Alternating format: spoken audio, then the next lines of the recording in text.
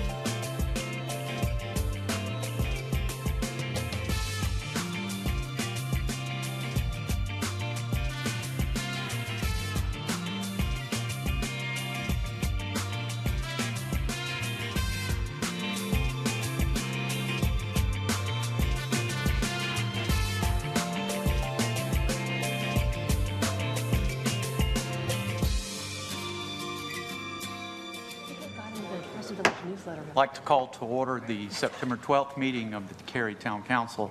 I'd like to open this meeting with a small prayer in remembrance of 9/11. If you would like to join me, I would ask that you bow your head at this time.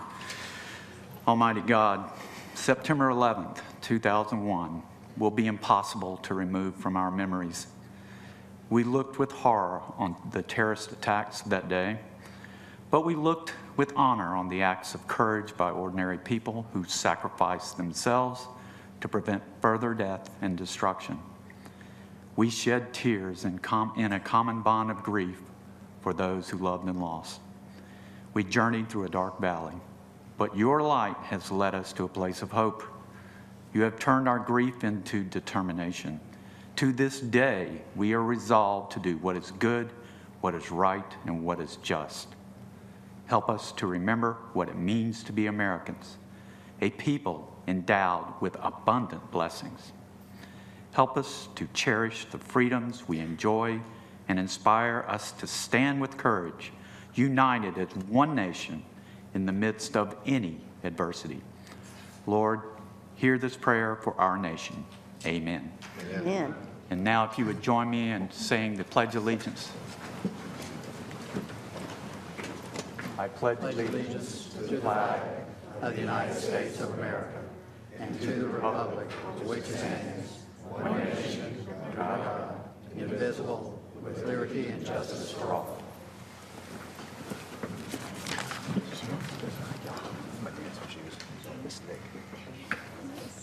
We're now at agenda item A3, which is the adoption of our agenda, and I would entertain a motion to do so. So moved.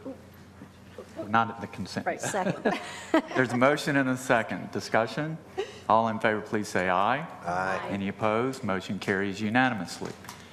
That moves us to the consent agenda. This is item B. For the benefit of people watching on TV, we're going to take a moment to read our consent agenda items, knowing that one vote approves all consent agenda items. On the consent agenda is approval of the minutes, ratification of the 2013 boards and Economic Development Committee appointments, appointing delegates to the North Carolina League of Municipalities annual business meeting, adopting a resolution ratifying the council's approval of 13 SP 021 Verizon Wireless and the Mills Patterson property rezoning and comprehensive plan consistency statement. Mrs. Robinson will now summarize the Operations Committee consent agenda items. Okay, thank you very much. The Operations Committee forwarded several items to the council for consideration under consent. The first item is the Cape Fear Sewer System Extension Project. The second is the amendment to the Wake County tax collection contract. We have the recognition of federal forfeiture funds. Then we have the proposed amendment to the Town Code of Ordinances. The next item is the North Carolina Governor's Highway Safety Program Grant Award. Then we have the amendments to the Traffic Schedule 8 and 15. Items 3G is Watch for Me NC resolution, and 3H is the bid award for the 2013 sewer rehabilitation project. Items that were discussed and forwarded under consent were the street light policy revisions, the general obligation bond sales schedule, and the bid award for next-gen computerized maintenance management system software. Thank you. We've had a request to pull items B, 2A, and B, the Mills-Patterson property rezoning and comprehensive plan consistency statement, from the consent agenda, and we'll discuss these items after the public speaks out portion of our meeting. Would any council members like to pull other items from the consent agenda for discussion? No. Seeing none, I would entertain a motion to approve this consent agenda. So moved. Second. There's a motion and a second. Discussion. All in favor, please say aye. Aye. Any opposed? Motion carries unanimously. That takes us to item C1, recognitions, reports, and presentations. Mr. Smith will present the proclamation recognizing St. Michael's, the Archangel Catholic Church's 50th anniversary. Mr. Smith. Thank you, Mayor. I'd like to invite David Wolf and Father Reed and Father Elder from St. Michael's to join me at the podium.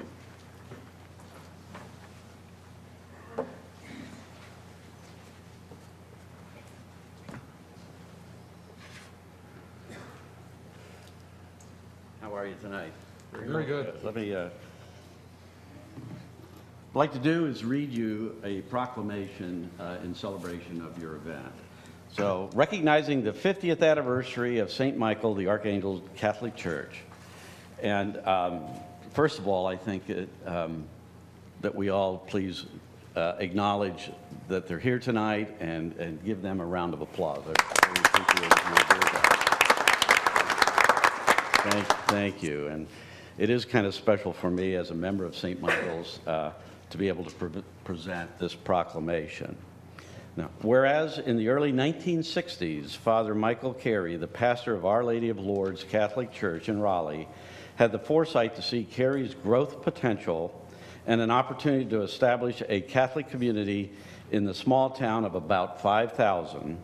And with the support of Bishop Waters, the diocese purchased a 15-acre parcel of land at the corner of Maynard Road and Walnut Street and began constructing Cary's first Catholic church on September 29, 1962.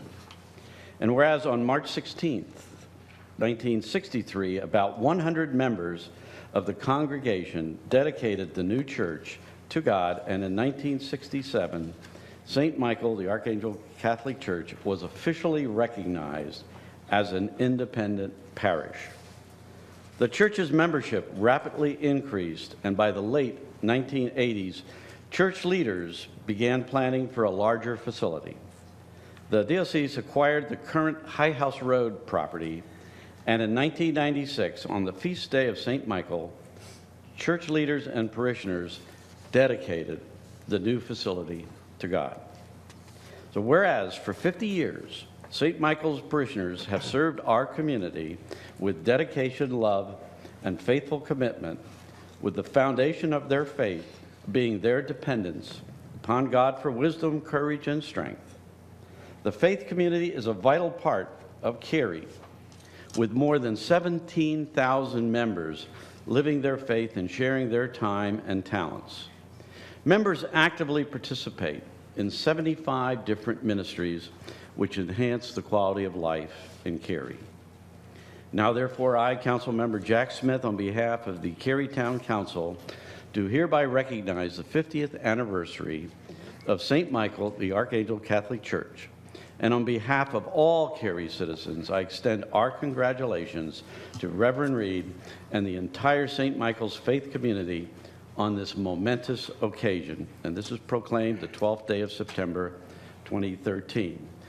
And I would like to turn this proclamation over to you, and please welcome a few words. Thank you. Come on. On behalf of all of our parishioners at St. Michael's, I thank you for this proclamation, but I also thank you for the opportunity of our parish family to help in the growth of the Cary community and the Cary town as well.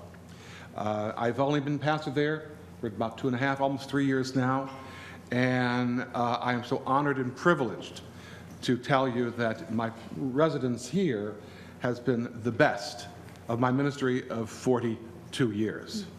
So thank you for the opportunity to be a part of your growth and the future of this community. God bless you all. Thank you. And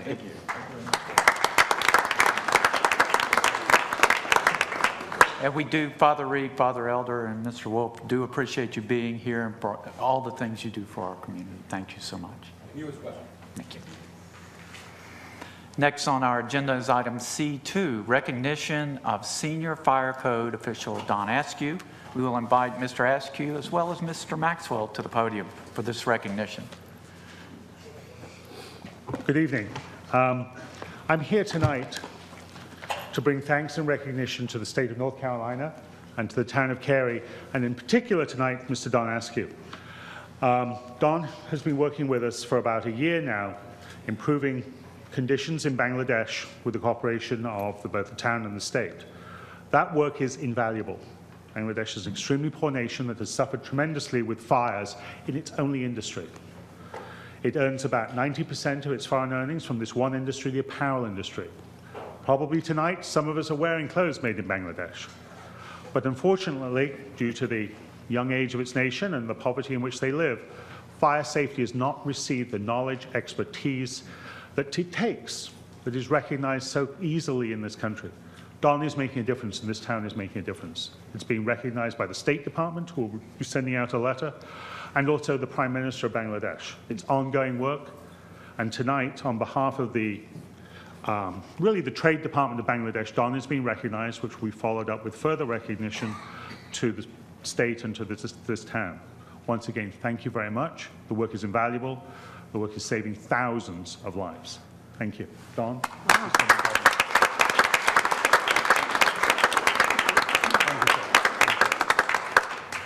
I just want to say thank you to the chief of the fire department and Ken Hawley and my supervisor, John Saylor, for working with me to be able to take the time off that I need to go over and make a difference with the expertise that I've gained from working here in the town. I feel like we're in at least the top 5 in the state as far as how we take it seriously and the time we spend in working out our, interpretations and the things that we learn. So it's been an honor to go over and make a difference worldwide and bring some recognitions to a well-deserved town.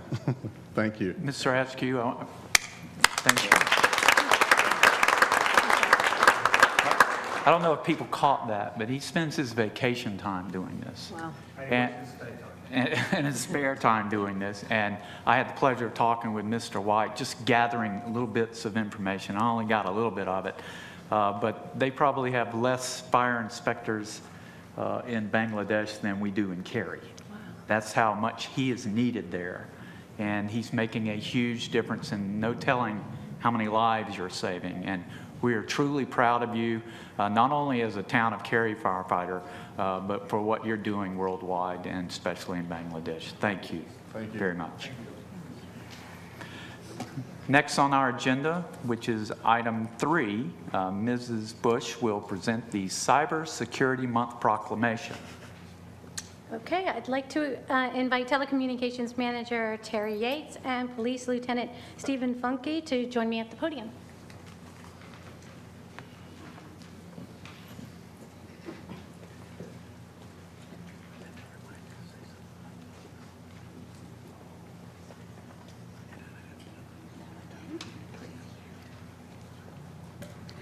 Look, there's the difference right there. As you all know, I like technology. I think I've said it a couple of times at the council table, and I'm sure I've said it online even more. But you also may know that I'm a strong advocate for cybersecurity. And I think there's a reason for that. There's a Pew Internet study that came out recently that said that 21%, or 1 in 5 of us, of the Internet users, have had their email or their social account compromised. That's a lot of people. And with 98% of our Town of Cary citizens online, that's a lot of Town of Cary citizens as well. And this year, we celebrate the 10th anniversary of National Cybersecurity Awareness Month. Now, every year during Cybersecurity Awareness Month, which is in October, we remind people that we all have a shared responsibility when it comes to cybersecurity. Now, what shared responsibility means is that, well, your unsecured network, you know, the one that you have at home that's named after your dog or your cat, or maybe your last name, or God forbid, your address, that unsecured network has your computers connected to it, your private information, information about your children. And it may even be open for someone to put a virus on it. They could put malware or a bot on your computer. Unwillingly, they can make your computer a zombie. Yes, a zombie. So that could potentially impact our critical infrastructure, which is our water, our sewers, our utilities, you know, anything that is connected to the internet could potentially become hacked by someone who came in unwittingly through your computer. So that's why we call it a shared responsibility, because we're only secure as our weakest link. So I thought I'd take my brief minute at the podium to give you some idea of how you can protect yourself before you connect yourself. So first, secure your Wi-Fi. If you don't know how, call Don Frantz. I'm sure he'll be able to help you. Don't use the default password that comes in the box. Don't just plug it in. And don't please name it after your dog or your cat or your address or your last name. Second, please install antivirus software and the automatic software updates that come down. If you can, do that to set up automatically so that you don't even have to think about downloading those updates. And third, back up your data.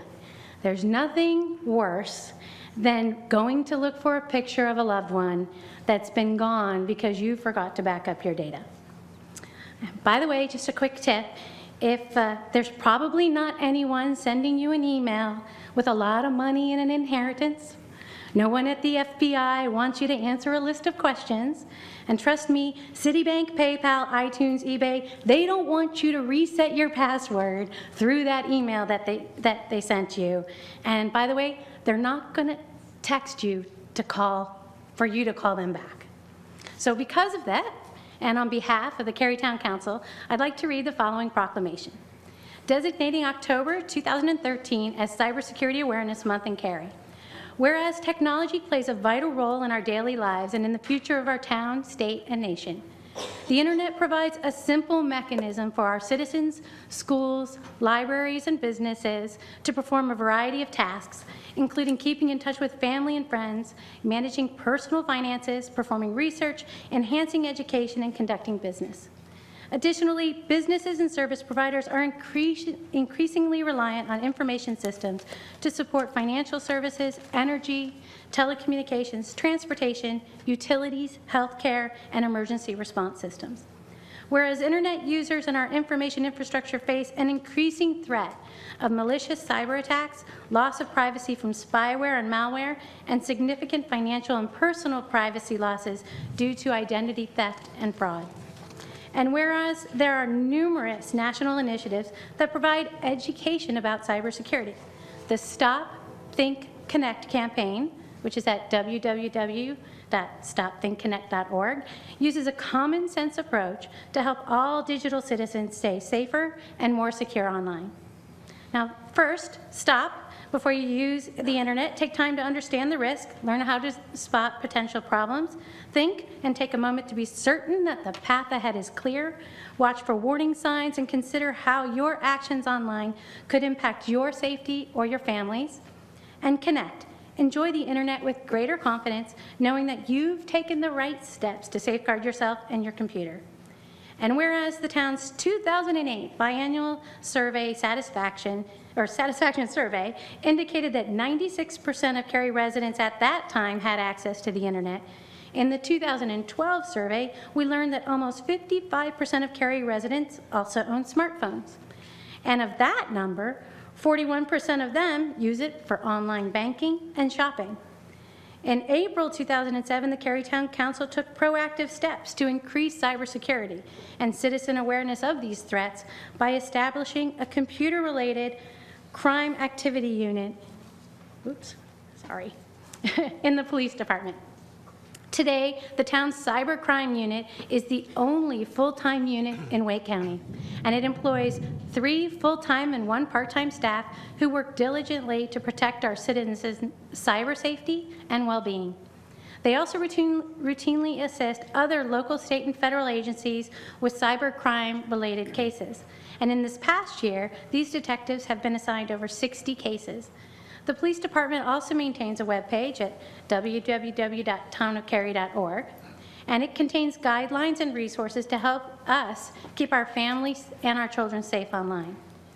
Whereas in 2002, the Town Council created a technology task force comprised of Cary residents with a wide variety of technology-related experience to determine how the town can better use technology to serve its citizens.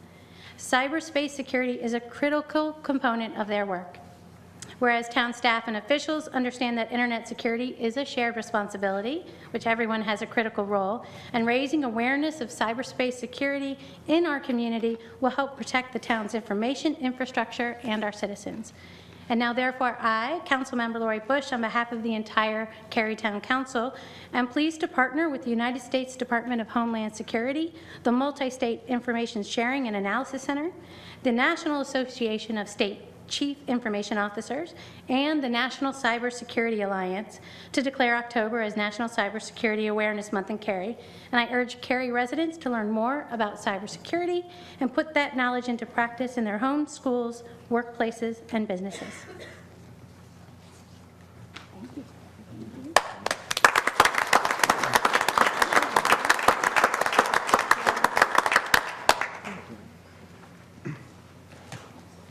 Good evening, Council. On behalf of the Technology Service Department, I would like to thank Council and Town Management for providing us the resources to make cyber security a top priority in our agency's goals and objectives. Thank you. Also, on behalf of Chief Bazemore, who I think is still here, yes, ma'am. I do want to say thank you, too, on behalf of the Police Department and Chief Bazemore. We have a cyber unit that has developed a level of expertise and respect in the law enforcement profession. They're very good at what they do, but that success and that reputation, we don't have that without the support of council. You recognized the need for this years ago and gave us what we needed, and we're very grateful, and I think the town is very well served by that type of dedication from you, and that allows us to do what we do. So thanks very much. And thank you, both the IT and the police department, for raising awareness for internet and cyberspace crime. This is something that is growing rapidly, and so I know your job is not easy. And thank you, Ms. Bush, for the pointers. I think I got all of them, but if I don't, I'll be giving you a call. Thank you.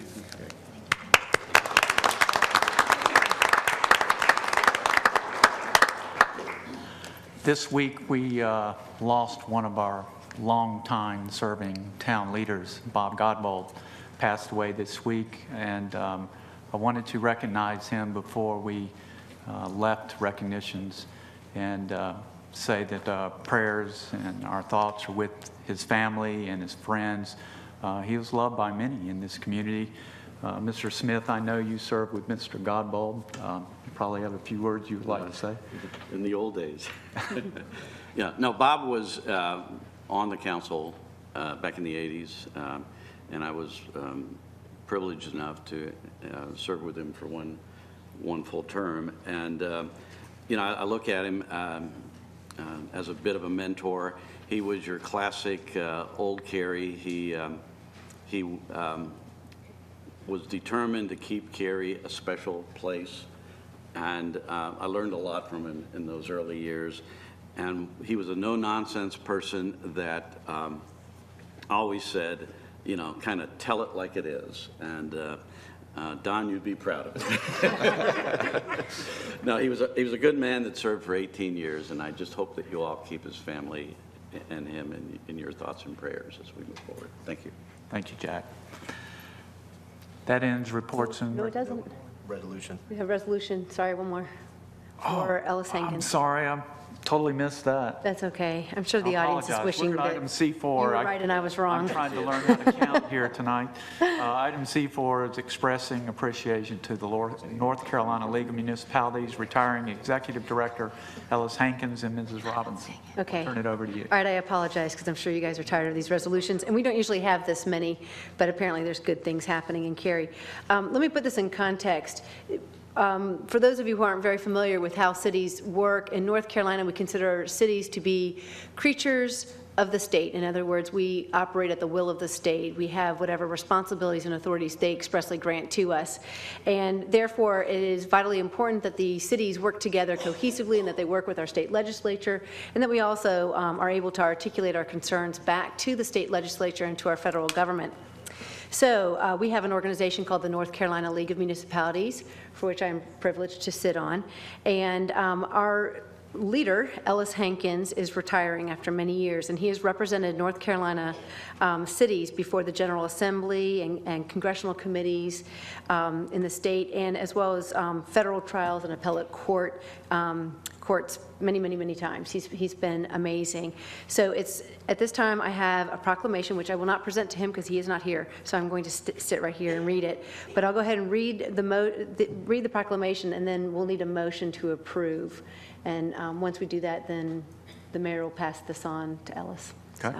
Okay, so this is our proclamation expressing appreciation to North Carolina League of Municipalities retiring Executive Director Ellis Hankins. Whereas Ellis Hankins, Executive Director of the North Carolina League of Municipalities, a leader in municipal government and leadership for nearly 30 years, has announced his retirement. Whereas Mr. Hankins began his career with the League in October 1982 as Assistant General Counsel. He was promoted to General Counsel and Chief Legislative Lobbyist in 1987 and served in that position until departing the League staff in 1994. Whereas Mr. Hankins returned to the North Carolina League of Municipalities as its Executive Director in 1997. Whereas Ellis Hankins is only the 5th full-time Executive Director of the North Carolina League of Municipalities in its 105-year history of its membership association, representing nearly every city or municipality in the state of North Carolina. Whereas Mr. Hankins has worked to promote good government in North Carolina through the League's offering nonpartisan advocacy, insurance, and other services as directed by its membership. His work has benefited the citizens of cities and towns in North Carolina. Now, therefore, be it resolved that the Town Council of the Town of Cary hereby honors Ellis Hankins of the North Carolina League of Municipalities for faithful service and lasting contributions to municipal government. Furthermore, the Cary Town Council extends its best wishes and much happiness to Ellis Hankins as he begins this new chapter of his life, adopted this 12th day of September 2013. Would you like to make the motion? Yes, I would. I make a motion that we approve this proclamation honoring Ellis Hankins. Motion to approve the resolution. A second. And second, discussion. All in favor, please say aye. Aye. Any opposed? Motion carries unanimously. Thank you. That's for you, Mayor. Thank you. That takes us to our next agenda item, which is Public Speaks Out. That's item D on your agenda. The next two items, item D and item E, Public Speaks Out and Public Hearings, have instructions for speaking at these forums on the printed agenda. If you'd like to speak at either of these, please take a seat in the rows to my right that are shown as reserved and follow the instructions on the agenda. The Public Speaks Out speakers have 3 minutes for their comments, and speakers may speak on any topic as long as it's not included in a public hearing. We have public hearings listed on the PowerPoint slide. So if you want to speak on those topics, please hold your comments till we get to the public hearings. Again, there's a 3-minute time limit for public speaks out, and to be fair to all of our speakers, I'm going to strictly enforce that time limit. We also have a 1-hour total time limit on public speaks out, and at the end of 1 hour, we will stop public speaks out. On the podium, there's a box with 3 lights on them. For the first 2.5 minutes, it will be a green light. For the last 30 seconds, it will be a yellow light. When the light turns red, it will flash, and I will immediately interrupt you. I thank all of our speakers in advance for adhering to the guidelines that we have set forth. With that being said, I'll open up public speaks out and invite the first speaker to speak on any topic that is not a public hearing.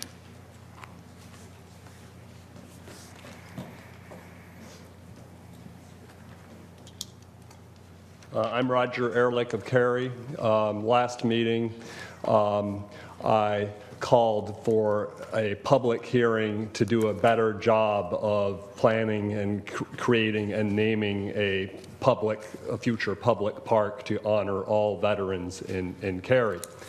And I suggested that the private selection of the name Veterans Freedom Park would be viewed by many veterans who believed that recent wars have not been fought or served the cause of freedom would be offended by the private group selection of that name. I had only 3 minutes. I was told that there was no public hearing. There's never been a public hearing on the naming of the project, and it was said that it was in no way a closed process, and one of the counselors suggested that he couldn't imagine how any reasonable red-blooded patriotic American could have any problem with the park, its name. Now, the process was closed. And I know many Veterans for Peace and others, my own father, and around the time, the freedom thing, this kind of reminds me, see, nobody was ever asked what they thought would be the best name. Normally, with a major public monument, you would have multiple designs considered through a public process. Instead, there was a private group, and in fact, they were provided $150,000 of public funds, and yet one of the designs that they had commissioned with the public money wasn't even presented to the Public Art Review Board. So there are many examples. The former public art coordinator called for a clear process to designate the role of the private committee and the role of the public board. The public board was only presented one plan of one possible design. They were told that that was the only thing that they could consider. I asked to have the other designs presented and a public survey presented, and that was ignored. They were never presented, the public taxpayer studies, and my public requests for a public hearing and a more public process were never entered into the public record. But the biggest problem here is that there's different kinds of patriotism. One is the obedience and silence. Once we're in war, you stop. The other is that we owe it to our veterans to criticize and ask whether these wars are really for freedom. Thank you. Fund their needs. Have those who profited from the war Next speaker, pay for please. their real needs, like homeless shelters.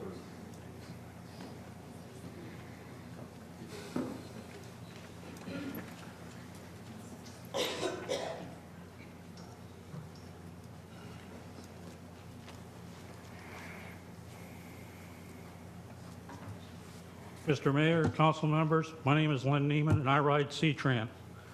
Last fall, transportation bond was passed that did not include funding for C-Tran improvements because the assumption was these improvements would be covered by a countywide abstinent sales tax that was also supposed to be on that ballot that the county commissioners decided not to put on the ballot. So C-Tran was left with an empty bucket for doing improvements that were long overdue because of increased ridership. I believe tonight a solution to this funding problem has presented itself. I would ask the council to take the $1 million the engineering department has returned to the general fund in consent agenda item 3I, put a hold earmark or whatever you want to call it on it for C-Tran improvements across the entire system, and get the planning department to come up with a plan on putting all those improvements together, some of which are on the handout that I just gave, not all of them, but the main ones, and get these improvements going. I mean, the money was returned to the general fund for future needs. Well, this is a future need that's 2 years old, and it needs to be dealt with. The system has gone from 150,000 paid trips to 300,000 in 3 years, and it's still growing. And instead of improving service, they have had to cut service on routes 1, 2, and 5 to be able to maintain on-time performance. That's not acceptable. We have no service really in western or southern Cary, which is part of what's on that plan. And I ask you to take this under advisement and use that $1 million where it can do a lot of good. Thank you. Thank you. Next speaker. Ladies and gentlemen, this is a business meeting. I appreciate you being here. If this is your first time, we don't applaud during business meetings, and I would appreciate it if... I'm sorry.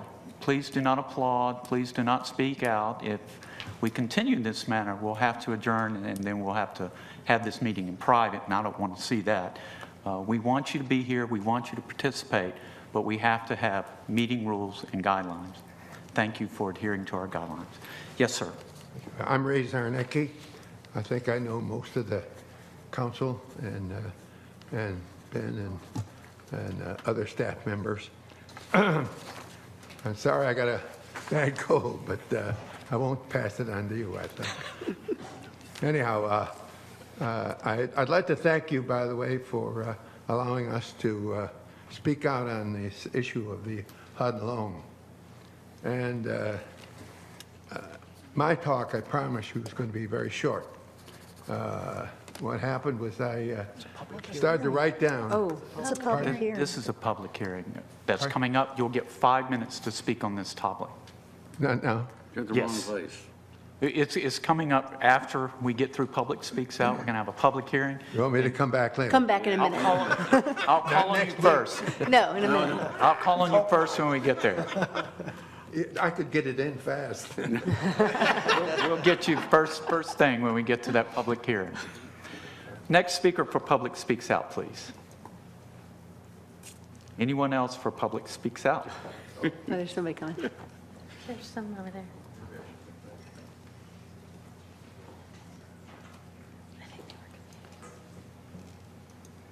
I see people moving across. Are we speaking at Public Speaks Out or public hearings? Anyone for Public Speaks Out? Yes, Race? they are public. Oh, okay. Okay. Next speaker for Public Speaks Out.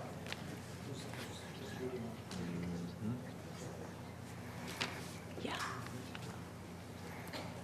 And the one on your left, there you go. Hello, good evening. My first time here. Welcome. My name is Lynn McGuire, and I'm a resident. I'm a longtime resident of Cary, 14 years, and I've been in Preston Village that long. I'm here with several other residents from Preston Village, Carramore, and Heritage Pines. And our concern is this evening was the Patterson Mills, which we've already heard you discuss. We wanted to bring it to your attention that the residents that border that whole development did not know anything about it. We can't stress that enough. We didn't know about it. We didn't see any signs. We just didn't know anything. The resident that was a block from the school did not get written notice about it. So and I think they've been in correspondence with several of the board members on this. And we just want to, they'll come up and speak, my other residents, that we really are concerned. The concerns are in regards to the development is the lack of public notice, including the rezoning signs where they were positioned, the unusually high density of these townhomes, the traffic congestion for the roads that are out there, the school overcrowding, and we have environmental concerns with the wetlands that are close to proximity to that. We feel this land would be better served to our community, expanding in the outdoor activities that this community embraces, which is it's surrounded by. It has the tennis courts, it has the outdoor fields at the high school, and it also has that beautiful park at the elementary school. And they're so well used, and we could see this area developing in that way to expand the activities and adventures that our community embraces, along with we have Heritage Pines has a different need, and it would fit in well with their outdoor activities too. And thank you very much, and everybody else will say their piece. Thank you. Next speaker, please.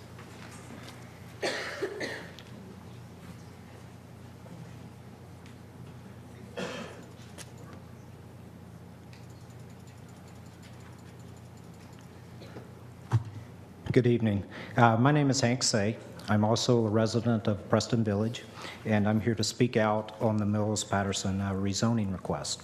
The neighborhood and myself would like to express a view against the rezoning of the 17-acre Patterson Mills development on the basis of poor notice and poor planning and inadequate data.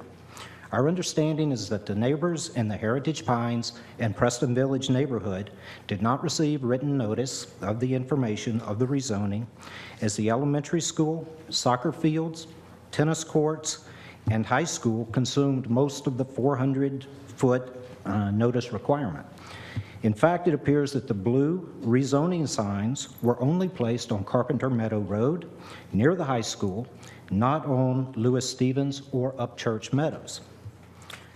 We, the neighbors, would have appreciated to have input into this decision, okay, and advance notice and opportunity for input. In addition, we do not believe the impact on the facilities, the infrastructure, or the communities has been reasonably assessed at this time. Our understanding is that the current land use plan calls for low-density residential to medium-density residential. Roughly 2/3 of the site calls for MDR, which would be 11.15 acres, or up to a maximum of 88 units.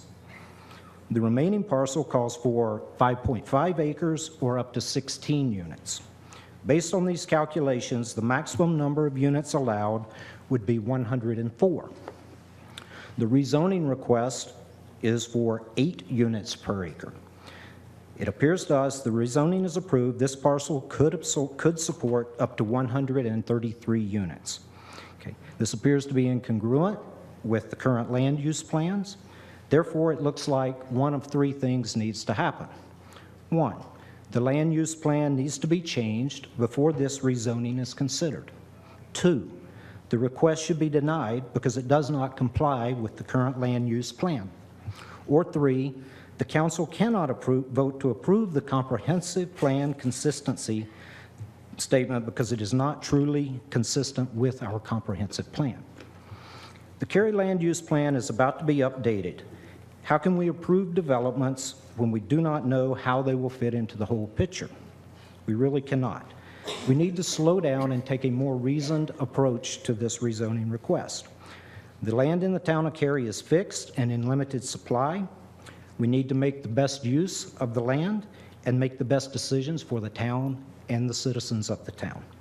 In fact, it is necessary to hold off on this decision because there are 2 large residential complexes that are currently under construction at the corner of Davis Drive and High House Road. I'm sorry, but your time has expired. Thank you very much for your time. If you have additional comments you want to leave with the town clerk, she'll be sure to get them to us. I sure will. Thank you. Thank you. Next speaker, please.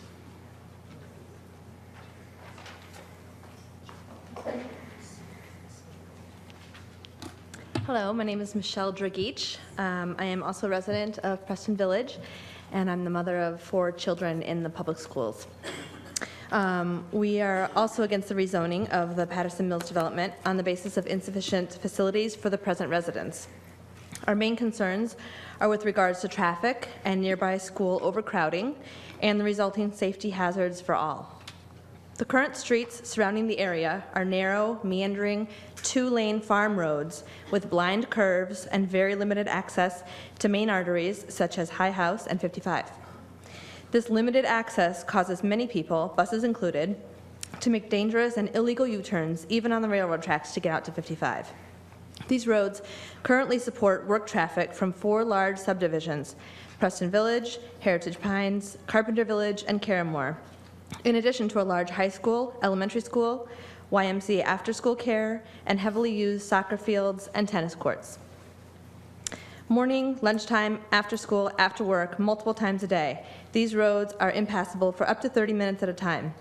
The connectivity from this parcel to other areas of interest, like Stone Creek and to the tennis center, are perilous, with no bike lanes and no sidewalks on Lewis Stevens. It looks like this is not addressed now and won't be until the Upchurch property, the farmland, is developed, but this impacts everyone that travel this narrow road. Just as an example of the effects the current density has on this area, Green Hope High School spent a great deal of money this past summer to try to solve traffic flow issues that could have been spent on educational programs. Another new development in the proposed area would only exacerbate the current problem. With regards to the schools, of course, the traffic is a serious danger to all the children walking, riding bikes, and young teenage drivers. Cary already has regular tragedies near Cary High, and the incidents are increasing on this side of town as well. But the 2 elementary schools and the high school also are well over capacity, and there are no plans to build additional schools nearby. At the closest middle school, Davis Drive, the kids can barely move in the hallways between classes. They're so packed in. We already have 390 housing units being built at High House and Davis. Where are these children going to go to school?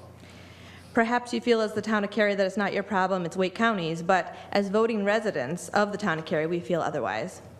Your plans impact other government organizations, and we all need to work in concert together. Until there's a serious plan in place to address the current crowding concerns, not to mention the additional stressors to come from Searstone and from the Davis High House apartments, we cannot support additional density in the area. Thank you. Thank you. Next speaker, please.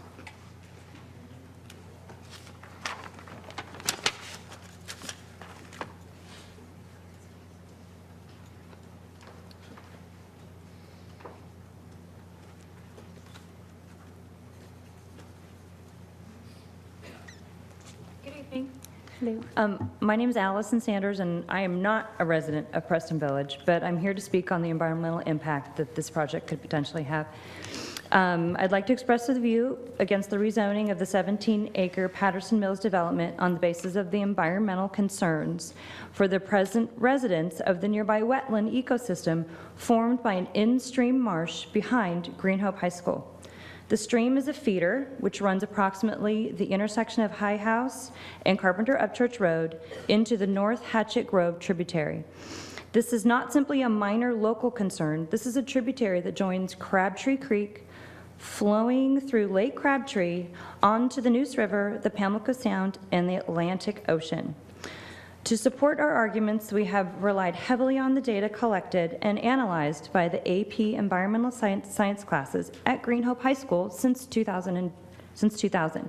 If you want to learn more about this topic or about this hands-on inspiration for young scientists, please visit the website at sciencerush.net. On this website, it is extremely interesting history about the wetlands. Unfortunately, the town of Cary doesn't always figure favorably of the history. Over the years, we have built illegal sediment ponds, blown up families of beavers that unfortunately were found by some of the students at Green Hope High School.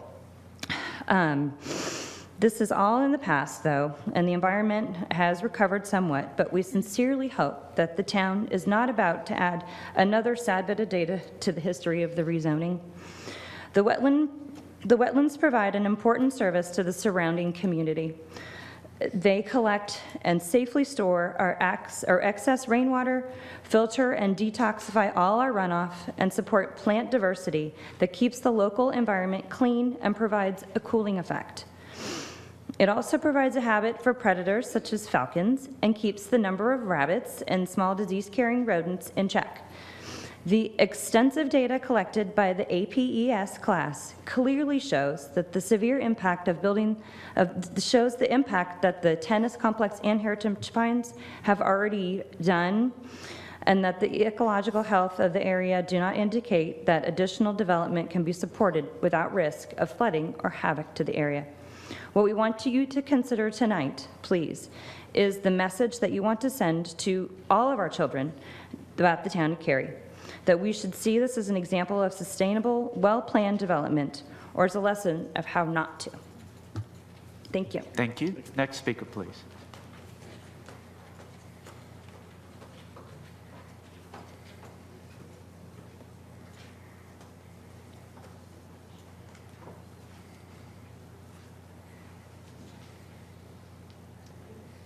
Good evening. My name is Margaret Struble, and I am the president of the Preston Village HOA. And first, I'd like to thank you all for allowing us to come here tonight and speak our piece.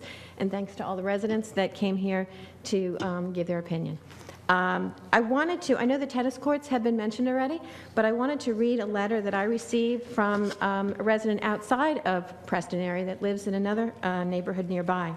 She wrote me, on behalf of my neighbors in Preston Village, I would like to bring up another reason why this location is not the proper place for a high-density housing development. This location is one of the only remaining options for expansion of the Cary Tennis Park. The CTP represents a huge investment by the town of Cary and has consistently grown in use and economic impact since its completion in 2002. Tennis has grown so much in Cary and the surrounding communities that what was once thought of as a huge tennis center is now bursting at the seams. Most evenings and weekends, courts are full and unavailable for play due to popularity. In fact, tennis has become so popular in Cary that in just 10 years, the CTP has gone from 3 employees to nearly 20. Tennis is the only sport in Cary that recaptures revenue and funds itself through the many programs offered at the Cary Tennis Park.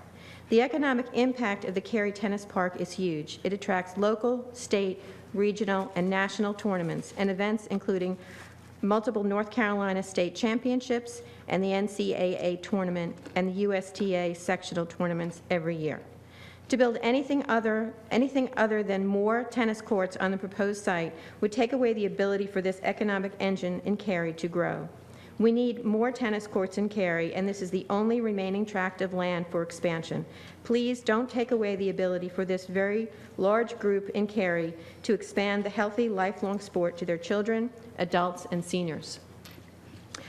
In conclusion, I would like to just say that we are asking for this project to be denied for all of the reasons that we have put forth before you tonight. If it cannot be denied at this point, then we would ask you to at least table the decision until more research can be done and we can determine what really is the best use for this property. We all want the best thing for Cary. We're all here for the same end, and we just all want to make sure that we're doing the right thing. Let's not put the cart before the horse. We have this land use plan that's being redone. I just don't feel that we should put something in place and then try to work the land use plan around that. Let's get the land use plan in place and then see how this neighborhood can fit into that. Thank you for your time. Thank you. Next speaker, please.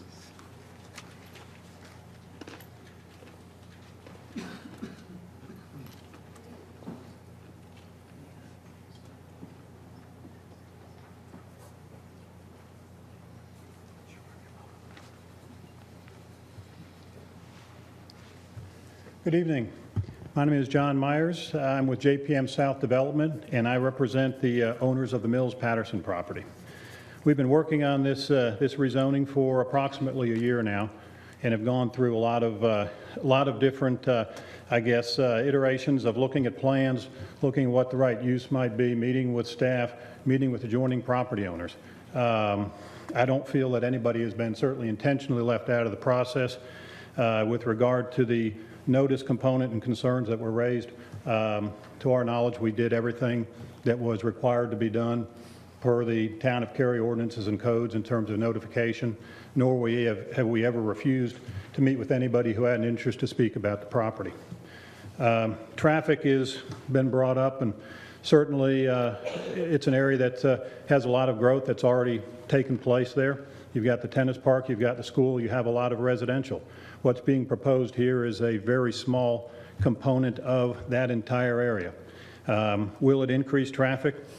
No doubt it will, but this property is of such a magnitude that it was small enough to where a traffic study was not required. What's being proposed here is essentially a high-quality townhome community. Units are expected to range in price from $250,000 to $300,000. We made commitments to ensure that quality in addressing adjoining property owner concerns. We've committed to half of the units be a minimum of 2-car garage and the other half be at least 1-car garage. So we have met with property owners to the south to talk specifically about their concerns as to the development of this property and feel that what will be built if this is approved will be a high-quality project that will certainly be a benefit to the town of Cary. If we look at what the land use plan calls for today, it's medium-density residential for the vast majority of it, and a small component is low to medium-density residential. We spent a good bit of time talking with staff about that, and we're very comfortable that they were consistent that medium density was the correct use for this property. We are following the land use plan laid out by the town of Cary. When one looks at what's immediately adjacent to this property, you have a school to the north, pretty intense use. You have the tennis park to the northeast, I guess is what you would call it. Once again, a pretty intense use, albeit a parks and recreational use, but nonetheless, higher intensity uses that really don't make this site conducive to low density residential development. It really wants to be a little bit higher density. Now, what has been mentioned a couple times here is high density development. This is not high density residential development. This is medium density, and as a matter of fact, while we are asking for 8 units per acre, the site ultimately will not support 8 units per acre. What we anticipate is a unit count of approximately 100 for the entire property. Mr. Myers, I'm Yes, sorry, sir. your time has expired. If you Okay. have additional comments, if you give them to the town clerk, she'll be sure to get them to us. Okay, I am available for questions. Should Thank they come you. up. Thank you. Next speaker, please.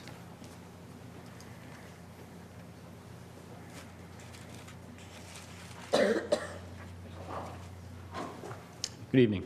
My name is Brian Shoemaker. Sorry, I don't actually have anything prepared because some of you may find this ironic. I actually just found out about this. I just wanted to come and voice my opinion, saying that I'm actually in Preston Village, and that I'm not sure what he said regarding what the land wants, being medium density or low density. Honestly, I haven't had time to review that, but I believe that a vote yes for this would be a bad idea before at least everyone is assuredly aware of exactly what's going on. I also believe that, many people have mentioned things like traffic and I don't know if anyone's mentioned increase of crime rates or anything like that, but obviously there would be a change to land value. I just want to say I actually just moved to Preston Village from a neighboring city that will remain unnamed because trying to get kind of away from that sort of thing and more towards what really Cary's known for. And so I think doing this would kind of, obviously Cary has a reputation for a reason, and it's because of what it currently is, not maybe what it could be. At any rate, I just want to say that, making it brief. Thank you very much. Thank you. Next speaker, please.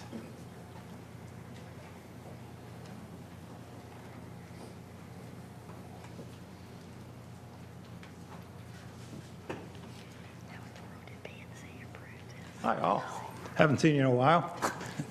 My name's Joe Shula. Like I said, I haven't talked to you guys in a while. Mr. Myers said something kind of interesting that that I wanted to repeat. He said his development is, to the benefit of the town of Cary. And with no disrespect, it's not to my benefit. Having townhouses, having more townhouses in Cary doesn't benefit me at all. It doesn't benefit these people that came to speak at all. And frankly, I really have a hard time thinking of who in Cary having more townhouses benefits. I really can't think of it. I've got townhouses all around my development right now. I see them everywhere. It means more traffic. As these people pointed out, it means more pressure on our school system. It means more pressure on our water, on our infrastructure. I don't see the benefit. And I ask you guys, remember what you're here for, and remember, remember that thought. That should be your guiding principle when you consider this, when you vote on this, the benefit of Cary, okay? So think that through for yourselves.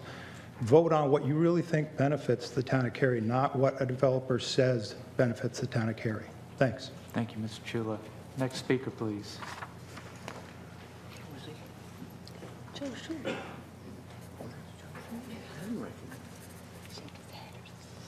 I'm also unprepared with any notes for this because I also really wasn't aware of it until I got a call from the Homeowners Association last night. But what I think the town has to do, you obviously have upset the developer because he's been making all these plans. You've had so much staff employed in working this. We have a lot of sunk cost in this already. Now, all of a sudden, at the last minute, these citizens are saying, hey, wait a second, what's going on? So I think in the future, we should probably change our notification system so that the developers understand what the residents in that area want before it comes to this sort of an issue that's more controversial. Thank you very much. Thank you. Next speaker, please. Anyone else for Public Speaks Out? I see no one. I'll close Public Speaks Out. And as we amended the agenda, we decided to move to the actual item, the Mills-Patterson rezoning. And I'm trying to find it since I pulled it out of order. As soon as I can find it on my agenda, there we go. I'm not sure if staff has any presentation, or are we just moving right to council discussion? Well, they usually do, and they have the P&Z recommendation if you want to hear it. So here we go. Mr. Nicholas. Sorry we caught you by surprise. You were probably the only one that didn't know.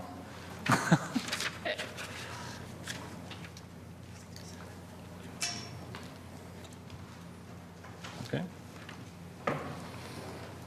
Good evening. This is a request to rezone approximately 16.7 acres from residential 40 to residential multifamily conditional use. Subject property has frontage on both Carpenter Upchurch Road and Lewis Stevens Drive. It's located immediately south of the Cary Tennis Park and Green Hope High School. Property is shown on Cary's land use plan with a designation of low to medium density residential, which would be a range of 1 to 8 dwelling units per acre. A small portion of the property is designated as office and institutional. This is a residual portion of the school parcel to the east on the opposite side of Lewis Stevens Road, and has resulted from the realignment of the road. When the land use plan was adopted in 1996, the intent of the plan was that the area west of Lewis Stevens Road would remain residential. The subject property is currently zoned R40. Proposed zoning is residential multifamily conditional use. 2 zoning conditions were proposed with the initial application, and these were presented at the public hearing before the town council. Those were the maximum density would be limited to 8 dwelling units per acre, and the uses would be limited to townhomes, semi-detached, attached dwellings, public athletic field, neighborhood recreation center, and public or private park. There were no protest petitions submitted regarding the proposed rezoning. Staff did receive some inquiries and feedback from citizens regarding the need for road improvements on Lewis Stevens Drive, buffering between the proposed use, and the need for the tennis park expansion. Following the public hearing, in response to some of the feedback that was received, the applicant proposed 2 additional zoning conditions. These were that a minimum of 50% of the townhomes would be constructed with a 2-car garage, and the remaining ones would be 1-car garage, and also that a 40-foot Type A opaque buffer would be provided along the southern property line. These conditions were part of the case when it was actually presented to the Planning and Zoning Board for their consideration. This slide just illustrates where the 40-foot buffer would be located. According to Cary's GIS maps, the property is impacted by stream buffers, as you can see here on the slide. This slide depicts the location of existing and proposed greenway trails in the vicinity of the subject property. Also, as noted in the staff report, with the proximity to the tennis park, a portion of the land area proposed for the rezoning is being considered for possible future expansion of the park. And the Planning and Zoning Board voted 7-0 in favor to recommend to forward this case to council with a recommendation for approval. And I believe the P&Z Board Chairman is here to give a report. Okay, thank you. I'm not Sharon. Thank you. Good evening, Mayor and members of council. I'm Michelle Muir. I'm the Vice Chair for the Planning and Zoning Board, and we took this matter up in our August meeting. We were unanimous in our decision to recommend this for approval. We found that the adjacent uses were appropriate and that this rezoning was consistent with the existing comprehensive plan. Part of our discussion was about the potential for future use for part of the parcel, as if there was tennis park expansion. We took that matter up, making sure that there was appropriate access points to whatever remained for development, and also regarding the land set aside for the tennis expansion, if that were to happen. We also had a discussion about the density that was proposed on the site, and because of the limitations of the site and the amount of stream buffers, our board felt that there was adequate open space that would remain on the site, even considering the density. So we had no speakers at our public hearing, and found no objections to rezoning this parcel to be residential multifamily for conditional use, and we were unanimous. Thank you. Thank you, Ms. Muir. Mrs. Robinson and Mrs. Bush both asked that this item be pulled, so at this time I'll open it up to you for your comments. Okay, thank you very much. When I first heard about this project, it was a while ago, and at that time I already knew that we had intended to expand our tennis park to the south, so I was very surprised to see that a development company had gotten the option for this land when it was something that we had been interested in. So of course I was very disappointed with that, but when I saw that there was a proposal for so many units on such a small sliver of land, it really surprised me, especially since the stream buffers wrap around the portion of land that is to the west. Even if the town were to acquire part of it for tennis expansion, I have a lot of concern about how those units are going to be put on that little piece of land. And I don't know if you can go back and show us that slide there that shows the stream buffers, but it really looks like it would be very difficult unless those stream buffers were determined not to actually be stream buffers, which does happen sometime, but even so, it seems like there's very little developable land on this site. And for as many units as being proposed, I find it very surprising.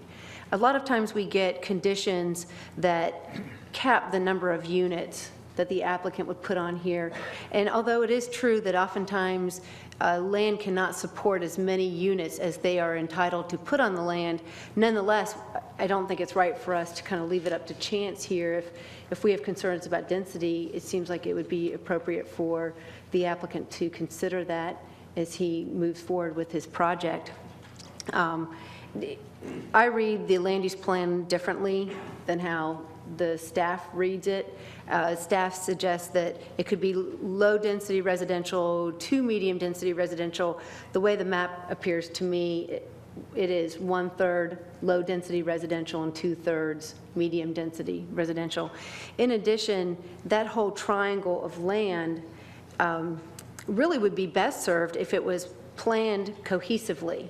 I have a lot of concern about the fact that we're putting one little sliver of development in and not planning for the entire, or even the majority of the parcel, which a lot of times now we get land that is bundled together so that we have a harmonious community for traffic flow, for the way that the units relate to each other. I think there's a lot of importance for having that cohesive design. In talking with staff today, they talked about the fact that they would require at site plan level for the applicant to put a stub to the south so that it would join up with that land when it was developed, but we don't know when that land is going to develop, and it could be years from now that it develops. So if that is the case, then we have, as you know, the applicant said 100 units, but even if it's 100 units, that's a lot of cars to be coming out on one single access point for many years. So I just have a problem with that. I know I'm not the only person who had concern. I know Lori had concern about this from the beginning as well. So I'll move it over to Lori, but I think there's among the council members, there's a lot more concern than existed at the P&Z level. Okay, Ms. Bush? Yes, just a couple of questions, Mr. Nicholas. A lot of the folks who came to Public Speak Out talked about the notification process. Could you put the map up?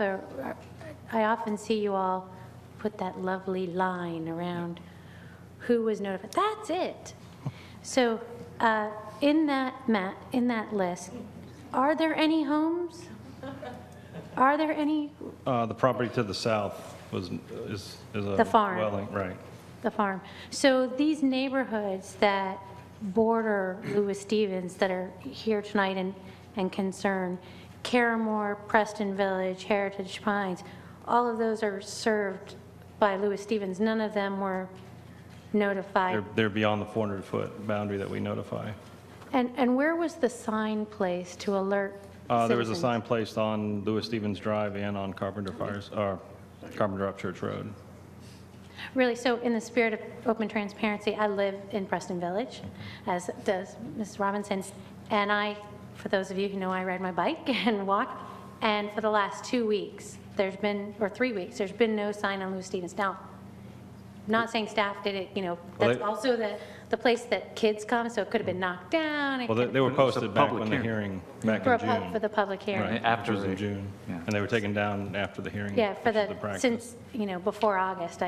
So I'm just saying, I feel for the citizens here because although we get to see the agendas much earlier, and we see them all the time, very often many citizens don't look at this, public notice on Cary News and don't keep track, and that sign, at least to me, and I hope to the average citizen, is an indicator for people that, hey, something's going on right here. And having the sign, clearly on the Carpenter Upchurch Road, where kids are going to school, right, they probably don't care about the sign. But Lewis Stevens, all the parents that are going to, the 3 schools really that are served, Green Hope Elementary, Carpenter Elementary, and Green Hope High School might not have it. My concern is that we have so many residents that are impacted, significantly impacted by this, and I just feel that they've been left out of this whole process. And I don't feel comfortable voting on this with so many people coming, and to be honest, at the last minute, feeling like that they weren't part of the process. And that's probably, the process is probably something we ought to consider. Don't have the solution. Maybe it's or the nearest neighborhood, kind of thing. But Yeah, that's I'm something sure we that can address later, but Right, your I'm sure point is Green well Hope taken. Elementary got the notice, and Cary Tennis Park got the notice, but all the people that live there Right. didn't get the notice. Right. And I think that's a problem for the future that we need to address. Yes. Other comments? Mr. Yerha. Yeah, I can add my concern, I guess, to those already expressed. I guess, firstly, I don't particularly like the rezoning. Just start with forgetting about notification or anything else. I would like to see some additional conditions in there. I mean, I don't think we're going to get 133 townhomes under any circumstances. I said the stream buffers and everything, it's going to be a lot less than that. But I'd like to see that reflected somehow in the rezoning conditions. But beyond that, with the notification, I know the town did what they were supposed to do. I have no problem with that. But looking at the staff report, back in April when they had a neighborhood meeting, 2 people showed up, the owners of the land to the south. We had our public hearing in June. There were no speakers. P&Z had their public hearing a few weeks ago. The only person who spoke was the applicant. And all of these people are just coming out here within the last 24 hours, not only tonight and with the emails that we've been getting. And even the P&Z board, I mean, they were unanimous. One member of the P&Z board had asked us, who was absent from that 7-0 vote, I had some concerns. So all these last-minute things, we just can't feel comfortable in. I don't feel comfortable in saying yes or no, actually, to this tonight. I certainly would not say yes to the rezoning, but I think we owe it to everybody to I think there's some misinformation, at least in the emails. I mean, calling it high density, it seems like it, but it isn't, right? It's, and someone called it low income in the emails. It's not. It's not our concern, but it's not. And I think the impact of schools is another issue. Townhomes sometimes have less of an impact than single-family homes. I think there's some information that needs to be clarified, and I think there's some respect needs to be given to the folks who, even though they were outside of the 400. So I'm certainly not in favor of voting positively for this evening. Okay. Ms. Adcock. Well, you know, I'm usually your process person, but the process about this doesn't bother me near as much as all the information that's been shared with us tonight. And I go back to, you know, when you read the staff report and it says the purpose of the rezoning is to determine whether or not the land use and densities allowed in the proposed zoning district are appropriate for the site. And there were 5 things that really struck me tonight from these very well prepared, even at the last minute, neighbors. And the first is that the current infrastructure is really insufficient to support this kind of density. I don't know that it's sufficient to support LDR, to be honest. The proposed density just seems out of place in that location. The environmental impacts alone give me the willies with the wetlands so close. I mean, you just think about that. We talk so much about how we're concerned about water quality and all those things, and this is a chance to back it up about 5 steps. The fact that we ourselves are talking about, you know, with any luck, expanding our tennis facility, and we need some of that land to do that. And then the other thing is school capacity, and I know that we don't control the schools, but we control what happens with the land that impacts the schools. And I think we need to really think hard about that when this, you know, whatever happens with this tonight, which sounds like we're not going to make this decision tonight, but these are the things that you know, weigh heavily on me whenever it comes back. I think there's some validity to the suggestion by several people that maybe it's the land use plan that needs to be changed. Because, you know, way back when this was done, it probably made a lot of sense. And we are in the Imagine Cary process. And, you know, are we out of step? Is this out of sync? And I just want to go back to something it was Mr. Shula who said, how would this rezoning make Cary better? And I struggle with thinking of one way it would do it. So, you know, we can delay this decision if we want to, but I don't know what I'm going to hear between now and then that's going to make me think any of those points that I just made will not resonate with me whenever we do it. Okay. Other comments? Mr. Frantz. There's been a lot said that I really can't add to or say any better than my colleagues. I do hear you on the public notice issue. It is a concern. I think it's been a concern of ours in the past because this is not the first time we've ran into something like this. So we either need to quit complaining about it or fix it. And I'd prefer to fix it because I get tired of hearing about it. The environmental concerns, I do hear you, but I struggle to understand the concern about the environmental impact if it's townhomes, but if it's a bunch of flat, impervious tennis courts, then it's not so bad. No matter what gets developed, we've got environmental concerns that we've got to take into consideration. So traffic is a legitimate concern. This area is already inundated with traffic. I don't care if it's 60, 70, 130 townhomes, it's going to add a lot more cars on the road. And quite frankly, I would like to see this little long, skinny piece of land possibly joined with the land to the south and develop more cohesively. That would give a better comprehensive product to the area. It just doesn't feel right. And if it doesn't feel right, we don't do it. And that's kind of what I'm going with. Anything to add? Mr. Smith? Wow, no. I think, Ms. Gale, you brought up an interesting perspective. You know, my first inclination after listening to all this was to kind of kick it back and, you know, hope springs eternal that you can kind of work something out. But clearly from the conversation, I don't get the sense of that. The one question I have, I am, believe it or not, stuck on the process a little bit. I'm absolutely stunned at, you know, the amount of outcry at the last minute. And going back to what Mr. Yerha said, when you have the neighborhood meetings, what's the criteria to that? I mean, it still kind of surprises me that there had to be some notice for those meetings, or just refresh my memory on that process, because You know, what I'm struggling with is you got a planning and zoning board that is basically a citizen advocate board. That's what I'm struggling with. And they get to look at it not as we have to with all the rules, but they have to look at it from the perspective of the people out there. And they voted for it. And unanimously. And you had these neighborhood meetings and that. So, you know, something just doesn't compute for me. And I'm not for or against it. I'm just saying something's broken the process, I guess, because two people showing up. Help me a little bit understand how that is communicated to the community. The ordinance requires that for a neighborhood meeting, they require a notice for 100 feet. Typically, we'll provide them. Same conundrum we have with the 400. Same for the rezoning, but typically we'll provide the applicant with the same list that we use for notification of 400 feet. And most applicants will typically use the 400 foot to capture all the same that they'll get notice of later in the process. I mean, we use 400, it's really 100, but we, by law, and we extend it to 400, hoping to solve most of that problem. It just doesn't do it this time. Yeah, okay. No, I'm really at a loss here. I feel like it went so far down the road with so many checks and balances and, you know, that type of thing, so. Okay, Ms. Robinson? Okay, all right.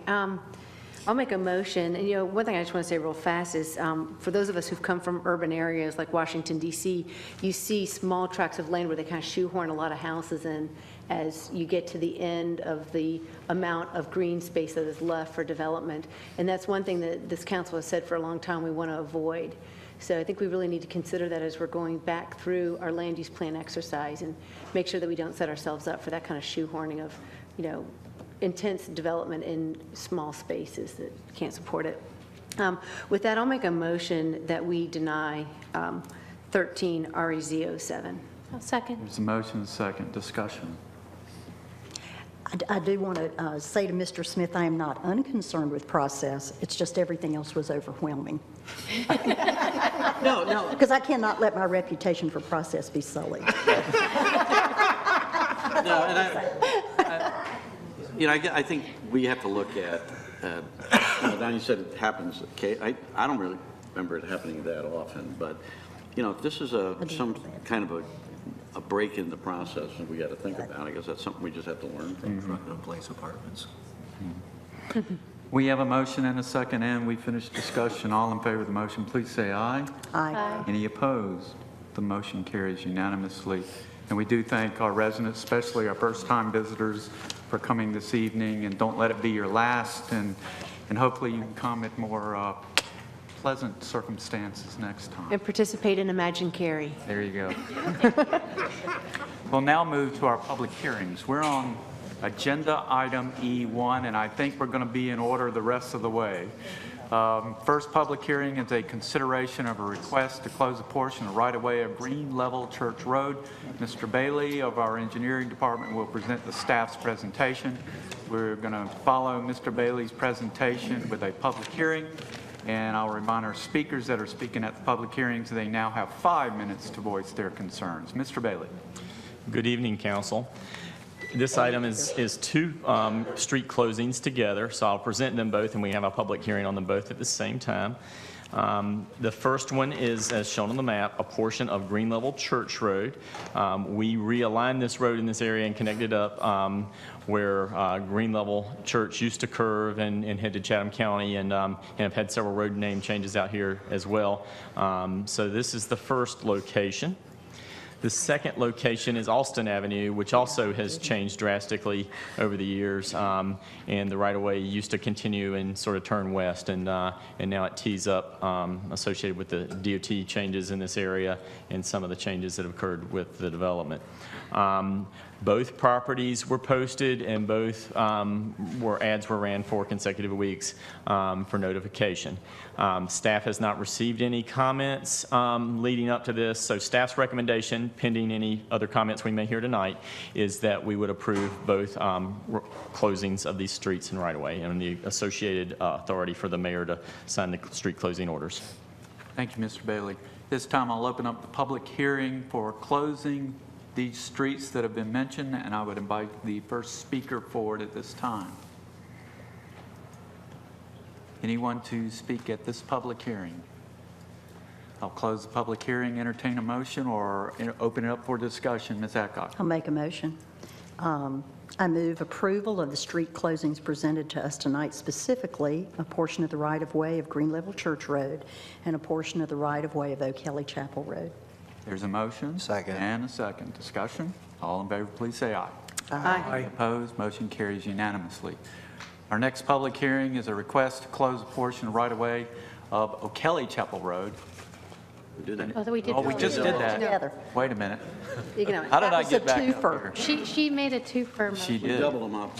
She Thank you. tricked you. You're I'm welcome. sorry, I'm just catching up. That's all right. We're now at item E2, the Economic Development Public Hearing to consider an amendment to purchase and development agreement between the Town of Cary and Memento Mori LLC. Mr. Goff will present staff's presentation, and following the presentation, we're going to have a public hearing, and speakers will have 5 minutes to voice their comments.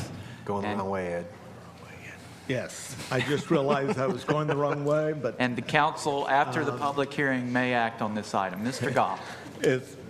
it's not the first time I've gone the wrong way, and probably won't be the last time, but thank you, Mayor and members of council. Tonight, we have actually 3 items that help us implement your prior direction on the Mayton end. This specific item is a public hearing and resolution to approve the Second Amendment.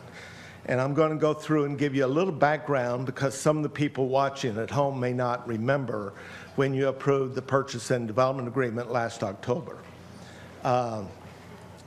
Just as I said, October 11th, 2012, the Town Council approved a purchase and development agreement with Memento Mori to sell them 1 acre, a little over 1 acre of land located at the southeast corner of Park and Academy. And that's, if you're trying to visualize it, it's where Dr. Thompson's old medical building has been located for many years. And 2 lots behind it. So it's a total of 3 platted lots that they will be purchasing. The developer, Memento Mori, will pay the town $951,000, $342 actually, over 15 years at a 6% rate. So some of the questions I've heard from time to time is, how did you arrive at that number?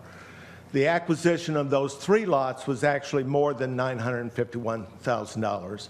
But what we did as part of the purchase and development agreement discussion last year is said, instead of using just the purchase price of those 3, what we would do is average the purchase price for the 13 acres that we've acquired at between Academy, Walker, Walnut, and Park.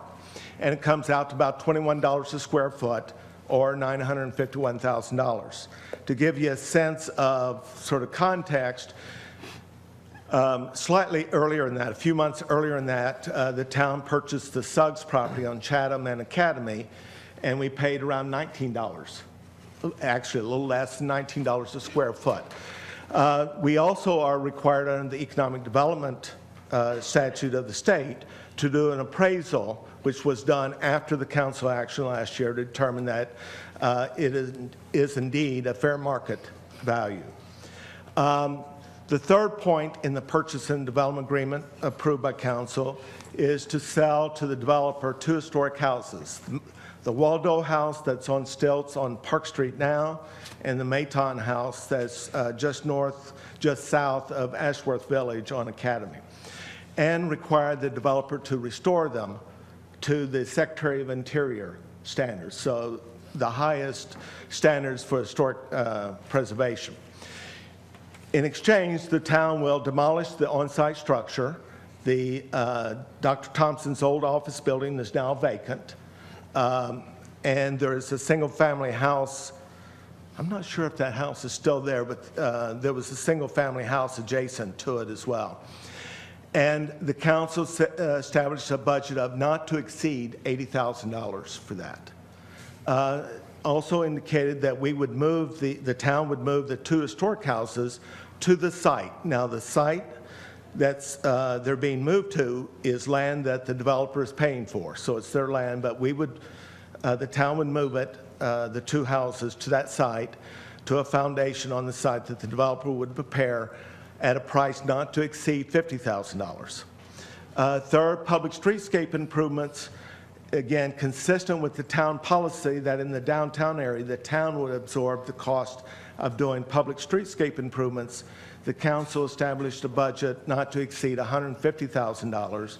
And of course, this will be part of the Academy Street improvements covered by the bond issue. And then the final one was the rough grading of the site and creating of a sediment pond, et cetera, not to exceed $45,000. So that is our financial obligation for the site itself. In addition to that, the purchase and development agreement indicated that the town would prepare and submit an application, a Section 108 loan application. This is an application for economic development that is sponsored by the Housing and Urban Development, Department of Housing and Urban Development, the federal government, which allows money to be loaned at a favorable rate for economic development within a community. This loan application would be $1.4 million, and Mr. Phil Smith will talk about that with the next case item. But it's also one that, again, the purpose of it from the federal government is to spur economic development, and the amount of money that is loaned is based upon the number of jobs created. So in exchange, the developer will build a first-class hotel for a minimum, and maintain it as a first-class hotel for a minimum of 10 years. It will have 45 rooms, including the Waldo House being one of the rooms, as well as public meeting space. It will have a public restaurant and bar. They will restore the 2 on-site historic houses, and there is no waiver of Cary property tax, occupancy tax, or any other tax. And it's estimated that this will generate $130,000 a year. I can't remember exactly what the site is generating now, but it's in the $10,000 or $15,000 range. So this is the site plan that was approved, that is getting ready to be approved by the planning staff, the town staff. And a couple of points I want to make. You've seen the site plan. It is the 3 acres going from the left side of the slide, which is Academy, 3 lots. Towards 3 lots, not 3 acres, correct? Three lots, did I say? Sorry. 3 lots. And the front of the building will be on Academy. The side of the building will be parallel to Park Street. There are 7 parking spaces located on their property off of Park Street. Questions have been raised about parking for the hotel. And in their comments, they may want to talk a little bit about that. But judging and based on their present hotel in Durham, the King's Daughters Inn, they have actually very little parking need. But part of it is the council has indicated that within the downtown area that there is no parking requirement for non-residential uses. And again, the idea is to spur sharing of parking, not just continuing to build out asphalt surface parking lots. So the applicants will utilize those 7. They will utilize on-street parking, but they're also talking to adjacent property owners about leasing space because their need will be at night, not generally during the day.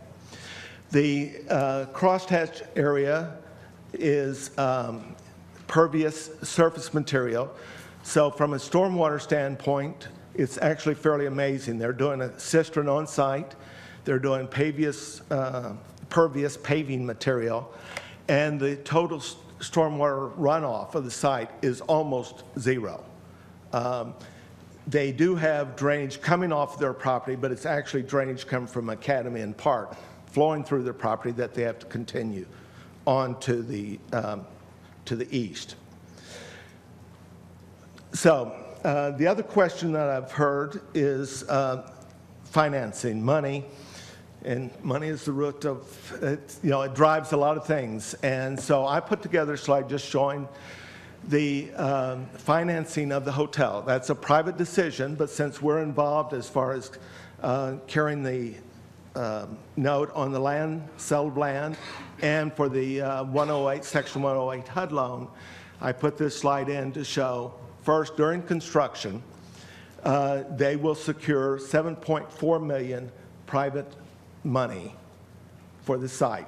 They will use the $1.4 million from the HUD loan and, of course, the seller financing on the land.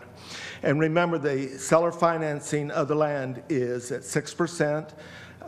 There is no payment due the first 4 years, but interest accrues. They can pay it off at any time. But if it carries out to the full 15 years, I don't remember the exact number, but it's in the $1.6 million range. So that's during construction. After construction, with the permanent financing, they're looking at $5 million from a private lender. Second position would be the HUD loan at $1.4 million.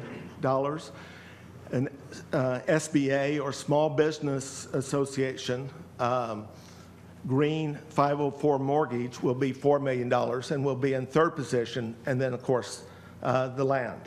So a couple things this tells me or shows me. One of the goals that we had at the beginning of our efforts downtown 2 years ago, we said we won't be successful until we get private money investing downtown. And I would defer to others who have been here more years than I have, but I'm pretty sure this is the most significant private investment in downtown in many, many years. And it serves the second, more important, equally important purpose. One of the comments that they receive time and time again, and I've received, is all the financial institutions want to be number two in lending money downtown. They want someone else to be the first one in the pool. Lend the money, be successful, and they're happy to follow. So part of this is getting private money invested downtown. Being a success will attract other private investment downtown. So let me go through quickly the specific amendments that we're talking about tonight. The first one, and most of the real guts of the essence of the purchase and development agreement is not being changed. It's the same as it was last October when you approved it. What we're talking about tonight is really refinements, details, sort of dotting the I's, crossing the T to finish up the project. The first one is moving the closing date. It was originally scheduled, we're always optimistic, it was originally scheduled for September of this year. Over the last year, they have worked very hard. They have a site plan that, depending upon the council action tonight, will be ready to be approved tomorrow. They have a building permit. They've done all their construction plans. They have building permits, a building permit that, with a couple of technical changes, will be ready to be issued. And as soon as the HUD loan is done, is approved, they will be ready to start construction. They have indicated they would like to start construction in October, November. I've told them November, December, and you know, I'm always aggressive as far as the time standpoint. But they are ready to go is really the point. Secondly, the commitment by the town to submit the application for the Section 108 loan. Third is the lease of a vacant house at 118 East Park Street that the town owns, but you may remember that we have a lease with Mike Clifton for 2 years to continue to rent the house. And that 2 years is actually expiring the end of this year in December. Mr. Clifton has already indicated that they can go ahead and use a portion of the house now. But this is a house that we're going to be tearing down as soon as it's vacated, as soon as it's, the construction office use is over. So they are going to rent a portion of the house and a portion of the lot as their construction office. And so we have a lease for that. Temporary utility construction for an easement for a sanitary sewer. It'd be a public one going from basically their project on Park through the future parkland to Walker Street. And the location and details of it have been reviewed by engineering, by Parks and Recreation Cultural Resources, and by the consultant doing the parks plan. And the reason for this is the depth of the sewer line that's in Park is not deep enough. It's better to run it over to Walker to get the necessary depth. Number 5 is a temporary conservation easement for a term not to exceed 18 months. And what this is there's the state stormwater requirements that will be met for the entire 13 acres once we start to develop the park and the land adjacent to the park, the town-owned land.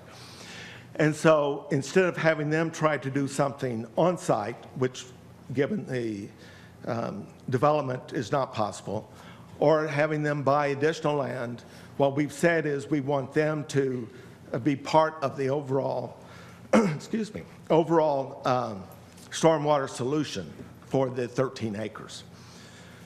The number 6 is the right of entry agreement for construction operation of the sediment retention pond. During construction, the sediment pond for the construction will be on town property. They are obligated at the end of it to restore it. So it's a temporary use of that. And number 7 is an encroachment agreement for the construction and maintenance of a retaining wall for a very small portion of town land. And this allows for the placement of the Mayton House and the Waldo House adjacent to the parkland. So, as I indicated at the beginning, this is not the only item that is in front of council tonight on this topic. The next item is the item adjacent to this, or the next item on the agenda, and it is a resolution authorizing the submission of the Section 108 application. And then later on, there's a consideration of a request to waive the right-of-way and roadway requirements along Park Street. And that is a little interesting. Park Street in this location between Academy and Walker is identified as a collector street, which means we need 60 feet of right-of-way. All you have to do is go out there. It's another one, you just have to look at it on the ground. It's not going to be it's not a collector street. It should not be built to a 60-foot right-of-way, and this waiver takes that into account. So finally, I would say that I would ask the council to adopt the resolution authorizing the town manager to enter into the Second Amendment to the Purchase and Development Agreement. And I would also say, I think this is part of the overall plan to revitalize downtown. We have a lot of things going. We have the Cary Arts Center that's been open. We have the Cary Theater that is getting very close. We have Academy Street road improvements that you're looking at. We have the downtown park. We have the Jones House. The restoration has started, if you've been by there in the last day or two. But I would also say those are all public improvements, public funded improvements. And I think it's very important for us to make the next step to securing private investment downtown. And I think this will help us do that. So thank you. Available to answer any questions. Before you step away, could you back up one slide so that it'll help the speakers understand the difference between the two public hearings? Yes. So once again, this public hearing is for, in the simplest terms, this public hearing is to do the 7 things that I mentioned. Right. And one of them is to authorize sending the Section 108 loan application to HUD if the council approves it at the next item. So the next item is the actual consideration of the Section 108 loan and the modification to our, the right term, but annual plan. There's a block grant annual plan. The third one, and the reason they're different is because they have different basis in which they are being considered. The third one is an engineering, from the engineering department, and it's really a pretty technical request to waive the right-of-way along Park Street and to dedicate right-of-way from Park Street into the proposed park. You may recall the earlier plans and the most recent plans show a connection from Park Street into the downtown park. And furthermore, it shows that connection going across Park, and with future development to the north side of Park, connecting it as a walkway into the Methodist parking lot. It's that connection, And this can be a road connection, it can be a pedestrian connection, but it's providing access into the park. It also provides then access into the service bay for the hotel. So there's 3 different items, but it's really, if you put the 3 together, it's really talking about taking the next step for the implementation or execution of our purchase and development agreement. And with my discussions with the town attorney earlier today, we could do one public hearing, close it, do the other public hearing, close it, then address both of the items. That is an option, That is, Mayor. if the council would like to proceed that way, because I think it's going to be difficult for our speakers. Yeah, they need to know exactly what they're queued up to talk about. Right. And so I would propose we do it that way, and then after both public hearings, we can address both of the issues, unless there's an objection. So having said that, if you've completed your report. I have, thank you, Mayor. Okay. We'll open up the first public hearing. Now, I know that Mr. Zarnecki was talking about the HUD loan, so I'm not sure if he's really the next public hearing or this, but if he would like to come back and speak, he would be my first speaker. If he wants to speak at the next public hearing, which is more about the HUD loan, then I would invite you at that time. I see him sitting, so I'm thinking he wants to speak at the next one. Okay, then I would invite the first speaker for this public hearing to come forward.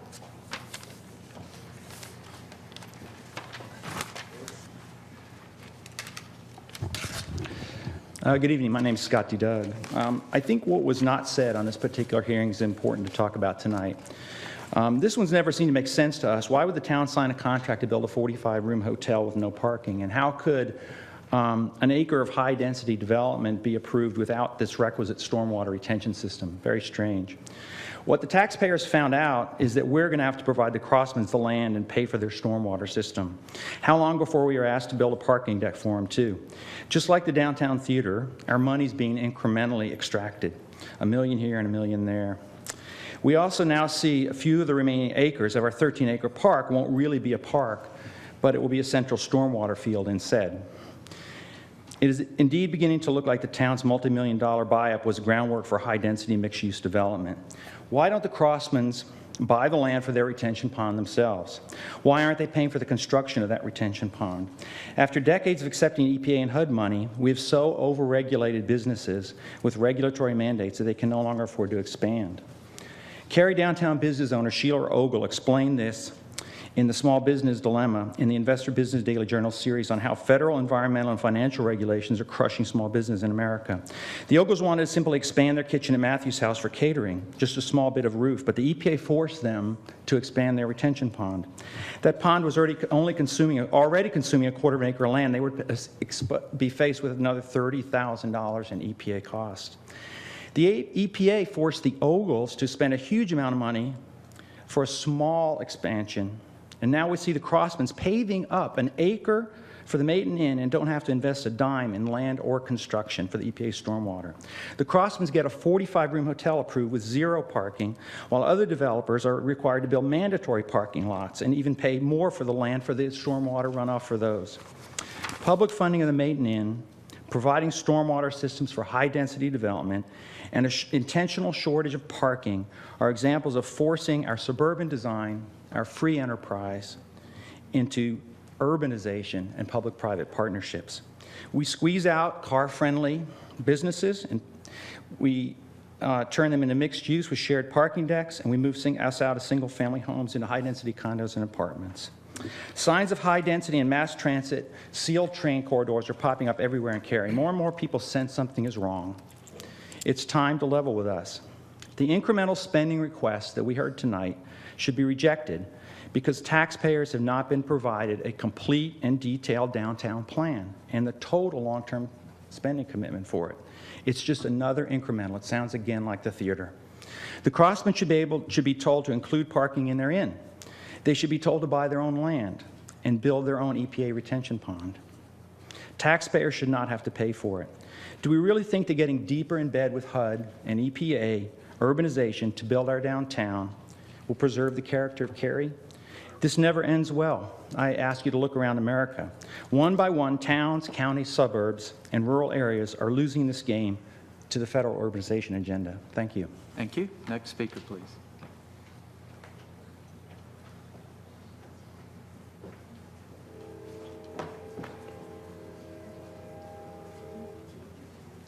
Hi, my name is Judson Drennan. I live at the corner of East Park and South Walker, so I'm a very close neighbor of the Maiden Inn project. And I'm really happy to see the board considering to use the investment that we've made in the Opportunity property and some public funds to jumpstart what's going down or trying to go downtown.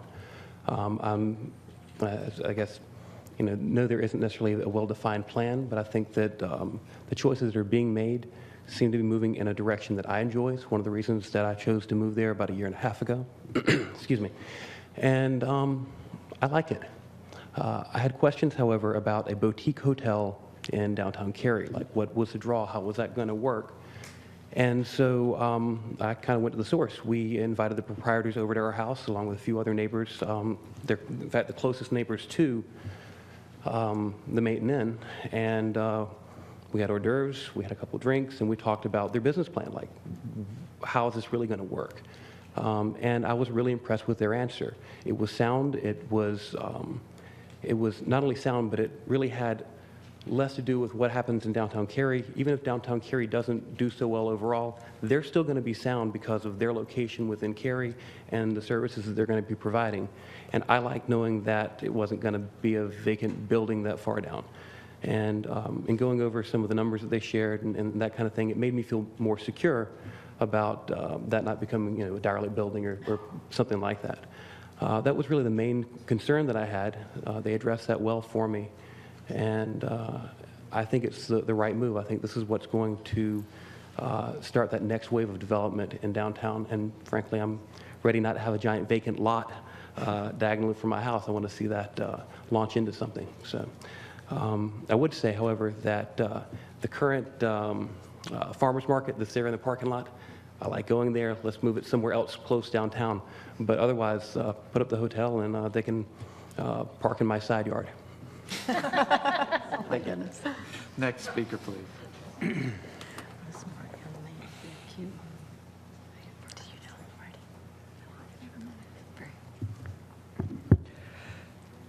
Hello, my name is Colin Crossman. Thank you very much for considering our project. We believe that the Maiden Inn will be a great addition to downtown Cary, as the King's Daughters Inn has been to Durham. I know that many of you have had a chance to visit us in Durham and see what we've done there, and that's why you've asked us to come here to Cary and do the same thing here, although slightly larger. Over the last 22 months, we have been diligently working on this project and are nearing the end of the beginning. During that time, we have reached out to Cary residents as we did when we renovated in Durham. We've talked with our nearby neighbors, as was just mentioned, with the Friends of Page Walker, the Heart of Cary, almost all the Rotary clubs, and others. The Chamber. Yeah, the Chamber. We took it on ourselves, even though not required, to send postcards to our 100 nearest neighbors and invite them to visit our website, come to the KDI, and talk to us by email or phone. We even had a lively discussion on our Facebook page. While there have been some that are not in full support, we have had an overwhelmingly positive reaction. In addition, and this may come up later, but we also went to the State Historic Preservation Office, and they have, after several months of discussion, they issued a finding that the proposed structure will not be an adverse impact to the historic district, which actually is, the building will be in the historic district slightly, but the State Historic Preservation Office has seen fit to issue a non-adverse impact letter. In addition, somebody has mentioned parking issues. As you know, downtown does not require non-residential uses to have a parking requirement. But we are in talks with the nearby churches to use their parking lots and valet over there. We think that that will be completely sufficient. As you know, churches generally have a little different hours from a hotel. So we feel that the uses are compatible and don't require the building of excessive, expansive parking. And I believe using the same period of time, my wife will talk about the stormwater issues. Just a quick note, Deanna Crossman, about the stormwater.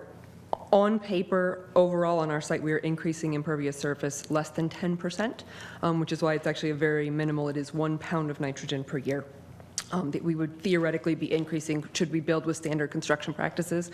As Ed mentioned, we'll have a over 20,000 gallon cistern that is under our terrace that we'll use for our irrigation water, things like that, as well as capturing that rainwater.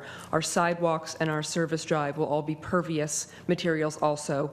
And we know from our experience at the King's Daughters Inn that when we have a big downpour, almost no water is running off of our site. We are collecting, the collectors for Academy and Park do come through the site, and we're catching those and redirecting those, but that's the overwhelming majority of the water that's coming off of our site, is just the street water that's flowing to the future pond. So I don't know if we're allowed to take questions in the public hearing part, but we're happy to answer them. Thank you. Next speaker, please.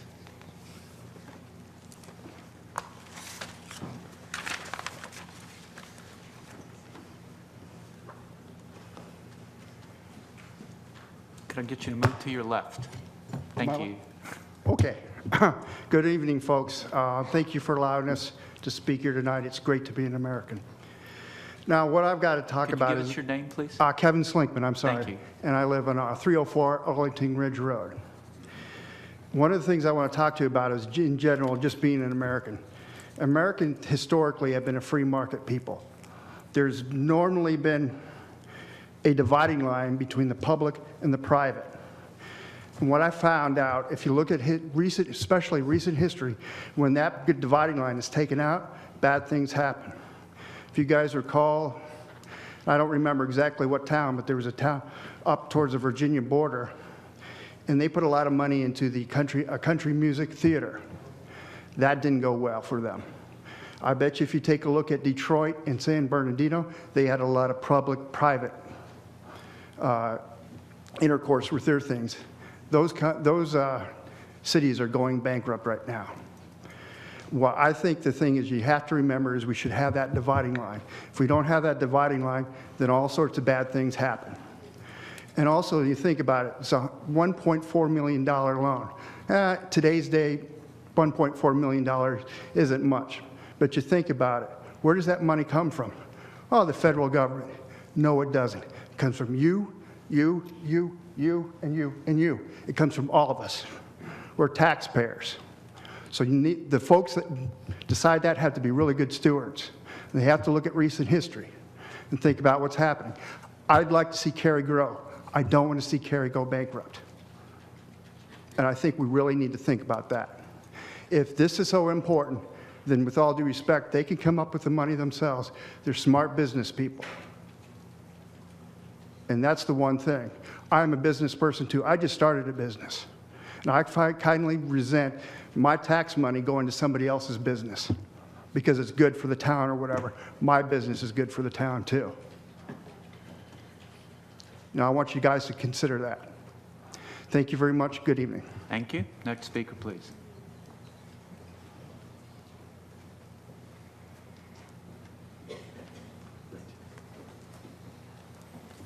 Hello. Can you hear me? My name is Jim Pellegrini, and my wife Debbie and I and our 2 daughters have lived in Cary now for a little over 14 years. And I'm not here to talk about stormwater retention or financing or anything like that. I'm here as a Cary citizen to express support for the Maiden Inn project for a very simple reason, and that's because it's part of the Cary that I'd like to see created. The Cary that I'd like to live in, and that's a Cary with a vibrant and interesting downtown. And importantly to me, I'd like to see a Cary where my daughters would like to stay, and downtown would be a central element of a place where they'd like to live, I know. I think the Maiden Inn is a credible element in a vision for a new, exciting, and relevant downtown. So I'd like to ask you to stay the course and help build the vision that you've articulated. I know that there are legitimate challenges to achieving an ambitious plan, and I know that committed parties can find ways to work through them. in a fair and equitable manner. So I hope that you'll do what's necessary to see this excellent vision become reality. That's all I'd like to say. Thank you. Thank you. Next speaker, please.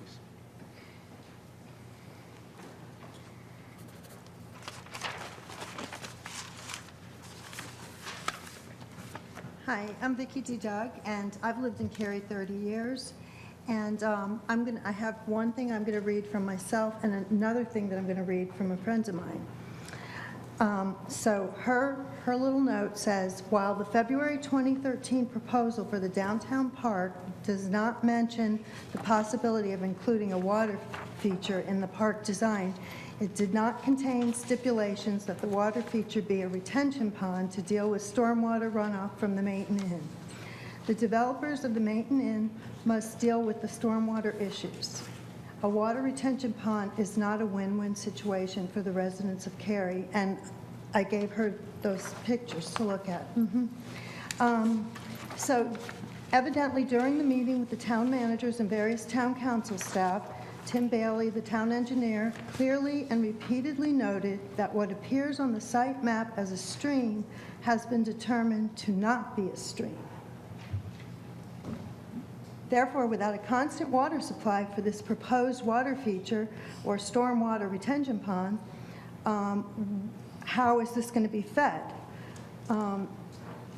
Is it in the best interest of Cary citizens that the town council direct the developers of the Mayton Inn to engineer the property's stormwater runoff into the town's storm sewer system as a permanent solution to the problem?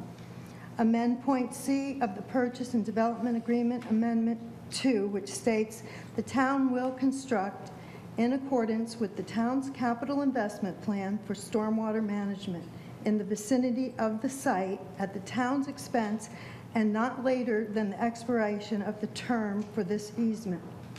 Stormwater management infrastructure on real property adjacent to the site that is reasonably sufficient for compliance of the project with the applicable stormwater development requirements. Respectfully, Peter and Cindy Emmons.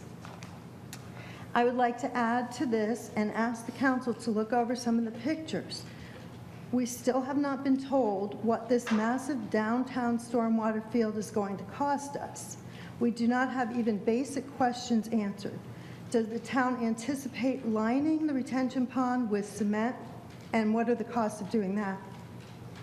How will the town supplement the fresh water supply to keep it attractive at an attractive level? Retention ponds supposedly keep pollutants out of the stream.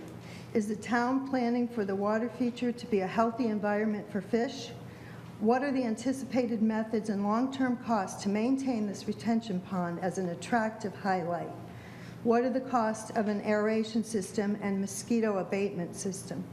Why a retention pond instead of a concrete fountain or wading pool? Why a water feature at all instead of usable grassy space for people? Where is the cost versus benefit analysis? Thank you. Thank you. Next speaker, please.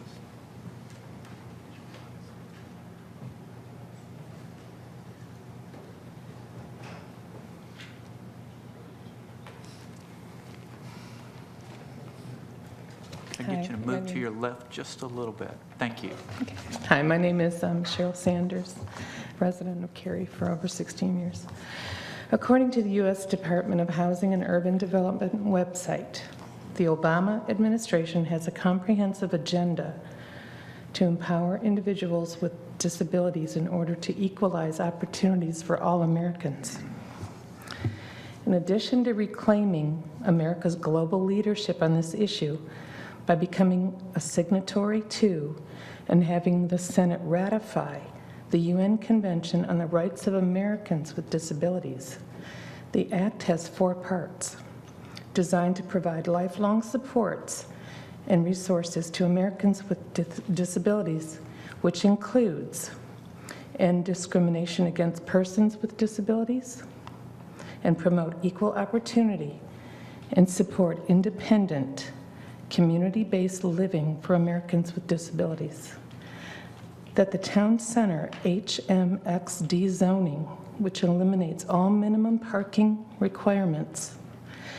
and thereby limits the participation of the persons with disabilities and many impaired senior citizens is exclusionary and has already been brought to the attention of this council.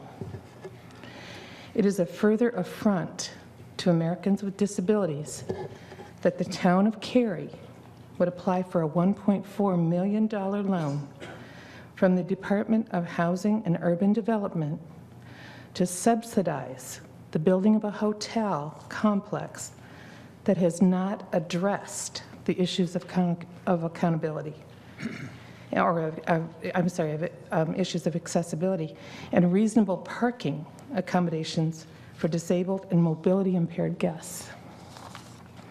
We recommend that a loan application to HUD be suspended until the hotel developers adequately address the issue of parking for overnight hotel guests and local users of other hotel facilities, which does not encroach on this already short supply of on-street parking.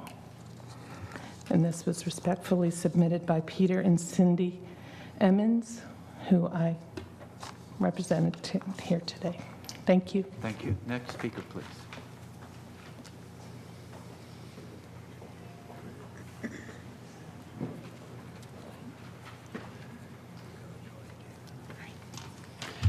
Good evening, ladies and gentlemen. My name is Dan Pike, and this is my wife, Joy. And first of all, thank you for the opportunity that you give all of the citizens to speak out on things that they're passionate about. And the beautiful thing about it is everybody's passionate about this, one way or the other. So that's a beautiful thing. But Joy and I have been downtown Cary residents for 18 years. And over that time, we've been very active in downtown events. Joy also happens to manage a downtown business and serve on the board of the Heart of Cary Association as treasurer. Tonight, we are here as residents. We're not here as managers of businesses or members of associations. We're here as residents. For many people, change is hard. Joy and I have very mixed feelings about some of the changes being proposed in Cary, but we both feel the addition of the Mayton Inn will be a fantastic addition to downtown Cary. The size and architecture of the building will fit in with what is already in the area, like the CAC. And it will add a level of class and sophistication to our downtown that has been building over the years and that, quite frankly, we honestly need. We have heard some people say that the rendering of the Mayton Inn is ugly and it'll be an eyesore to the neighborhood. Well, if you've looked at the rendering, there's no landscaping around it. And if anybody's looked at enough renderings and then looked at the end product is always a lot better looking than the rendering. So people have to keep that in consideration. There were many people who objected to the renovation of Cary Elementary into the CAC. And that has ended up being used daily and draws thousands of people into the downtown area. The Mayton Inn will be the same, as it will provide Cary and surrounding towns with another great place to meet, eat a fantastic meal, and have families spend the night. To the people who are opposed to the addition of the Mayton Inn to downtown Cary, Joy and I honestly respect your position. However, we choose to vehemently disagree with your stance and are in 100% support of the project. Joy and I strongly encourage the Town of Cary Town Council to support this project and have it begin as planned. Thank you very much for your time. Thank you. Next speaker, Mr. Zarnecki. Just so you know, we haven't got to the loan yet, but you're welcome to speak at this public hearing. Well, I can do it now, huh? Yeah, go ahead. Been away. As I was saying, my report's going to be very, very short. I can assure you, so we'll be gone here shortly, I hope. Anyhow, you know, when I started to look at this, I put together a little report. I started writing, and after I got through, it was about a page and a half, and I tried to give it orally, and it's about 10 minutes. So I said, that's all wrong, so I ripped it up. So I tried again, and this time I came out about 20 minutes. And I was sitting there very disgusted or discouraged.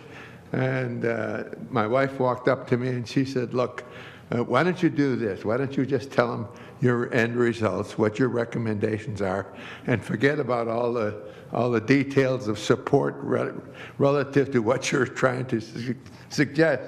If they're interested, they'll come back and ask you some questions. So that's what I'm going to do. I'm going to just boil this right down. One of the things that I want to warn you, one of the recommendations is one that you have to be handled gently, I guess. It's been in the paper a couple of times, but what I'm recommending is that after a lot of study, by the way, this isn't just something that you do offhand, is that one of our problems down in downtown is environment, economic environment.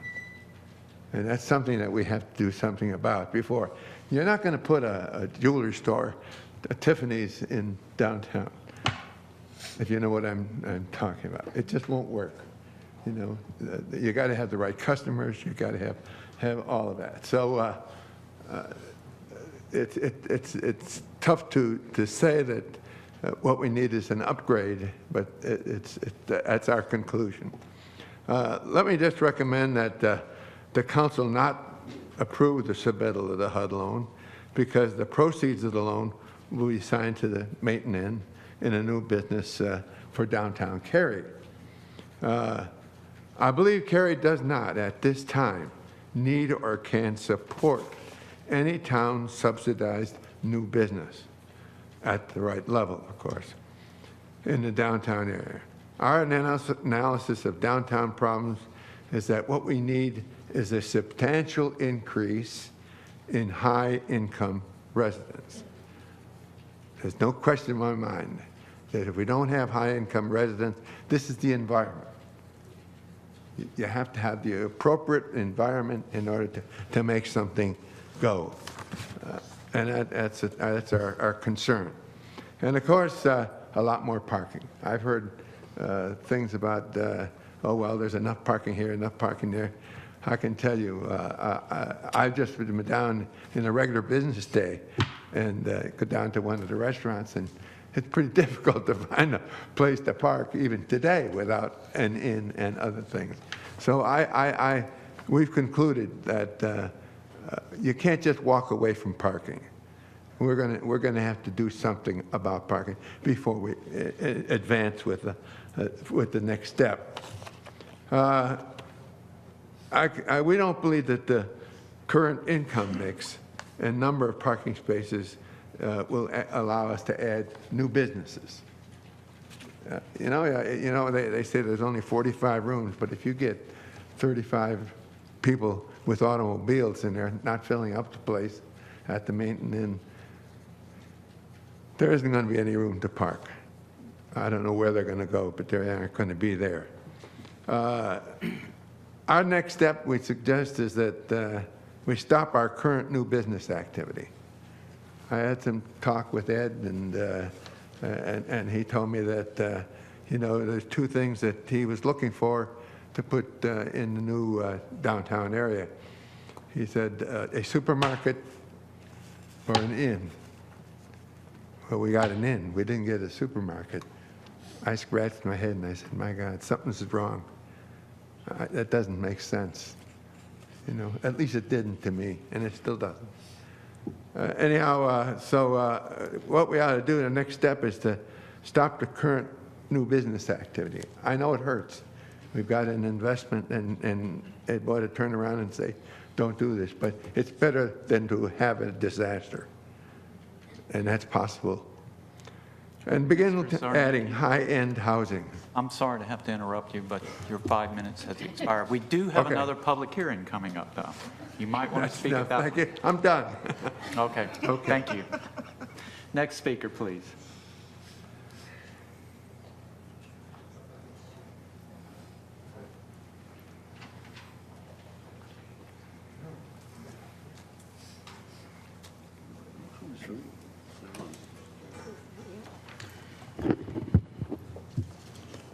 Good evening, Mayor, Town Council. Hi, Jennifer. My name is Alan Turco, and I'm really troubled about this whole Memento LLC maintenance project. What started out to be, I thought, was maybe a good idea, hasn't. How did this project survive a feasibility study? How did this project survive a cost-benefit analysis? My estimation is this private-public investment ratio is about 60-40, 60% private, 40% tax dollars. So I like to kind of walk through the numbers to prove my point. Estimated cost for the hotel, $9.8 million. My numbers had the LLC taking out a bank loan for $5 million. Ed corrected me, $7 million. Then we have a $1.4 million HUD loan. And then we're going to sell them the 1 acre parcel for $951,000. Now that parcel consisted of 3 lots, and we paid a lot more. Ed said we paid a little. No, we paid $1.8 million. So we're taking a $900,000 loss in the sale of those 3 lots. And Ed had a slide, the $325,000 for what they call pre-development, relocating those houses, some demolition. So we got a lot of money invested in this. He talked about parking. This hotel specializes in weddings. So you could have 30, 40, 50 cars there on a weekend. Where are you going to put them? It's going to have to be a Cary-provided parking structure at $20,000 a slot, estimated cost, $4 million. But I'm not done yet. Wait, there's a water pressure problem. We got to get water to the 3rd floor. Who's going to cover that cost? We are. Estimated cost, $1 to $2 million. Oh, I'm not done yet. We're going to waive $1.2 million in developer fees. Oh, man. Wait, I'm not done yet. One last thing here.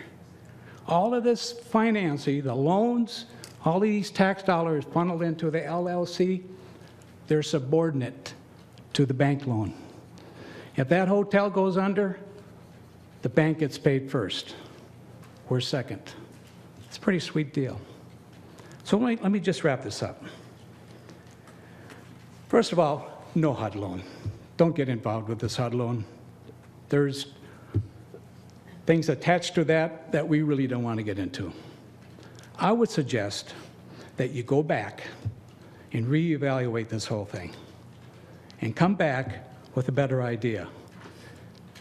And lastly, MetLife got $2 million incentive for 500 good-paying jobs. My estimate for the cost of this hotel, the HUD loan, the loan for the lot, the $325,000, the $900,000 loss on the lot, the $1.2 million loss in developer fees, $4.8 million for 40 jobs. Come on, rethink this. It's not too late to stop this. Scrap it, start over. Thank you. Thank you. Next speaker, please. Ladies and gentlemen, please do not.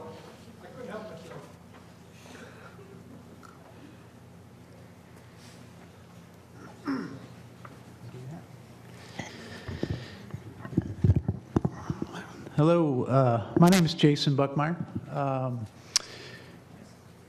I've been a Cary resident for going on 12 years now. My wife, Joy, my 6-year-old son, Eaton, my 7-year-old daughter, Mattia, moved here from Illinois, and we originally moved into the Iron Gate subdivision, which is walking distance to downtown.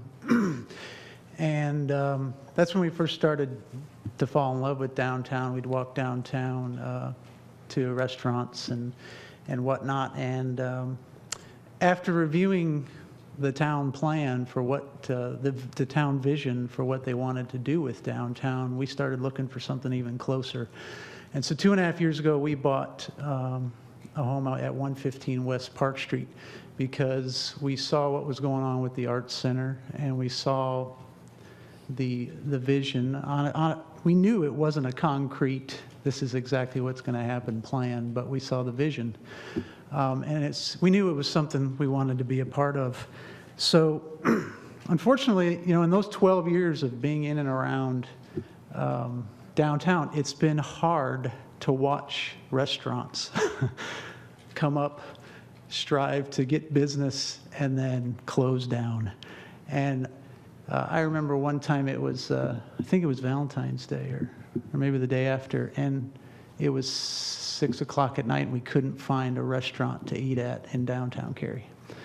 And so when we think about what's happening in downtown Cary, the festivals that are the more festivals are coming to downtown Cary. We've really enjoyed the music that we brought to downtown, that the town has brought to downtown Cary. We've seen restaurants start to gain a foothold, and we honestly believe that the Maiden Inn will be a bedrock, a foundation to help these businesses, these restaurants start to thrive, and be the catalyst that really starts more and more private businesses entering into downtown Cary. And I understand the concerns about government meddling with private.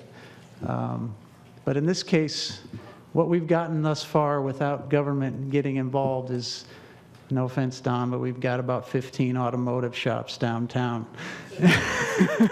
And that's, not why I moved to downtown. But although I do go to your shop, I can.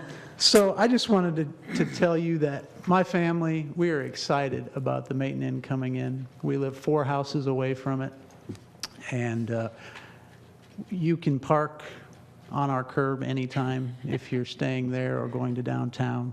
And we're really excited about the vision and the way we think everything is headed, and we fully support it. So thank you. Thank you. Next speaker, please.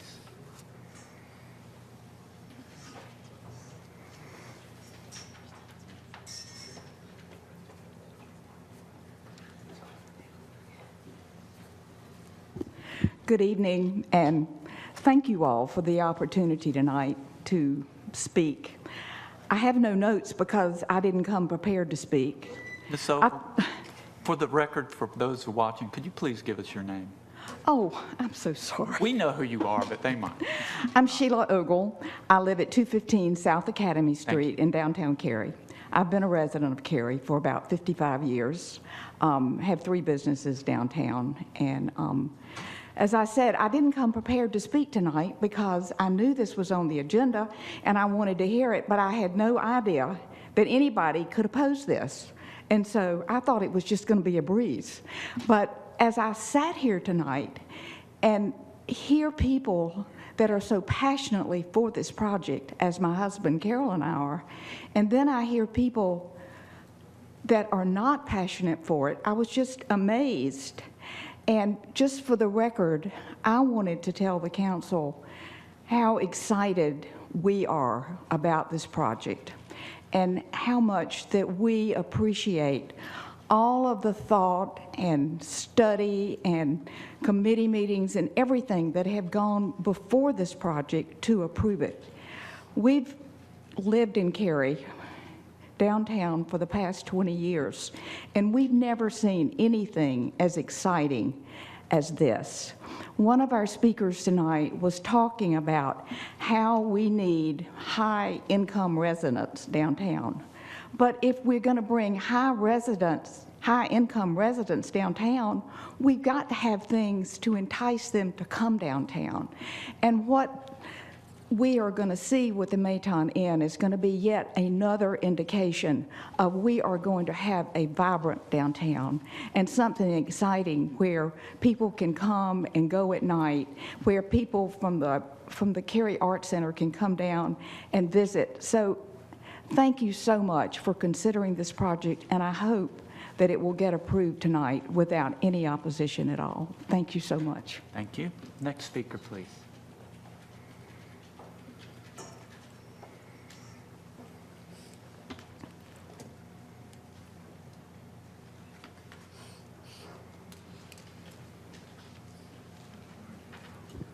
Good evening. I'm Lauren Schaefer, and with this project being at 118 East Park Street, I live at 119 West Park Street. Aside from being a resident of Cary for 35 years and the president of the Heart of Cary Association, my family and I will be living 5 doors away from this hotel, proposed hotel. A lot has been said here tonight, and so many have come out that have not spoken and that have spoken. And so respectfully, I would just like to ask if we could just do a quick demonstration. If I may, if I could ask all who are here tonight to stand who are opposed to this hotel.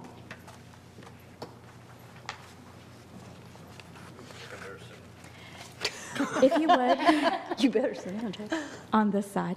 Of those standing, please remain standing if you have chosen for your primary residence to be in the downtown area. And to be fair and cast the widest net here, we consider that to be anything inside the Maynard Loop. Remain standing if your primary residence is inside the Maynard Loop.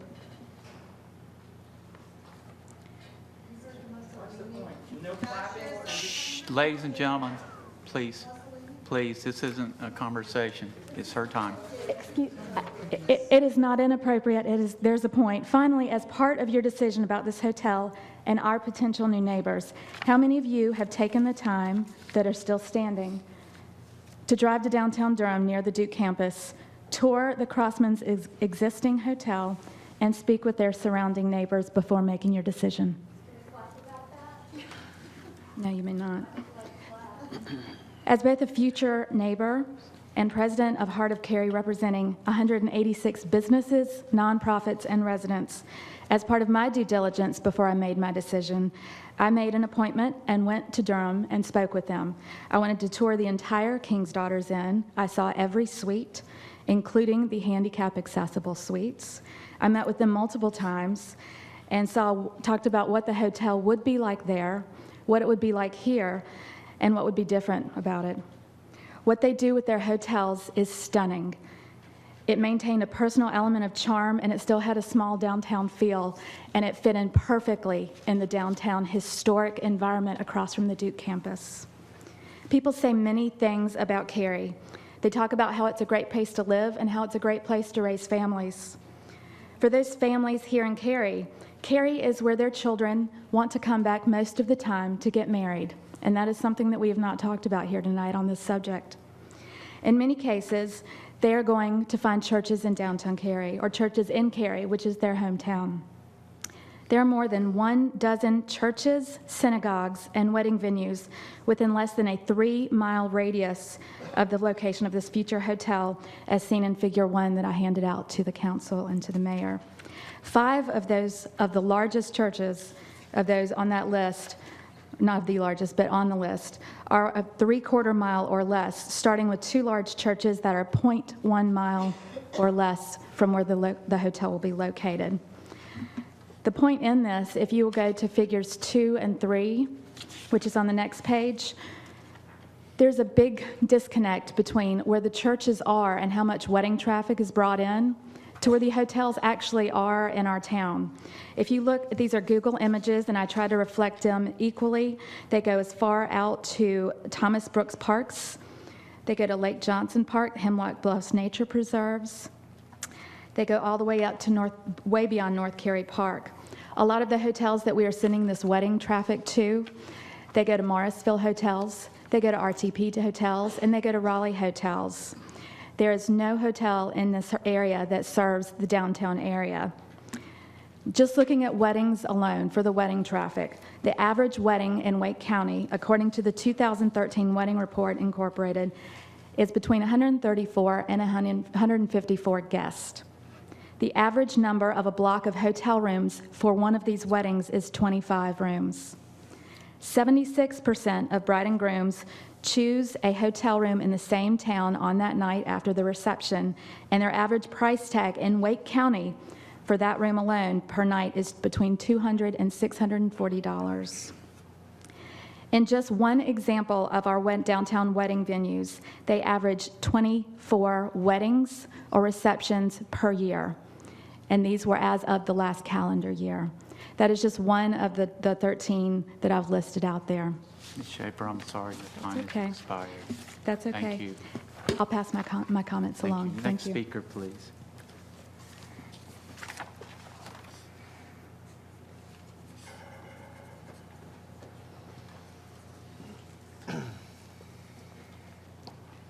My name's Carl Thor, 109 Draymore Way, and I'd followed the news and I thought Maiden Inn sounded fine, and then one of my neighbors came along with a petition and alerted me that this is a controversy, and we're seeing here tonight that indeed this is a controversy.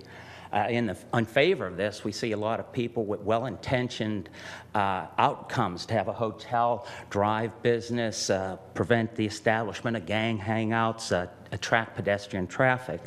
On the other side, we see, they claim that oppose it, we see a generous government benefit here for a private investment, and they raise questions about specifically for this investment, what's going to be our return on this investment, and also just in general, whether a small town government should be making public investments in private projects. Personally, I had to ask why, if Cary is the #1 place to live and do business because of our demographics, and we have all these benefits that, you know, everybody is so pumped about having a hotel here, it's going to bring in so much money. I have to ask myself, why do we have to pay people to put their businesses here when we have the demographics that we do? So I expected to see something about why they needed the money to do this in tonight's public hearing presentation, and I didn't see it. But I'm left thinking, well, if it's not a good private deal, maybe it's not a good public deal either. So I came to this meeting and I wanted to hear what was said. And as a concerned citizen and business owner, you know, I expected to see a slide or two from staff addressing some common business concerns. First of all, why did they need this money? Okay, they seem like great businessmen. They're going to put in a great hotel. Why did we have to get involved? And how badly would it impact the hotel's profits and loss statement if we didn't invest in this? I also expected to see a slide that highlighted what is our total capital investment. I actually think my neighbor, who I signed the petition for, did a very good job of outlining what his perceptions are of the total cost to the town. I don't know if he's right, but I'm not paying his salary to come up with accurate numbers. But I do expect to see those in a public hearing so that I can assess what is the total capital cost, the sunk cost, the future cost. What is the total revenue going to be across a 10-year period? Please include estimates from better businesses, taxes, that sort of thing. And I also wanted to see a bottom line estimated return on the investment, an ROI, or a date when the town would break even on this investment. You know, we're investing at least $1 million. According to Al, we're investing $6 million, but we should know when we're going to recoup our investment and or how much we will lose across the 10 years. There may be intangible benefits that would make a small loss acceptable. I have no idea tonight how big the loss or the profit will be because we haven't been given those ideas. So the presentation did not address that. There were few slides with financial concerns, but they certainly weren't laid out in an order where I could see the total cost and the total revenue. You know, Cary has one of the highest educated populations in the U.S., probably in the United States, and I think public hearing material, especially projects that involve private incentives or subsidies, that the taxpayers, we're sort of the investors here. It's our money you're investing here, and we should get to see what our return on the investment is, and I don't think any of us are willing to give the town a carte blanche to invest our money without providing an honest financial analysis of the risks and return. This is possible, and I'd like to see that done by an independent firm. So in summary, I really can't decide tonight. I can't give you an opinion whether this is a good idea or a bad idea because I just have not gotten enough information at this hearing. And it generates, I think, among some of the audience, mistrust and controversy without having that information. And I think that the residents are asking these questions, and I think it's important to know what is our break-even point, what's the effect going to be in 10 years, and when you estimate what the total revenue and total cost will be. Thank you very much. Thank you, Ms. Thorne. Next speaker, please.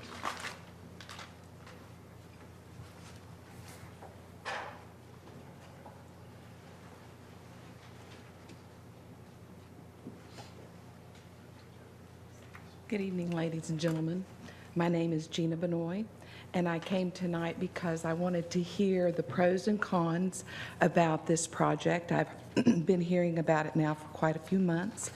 And on the one hand, it sounded like a very good proposal. But then on the other hand, as I learned more about the public-private partnership, a lot of my concerns that came to the forefront have already been addressed just in the previous speaker. I support his comments and his concerns and that need for information for the public. Now, the speaker just before him that came up and wanted to know how many of us would stand up that were for or opposed to this project, and then because we were outside of a certain perimeter, all of a sudden we were to sit down as if our tax dollars were irrelevant, as if our opinions were no longer relevant to this discussion. I cannot imagine the Maiden Inn surviving with just the residents inside of the Maynard Beltway. So that in of itself, I consider specious reasoning. It is just, it's theatrical and somewhat insulting to those of us who live just on the other side of Maynard Road. Now, my specific questions that I have not heard raised or addressed, was there a demand study for rooms in Cary?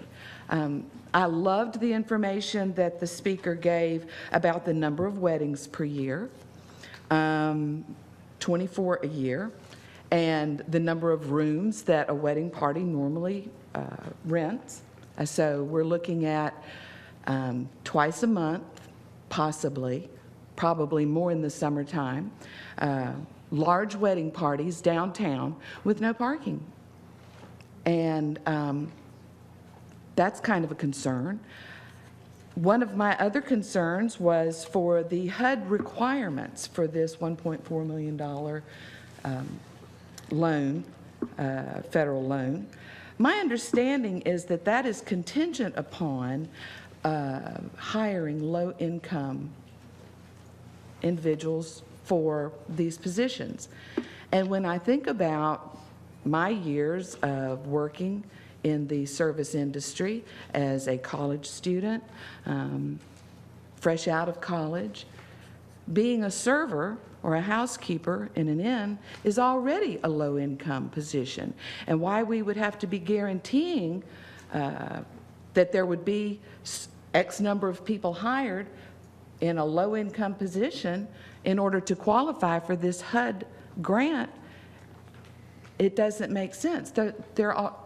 Most of the positions will be housekeeping and servers and bartenders. We don't have to guarantee anything. So why would we enter into that kind of an agreement? It doesn't make sense to me.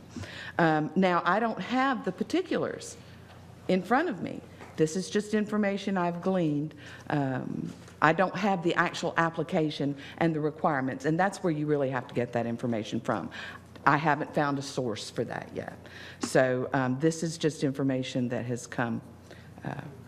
Now, and I also understand that the Historic Society has given a no impact statement. That is not a glowing endorsement.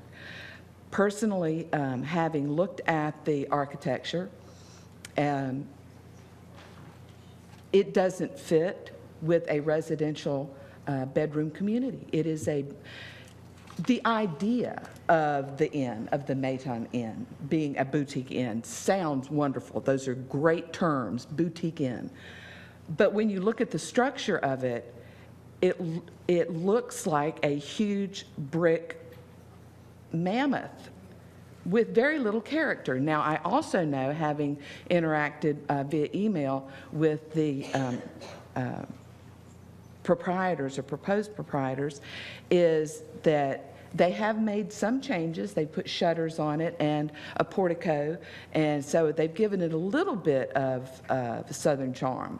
But we have proposed other facades that are more Victorian in style, that are more appropriate for the Cary look, what Cary actually looks like residentially.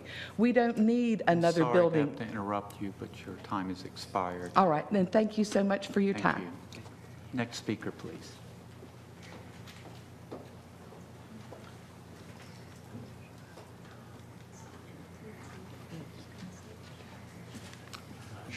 Good evening. My name is Brent Miller, and I am the president of the Friends of the Page Walker Hotel, a nonprofit organization and partner of the town of Cary. Our mission includes historic preservation, history education, and advocacy for the cultural arts. And I am representing the Friends and speaking on behalf of the Friends this evening. The Friends of the Page Walker continue to support the Maiden Inn. We typically offer input about historic resources and cultural arts. In the case of the Maiden Inn, we offer input about historic preservation considerations, as well as, because this will be a prominent addition to our town center historic district and the surrounding downtown area. We believe that the Maiden Inn is an appropriate addition to the downtown core for several reasons. First of all, referring to the architecture downtown is not from any single period today. The Maiden Inn will be a Georgian architectural style.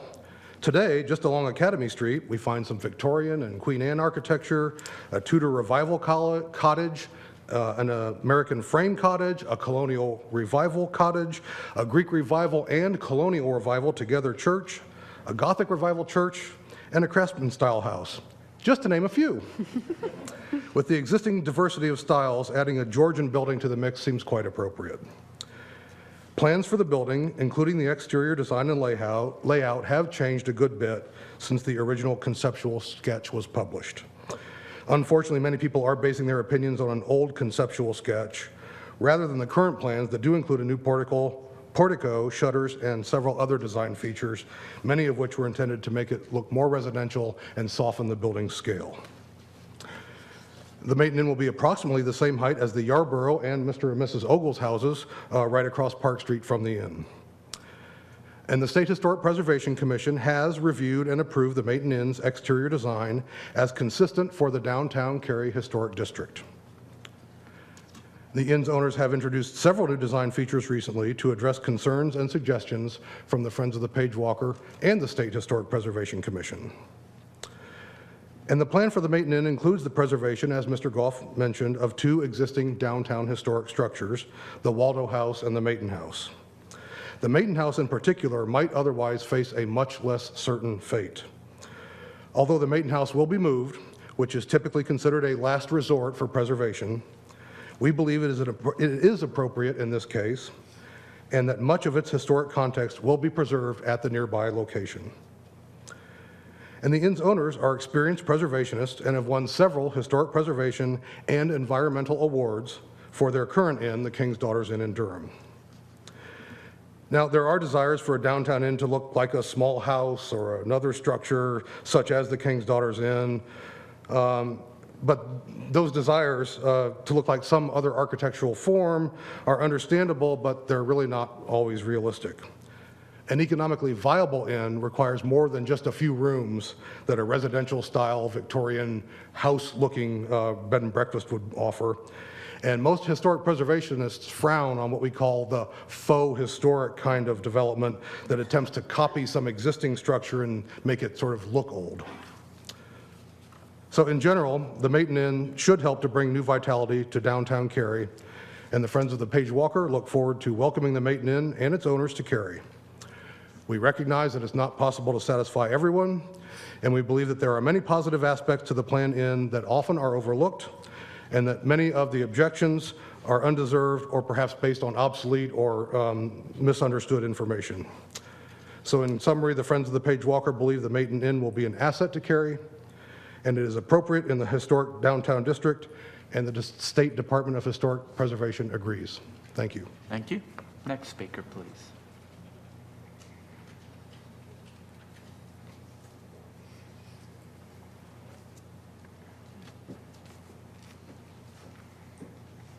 Hello, my name is Joy Buckmeyer, and I am a resident of downtown. I live less than a block from where the hotel would be built. I just want to go back for a second to what Lauren Schaefer was saying about the traffic the weddings bring to downtown. And I think it is very unfortunate that our downtown does a really good job of bringing weddings, but then we send all the money to other towns. We send all the money to Morrisville and to Raleigh for people to stay, for people to eat, for people to shop, because when they come for a wedding, they normally come to do all those things as well. So we're getting them downtown for the wedding, and then we're giving all the money to other towns for all the other part of it. And I think it would be of great benefit to the town of Cary to be able to not only have the wedding, but to be able to support the whole event. And I know most brides would appreciate being able to have it all close. In the heart of Cary and the networking we've done and what I've heard personally, there's a great excitement about not only nightlife, but restaurants coming to downtown, and the hotel will do that. It will provide both those things. Just to give the other side of the experiment that was done earlier, could I have everyone in favor of the hotel stand up for me, please?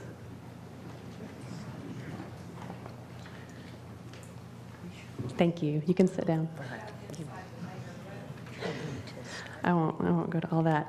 I also just personally, during the school year, I walk down that block 4 times a day, taking my children to and from school. I walk to Ashworth, to any kind of celebration my kids can come up with. We have to go to Ashworth after school. I walk to the library. I walk to the post office. Date night, my husband and I walk downtown to restaurants.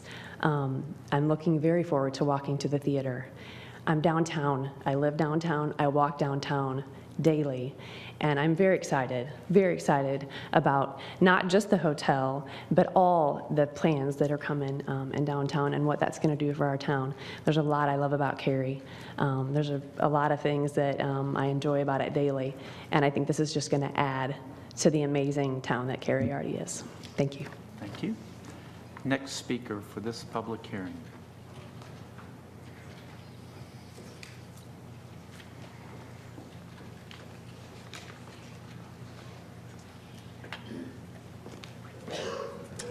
Good evening. My name is Kyle Smith. I live at 331 Dry Avenue, and I'm a downtown resident. I appreciate the opportunity to speak here, and I appreciate the forum where everyone can express their own views and differing views. There have been some good points brought up here tonight, and to me, as I sat and listened to everyone, one of the themes and one of the big themes seems to be this idea of, does the government need to be getting involved in a private development? And as I was sitting back, I'm a 38-year resident of Cary. We moved in downtown Cary 5 years ago. We built a brand new house in downtown Cary through infill development. And part of the reason was I saw this vision that the council and councils past have presented to the community of a rejuvenated downtown. And I believed it. And I grasped hold of that, and I said, I'm going to move my family to downtown where we can live for the next 20 some odd years. And as we sit here and debate this, to me that decision has been made.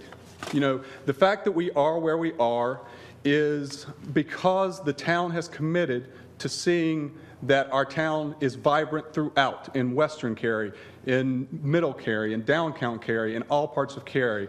And I would hesitate to say that it is unfair now at this point to have people suggest, well, we should stop all activity. We should stop all business activity. Where will that get us? So I heard arguments about what the ROI of this project is going to be. What I want to put in front of you is what is the danger of not going forward with this project. What signal is that going to send to the business community that has for decades looked at downtown Cary and been somewhat interested, But there's always been a caveat to that has prevented business from relocating and putting their business in downtown. I think the public-private partnership is the essence of what we need to move forward, and I think without it, you will see stagnation in the downtown, and you will see people like myself who have moved downtown and have brought their income to spend in downtown, you will see them leave, period. And if people like me and the Easter egg hunt we had in Russell Hills last Easter, where 50 people came out, most with children under the age of 5 years old. I have a 4-year-old and a 6-year-old. These people have moved down. I talked to them. They moved downtown because they are excited. If we say no to a project such as this, those people are going to leave. You will not attract other people to downtown, and then you're going to have a much bigger problem than what just the ROI of a single project is. Thank you very much. Thank you. Next speaker, please. That's fantastic. Anyone else for this public hearing? I see no one. I'll close this public hearing. We'll now move to the next public hearing. I'll ask Mr. Smith to come up and give the staff presentation, and then we'll have another public hearing. We spent over an hour on this public hearing, and there was overlap, a lot of overlap. I'm not going to be generous at the next public hearing. If you vary off the topic, I'm going to interrupt you because we've already spent a great deal of time on this topic. Just saying up front. So watch it, Mr. Smith. Stay on topic. Well, it's tough to be number one, isn't it? Yes, sir. Mr. Goff covered the project pretty well, as well as the citizens. So I'm just going to focus on some of the details related to the Section 108. I have been taking notes from all the speakers. So one of the requirements of the application is to provide a report of the public hearing tonight. And so I have all those comments have already been made. So I would agree with you. We have that on record, so no need to repeat. Anyway, just want to go over what is the 618 program. It's a financing tool available to CDBG entitlement communities. Cary's been an entitlement community since 2004. The program allows us to borrow up to 5 times our community development block grant. For this year, our block grant was $511,000. So times 5, we could borrow up to $2.5 million. It is a loan, and it must be repaid. It is used generally by communities to fund larger projects of affordable housing nature or economic development nature than they would otherwise be able to fund just using their annual CDBG grant. And one of the requirements is that it be an income-producing project, which means, for instance, if we funded a multifamily project, it would be a loan that would be repaid to the town. And in this case, an economic development project that would be repaying the money to the town. It does not affect our CDBG grant. We will still get it on an annual basis. So this is money over and above our CDBG funding. I've been asked fairly often over the past couple weeks, how is the Maiden Inn eligible for this funding? Section 108 has the same eligibility requirements as CDBG, and it must meet one of 3 national objectives. Must benefit low and moderate income families, prevent or eliminate slums or blight, or address urgent needs such as disaster recovery or something like that. In this case, it's going to be a benefit to low and moderate income families. The project is located in Census Tract 535.17, which has Cary's highest concentration of persons under the poverty level at 20%, and over 70% of the residents are considered low and moderate income persons. And when you have that high of a percentage, anything that's financed or supported by CDBG funding in that census tract is assumed to benefit low and moderate income families because the percentage is so high. There's additional requirement that for economic development that it's a HUD standard of you must create 1 job for every $35,000 worth of assistance. The Memento Mori has committed to create 40 jobs, so that translates to the $1.4 million in assistance. We also have a consolidated plan goal to support activities to create jobs for low and moderate income persons paying a living wage of at least $12 an hour. the maintenance jobs meet or exceed this requirement. Some of the details of the HUD loan to the town. Of course, we're applying for $1.4 million. The term is over 20 years, be paid back over a 20-year period. The interest rate is set by HUD, but it's based on the LIBOR rate. And LIBOR is a international interbank lending rate that's kind of recognized throughout the world. Plus a premium of a 25%, 0.25% interest over the LIBOR rate. Right now, the LIBOR rate is astonishingly low. It's about 0.3%. So this is very cheap money for us. We are pledging as collateral for the loan to HUD our future CDBG funds, that if collateral is used when something is bad, it's not your first source of repayment. First source of repayment for the loan would be the money we get from repayment of the loan to Memento Mori. But if that loan goes bad, then we are pledging payment out of our future CDBG funds. HUD will take about 90 days to review the loan application. It is discretionary on their part. And so they will review the loan, make sure that it's feasible, and then make a decision and let us know.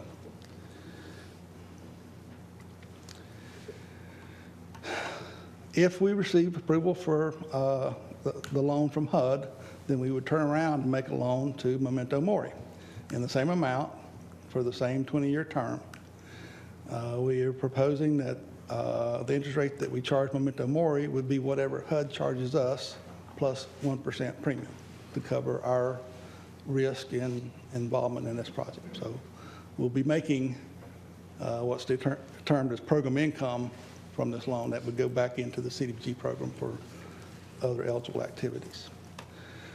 The collateral, we will be in third position on the construction loan and second position on the permanent loan. We have a deed of trust in the property and furniture, fixtures, and equipment. We're also charging, to cover our cost, a 1% application fee. And we have to monitor this on an annual basis, and so we're charging a $1,000 per year monitoring fee to cover those costs.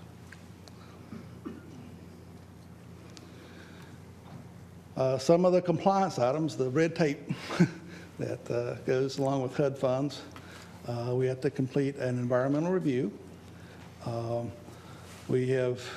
That's required for all CDBG projects, and we have done this in the TCAP area a number of times, so most of anything that goes in the TCAP area is already cleared, but there are some site-specific things, one of which you've heard a lot about tonight is the clearance from our State Historic Preservation Officer, which has issued a notice of no impact. So there's just a few other things that we have to clear from environmental review, and that will be finished during the time that HUD is taking to review our loan application. The project is subject to Davis-Bacon wage rates.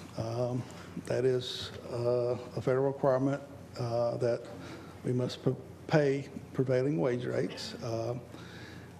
Generally, those don't affect the project cost because they are the Davis-Bacon wage rates for North Carolina are generally below what the market rate is for employees. There is a significant paperwork requirement in that we have to go out and interview workers on the job, make sure that they're making what Davis-Bacon says they're supposed to make. There's another requirement called Section 3. Section 3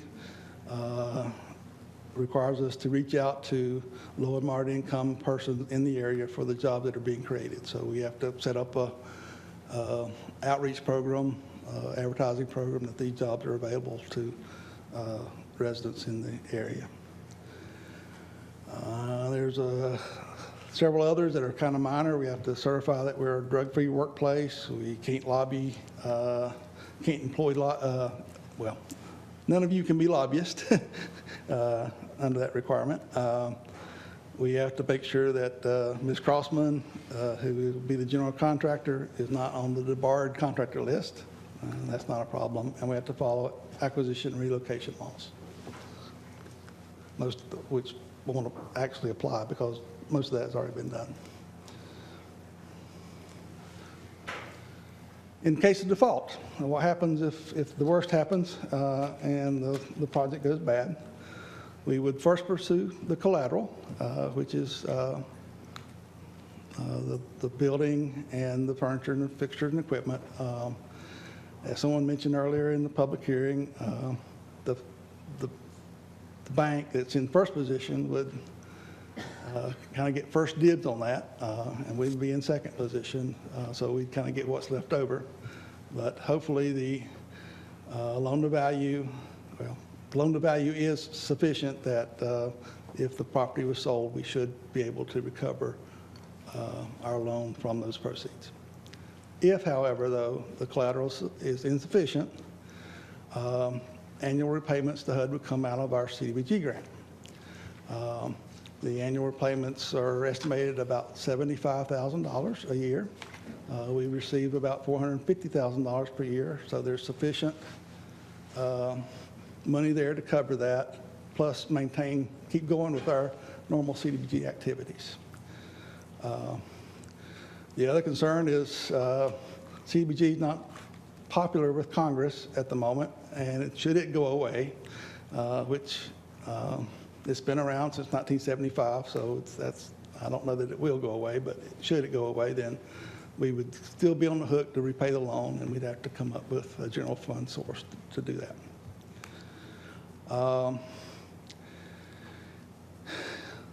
The project could also possibly go into default.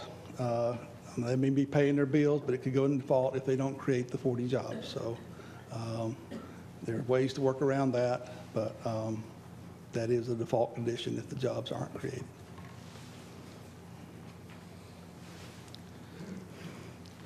So we would recommend that you conduct a public hearing and take action on the resolution. The resolution amends our consolidated plan to give us authority to apply for the Section 108 loan and authorizes staff and mayor to sign the necessary documents to submit the application.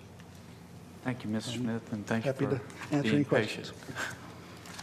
I'll remind our next speakers that we talked about the merits of the project. We talked about the merits of the architecture, the retention pond, the parking or lack of parking, whether it's good for people inside and outside the Maynard Loop. What am I forgetting? You got it. I think that's pretty much it. What we want to talk about right now is the HUD loan. Please don't let me interrupt you by you speaking on something other than the HUD loan. And having said that, I'll open up the public hearing and invite the first speaker forward that would like to speak on that HUD loan.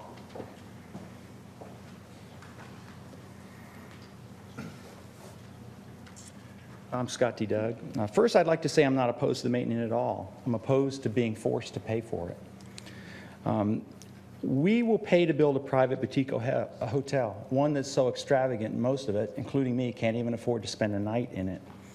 So tonight, I think you can sort of keep this extravagance a local matter, or you might decide to finance it with a HUD loan and make it a national matter. And I kind of feel like federal taxpayers will share our outrage over their taxes going to Cary to build a $300 a night luxury boutique hotel. It just seems a bit odd. I can see the headline now: affluent North Carolina suburb builds boutique hotel with low-income HUD loan. And it will happen. These are the sort of things news is made from. The public notice tonight justified the public funds claim, these public funds with a claim that the project will create or retain jobs for low-income moderate persons. Where have we heard that before? Create or retain jobs. It's stimulus funding, right? America got Solyndra. California got a train to nowhere. Alaska got a bridge to nowhere. Cary's going to get a boutique hotel in the middle of nowhere. It's stimulus funding. And what's happening, a couple from Durham gets millions of dollars of our money. Now, when politicians take money from some of us in the private sector and give the money to people, other people in the private sector who they think deserves it more, it's not an investment. It's not economic stimulus. It's wealth redistribution. And that's the line that I see here as being crossed. Excuse me.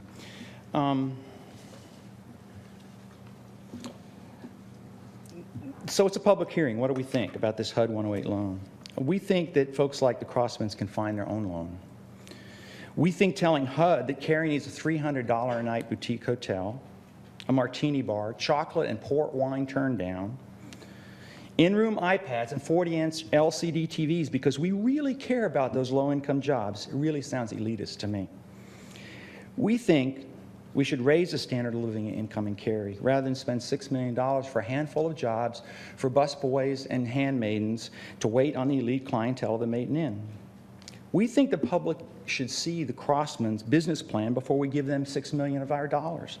We think the public should see the Crossman's financial statements before we extend them a loan, especially a HUD loan. We think using public funds to construct private businesses is not the role of our government in the first place. We think claims of creating 40 jobs out of this hotel are actually bogus. The staff report said the town is committed to apply for this loan, and I don't think that's true. The town staff and the council has pursued this loan, and that's what the contract calls for. Our contract obligation is met. A government-funded luxury boutique hotel is just a bad idea, and it will get worse tonight if you decide to entangle it with the federal government on a national stage.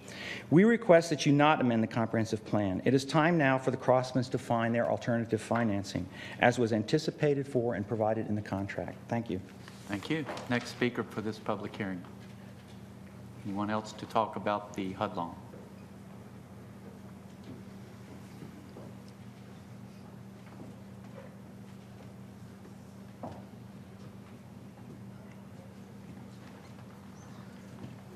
Hello, Kevin Slinkman, I'm back again.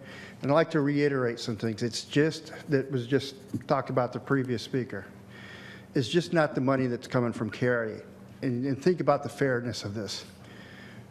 You run like a snowmobile repair shop in Billings, Montana. You work real hard. You make some money. The federal government comes along and takes that money and gives it to Cary, North Carolina. On the other hand, if I was Cary, North Carolina, and the federal government came along and decided to build a hotel in Billings, Montana, wouldn't you resent a little bit having to pay for that? I mean, it is income redistribution, plain and simple, and that doesn't work. It has never worked in the history. But it sounds nice for us. We're going to get our nice little hotel here. But you're messing over the guy in Alaska or the gal in Washington or whoever who works for their money. This country is $17 trillion in debt. And as long as we keep doing this stuff, it's going to get worse. And what are we going to do when the entire economy collapses? Let's really think about this and at least do our part and not commit money to this. With all due respect, the Crossmans are brilliant businessmen.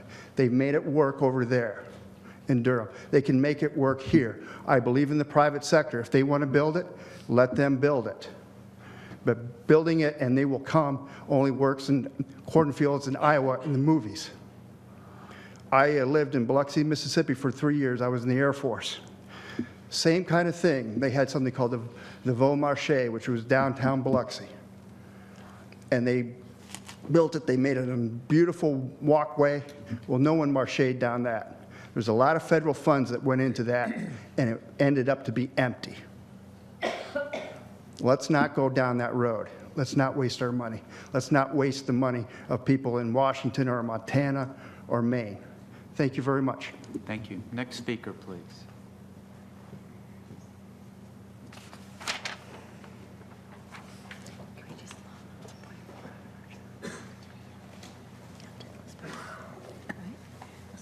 Judson Drennan again.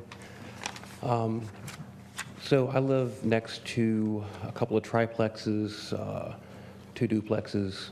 In fact, those are my 2 neighboring places. It's always funny for me to hear affluent people talk about what those who are not affluent would like, do, or want to do. And so the people who live in those houses could really use this kind of job. It may seem like, oh, you're waiting on rich folks. Well, yeah, that's kind of honestly a lot of what some of them do right now. They could do it closer to home and probably at a higher wage than what they're getting and probably better working conditions. That is what HUD money is for. That's exactly what it's for. And I think that this is an appropriate use of that money. And it's, 1.4 million? Capital improvement budgets, about 100 million? Operating budgets, 300 million. Y'all are on the hook for a rounding error. So I think it's a great investment, and I think it would really benefit my neighbors if they were able to get those jobs. Thanks. Thank you. Next speaker at this public hearing. Anyone else to talk about the HUD loan? I see no one. I'll close the public hearing. Council, we've covered 2 items in 2 public hearings, and I'll move back to the economic development piece and open it up to council members for questions, comments, motions, whatever. And then we'll get to the item that you sent me a little bit later. I'd be happy to speak to this. Please. It looks like we're taking one vote tonight, but this is actually just one in a series of many decisions we've made for almost 2 years now. Actually, it's longer than that. I've been on this council almost 6 years, and we have talked about downtown. And I know Don's been involved with the town, even though he didn't sit on council for a long time, in downtown, economic development downtown, investment in downtown has been talked about for a long time. I feel like this council has really put teeth into that kind of conversation. We've tried to. We've been very thoughtful. We have made many decisions one way or the other, and this is just the next decision to be made. I believe that we're committed to a vibrant Cary everywhere. And that means a rejuvenated downtown. Whoever used the word rejuvenated, what a great word. That's exactly what we're talking about. I do believe that this project will take us a closer step to a rejuvenated downtown, and it will make Cary better, all of Cary, not just downtown. It's not a single project. It is part of our vision for downtown. The young man who spoke about coming to downtown because he believed in our vision, I believe in it too. And I think that as one of the many thoughtful decisions we've made, this has taken a lot of thought, deliberation, soul-searching, and guts, and leadership. And real leadership is when you're on your path and you keep taking that next step. I think we're ready to take it. And whenever you're ready, I'll be happy to make a motion unless somebody else wants to. Go ahead, John, you go first. Okay. I appreciate your comments, Ms. Adcock. I genuinely appreciate everybody that came here tonight to share their opinions and positions and concerns and all of that. I genuinely do. And quite frankly, in principle, I probably agree with all of you. I can think of numerous times throughout my life, instances or events that I would have shared this position or that position.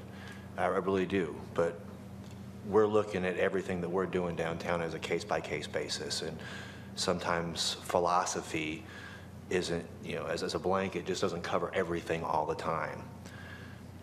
I feel like we've all been incredibly open about this process and about what we've been trying to do. If we weren't, so many people wouldn't be here because you didn't know about it. I mean, the newspaper's written about it, I don't know how many times. It's been on the TV, it's been we've had public hearings, we've had work sessions, we've just tried as much as we could to engage the public on this one.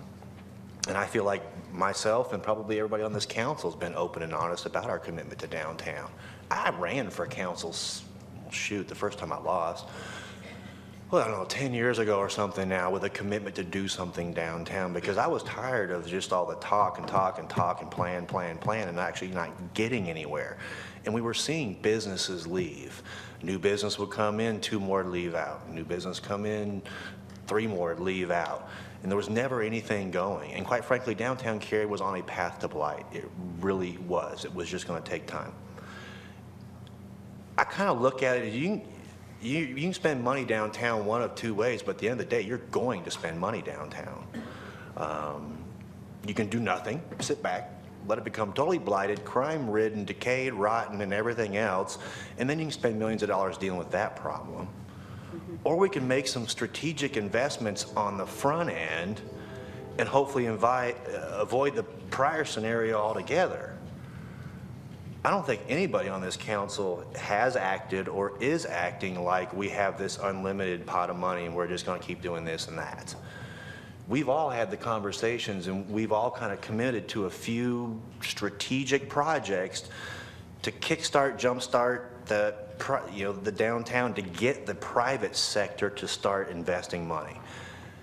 And other than this project, which is a public-private partnership, which the private sector is handling the overwhelming majority of the costs, they have all been for public uses.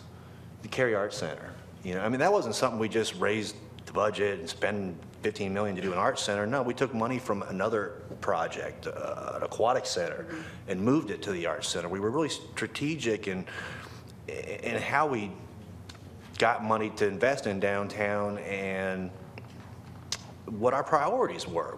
Downtown was a priority to us because we knew that if we didn't do anything, we were going to have some real problems on our hands. As everybody was speaking, I jotted down a lot of the issues, and this is going to go ramble back and forth, and I wish I could articulate this in some fancy speech and bring it all together at the end, but I want to speak to some of the concerns that were raised. First and foremost, the retention pond's temporary during construction. Is that correct? Just say yes. Yes. Thank you. The sediment. Sediment. We heard from the Crossmans and the applicant and staff about what they're going to do for stormwater runoff and what little, we're not turning this park into a stormwater retention pond, I promise you. I think a number of us, myself included, have fought as hard as we could to ensure that this is going to be a crown jewel park for all of Cary, but especially the downtown Cary area community, who has, waited and been promised this for 15 years or so at this point. But we're going to have some public and some private uses there to complement that. We are going to have a beautiful water feature in the downtown park, and I hope in that you're going to have fountains and areas for people to congregate and feed the ducks and play with the remote control boats and all kinds of cool stuff. Skip rocks, I don't know. It's going to be gorgeous. The parking. The parking is probably the one issue that I do generally have some concern with. But I've also had some personal experience with the shared parking just in my business. Thankfully, a good problem to have. My business has almost exceeded the available parking I have. So we have an agreement with the folks next door that we can overflow into their parking.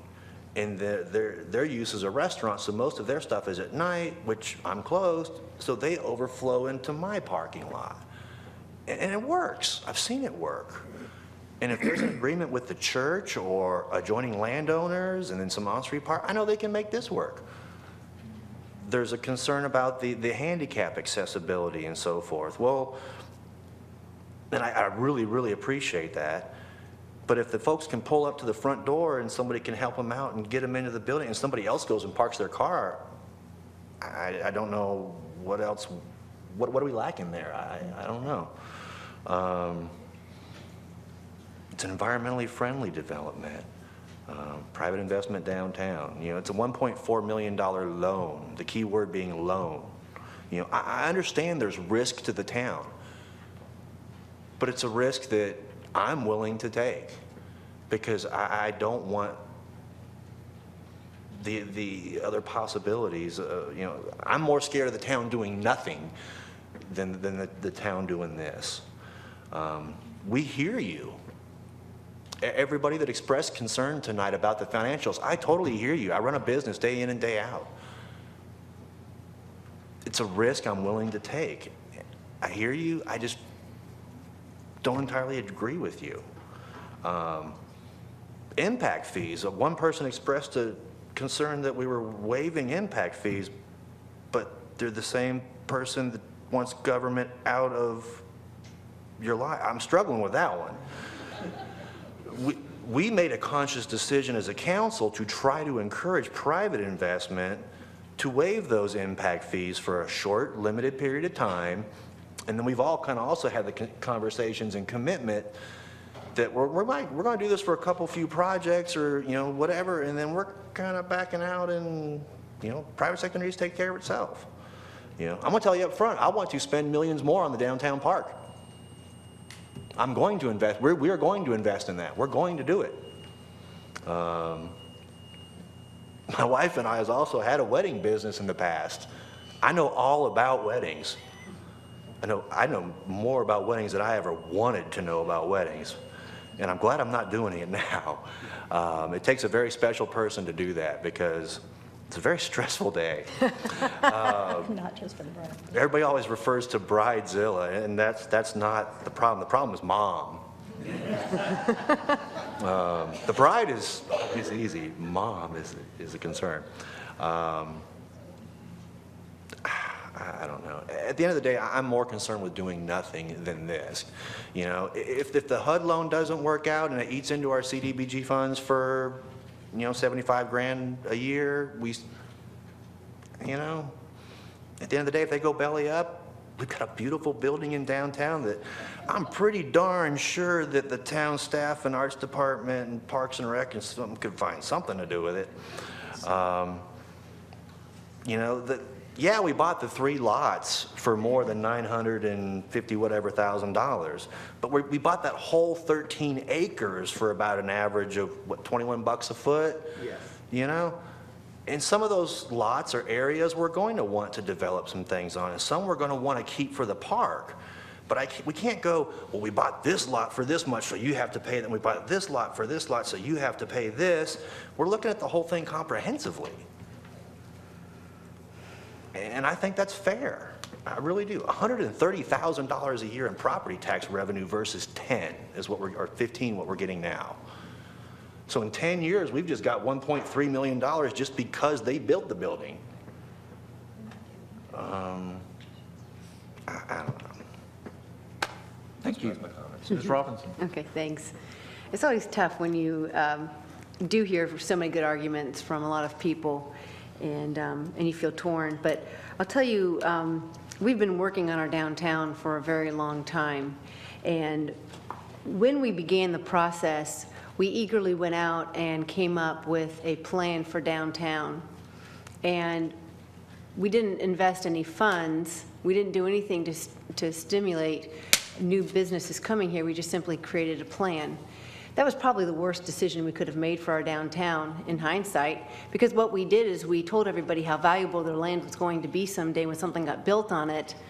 And so everybody jacked up their prices for their land, and it became even harder for businesses to establish downtown. But in the intervening time, we've spent a lot of effort studying successful downtowns. We have looked at downtowns all over the place. And there are some general principles that have been used by all of the downtowns that have succeeded. And I'm going to just list out a couple of the basic practices that we have found and that we decided we were going to adhere to. The first is shared parking. The downtowns that succeed do not try to put 17 spots on this parcel because this business needs 17, and 13 here, and 12 here, and 9 here. That's not the way it works. You do shared parking and you get people starting to move between the businesses, because when they need to walk by 3 businesses to go into the hotel, they see how cute that business is and they want to go back into that business. And you're not having this space where you have to walk between a building, then walk past a parking lot, and then walk to another building, walk past a parking lot. That's very discouraging. If any of you have ever done that, it really takes the joy out of being in a downtown environment. So we knew from the very beginning we were going to do shared parking. This is not a special condition just for the Main Inn. This is a principle that we want to adhere to for our downtown. The second was the shared collection of stormwater. We've been looking at our stormwater now for, I don't know, when have you guys tell me, 7 years, 8 years? I don't know, it's been a long, long time that we've been looking at our stormwater, and we knew going into our downtown redevelopment that it was going to require us to have shared treatment of our stormwater, because it wasn't logical that every single building was going to put its own little BMP out behind its building. It just wasn't logical. The next thing was some type of kind of kickstart for our development, and most of the places that we looked at lowering or completely eliminating the impact fees. And the reason why is because the businesses that come into downtown Cary first, or any downtown, are taking a chance on the downtown. And that is supposed to encourage someone who says, you know what, it's kind of risky. I'd be safe if I went to downtown Raleigh now, but if I take a chance in Cary, it might be worth it because they're reducing those fees. So we knew that we were going to reduce those fees, and as Don mentioned, that is just for a short period of time. So that won't be here in 5 years. We won't be doing that. We also knew that we had to assemble land because, as I mentioned, prices of the land went up and it became harder and harder. I can't tell you how many private developments have come through Cary and tried to assemble their own land without any kind of assistance from the town. And we didn't have anyone like Ed, before Ed came, to help orchestrate the process. How many businesses came and tried and left because it was too hard to get 7 different parties to agree to sell their land, and it took too much to amass the land necessary for these different projects. So when the maintenance came to us, it is taking a chance on downtown Cary, and we're taking a chance on them as well. But this is not a willy-nilly decision. This is something that we have strategically assessed. I apologize if the public hasn't gotten all of the information that the council has seen at various times. For that, I am very sorry, because we want to have everything open. We want everybody to have all of the information. But when it comes down to it, this is an opportunity for us to make an investment, and that's how we look at this, an investment in our downtown Cary. We have looked at cities all over the place, and the question that we frequently ask the downtowns that we visit is, what is your return on your public investment? It is rare for us. I don't think we've ever heard a city say to us, $1 for $1. We get $1 of private investment for every $1 of public money we spend. We've been to cities where it's been as high as $10 of private investment for $1 of public spent. And there have been actually many downtowns that we've looked at that started, their first project was a hotel. I mean, Greenville, South Carolina is exactly that. That was an area that started with a hotel. That was their very first project. So we have done a lot of research, and while I know that it is very hard for those who are concerned about our budget, which honestly, this council has a reputation of being very concerned about finances, and that should be evident by the fact that our tax rate is as low as it is, that our debt is as low as it is, that we have a general fund balance as high as it is. For a conservative group such as this, who takes such concern for its investments and the citizens' dollars, to take a chance on this, we ask that you trust the investment that we're making in our downtown Cary, because we believe that it's going to be worthwhile. And I think we're doing the right thing by doing these practices that we've seen in other successful downtowns. And I fully expect that the investment we make will be returned multiple-fold. Other comments? Mr. Yerha. I guess the speaker that I most agree with of all the speakers that we heard here tonight was Mrs. Ogle, when she said that she was surprised there was so much controversy, and that she didn't come with any prepared remarks because she didn't think it was necessary. I didn't either, because I didn't think it was really necessary. Because this is not something that's brand new. As many of you have said, we've been talking about this for a long time. It's not a new thing. The concerns that have been brought up, a lot of them are very, very good concerns, but we've studied them. We've gone through them. We've discussed them. We've vetted them already.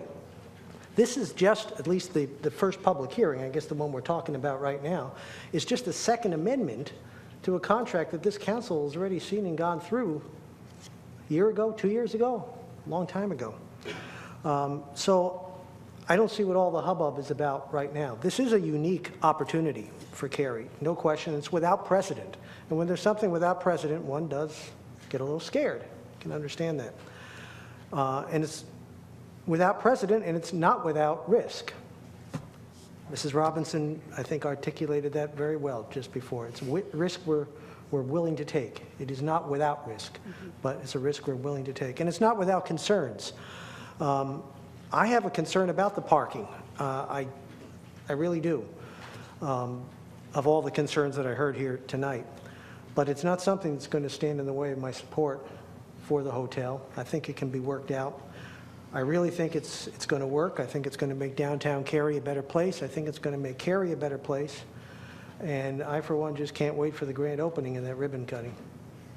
Mr. Smith. Well, you know, I think most of you have articulated the points well. I think, like Don, I really struggle because for everybody that spoke, there was a compelling argument. I said, yeah, that makes sense. And if you are one that really wants to keep public-private partnership to a minimum, you know, I take those comments near and dear. And the problem that you run into, as you brought up, you know, for every example you give of a hotel that succeeded, I assure you, those that don't believe in public-private partnerships are going to show you an example where it didn't work. So that's just, you know, that's a never-ending debate because you're debating your value systems and you're debating that. You know, you've got cities in the north that invested first in a hotel and it failed, and you've got cities in other places. And I think the key differentiator is looking at the bigger picture, looking at the level of commitment, looking how it fits into the overall plan for downtown. And I think that's a strength that we have. I also looked at it in a slightly different way. When you look at, and it's a philosophy, I have to say, I strongly embrace, and that is if you look at keeping public-private partnership to a minimum, and you look at, you mentioned we're the lowest tax rate. Well, I want you to look at who has the highest tax rates, and I'm not going to mention those. All you have to do is go in Wake County and look them up. They have a philosophy of no investment, no creativity, no risk-taking, no. They have stagnant growth. They're not doing anything. And so they have the pride in saying, we believe in this philosophy, and they also have no jobs and they don't have any growth. So all you got to do is look at that. It's like 10, 13 cents more on their rate than we have. And what we have is businesses continuing to come in because they see Cary special, unique, authentic. They see us with a commitment, and that commitment is already paying off. If you pull the permits to the area that is surrounding TCAP, the area that we're looking at, in the last 4 years after we've announced our commitment, and you heard that gentleman in the orange shirt talk about coming here as a young family, we've had 375 permits pulled for improvements to private property. Improvements, and that totals $20.4 million. So yes, and some of that is one major investment. I want to be very upfront about that. But that investment came because of our commitment downtown. So, you know, what happens is we get into data wars and we get into statistic wars. And after a while, you have to look at, is the overall risk that we're taking really going to upset the balance of $17 trillion debt, really going to upset that family in Colorado, really upset that family? And those are very fair concerns. I want to say that. They're very fair concerns. But we have to look at how we're applying our tax dollars to the investment downtown.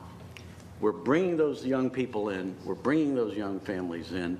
They're making improvements to areas and older homes that we're desperate for it. It's already happening, and all we're trying to do is build on that momentum. And it isn't pretty, and it isn't clear, and I wish it was a nicer and neater process. But in the end, we've started this thing more than 4 years ago. We've allocated a certain amount of budget downtown. If you took every bell, whistle, improvement, underground repair, every creative way of capturing expenditures downtown over the last, I forget if the window was 10 years, it's like $40 million. And guess what? We've spent that over in the Lockmere area. We've spent 20+ million in that same time. We've spent that much in the Preston area.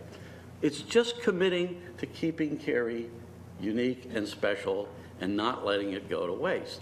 So this is a value decision, and I truly, truly respect the concerns, but I think we are like 3/4 down the hill on this one, and I think there will be more harm and more damage if we stop now on this one, and that's the main concern I have.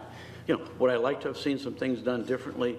Hindsight's a great teacher. I think it would have been better if some things, we made maybe a better effort of communicating, but I can tell you I got several calls today. Emails are going out representing this one point of view, the one that we've heard a lot tonight. And I'm getting calls saying, what's the other side of the story? And there's a lot of reasonable people out there that once they hear both sides of the story, feel that Cary is going in the right direction. And so those are my thoughts. Yeah. Very good. Ms. Bush, do you have anything to add? The only thing I have to add is that, and I think Ms. Adcock brought it up first, and Mr. Yerha said it as well, and I'm glad that they did. And now, Mr. Smith, we're well down the road. I mean, I think this is the hard part, and I think you said it best. What it takes now is the courage to continue down the road as we hit the bumps and the changes and the amendments. That's what real leadership is. And take a moment to give kudos. I've been very inspired by this council, even though I'm not the newest council member. I'm not even the youngest.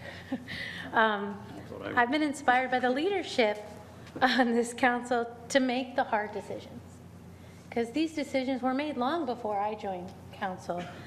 But what I think the Maytown is another spark to the fire and the firestorm that I think is the activity that we need downtown. And many of us truly believe it's going to bring greater economic benefit and impact to downtown businesses, to the community. The momentum is starting. We have the events. People know where Ashworth is, right? We have people coming downtown who have never been downtown before in the last couple of months with all the new events. So they're starting to get a flavor of what downtown can be. And I believe we've made a commitment a long time ago to this community that it's about time we, put up or shut up. We make it happen, and that we do what we say, and that we're absolutely committed to a revitalized and vibrant downtown. And so I'm actually very excited to continue the support that so many before me have led. Think about going last. Everybody's already said anything. The biggest issue, if you do nothing, that's a huge mistake. We've already gone way past of turning around. So I think this is the right decision to do. Having said that, the floor is yours, Ms. Adcock. Well, I didn't want to beat anybody else to it. I just kind of wanted to put the stake in the ground and hopefully influence the tenor of the conversation. But I didn't have to do that because I knew how you all felt. Because it's just like you said, Ms. Bush, we made this decision a long time ago. This is now just the next in a series. So it gives me great pleasure to move approval of the amendment to the purchase and development agreement between the Town of Cary and Memento Mori, LLC, to provide for the proposed lease of 118 East Park Street and other easements over real property. Second. There's a motion and a second. Further discussion. I think Chris wants to say something. May I just clarify, would it be adopting the resolution to Yes, the ma'am. resolution? Thank you. Yes, I would take that as a great suggestion. Thank you. To my motion. You're okay with that? Yeah. Any other discussion? All in favor, please say aye. Aye. Any opposed? Motion carries unanimously. Next item. Ms. Oh, Adcock, do you want to continue? I'd be happy to, unless, it looks like Mr. Frantz would love to do that HUD. I make a motion to Right. approve the consolidated housing and CDBG plan and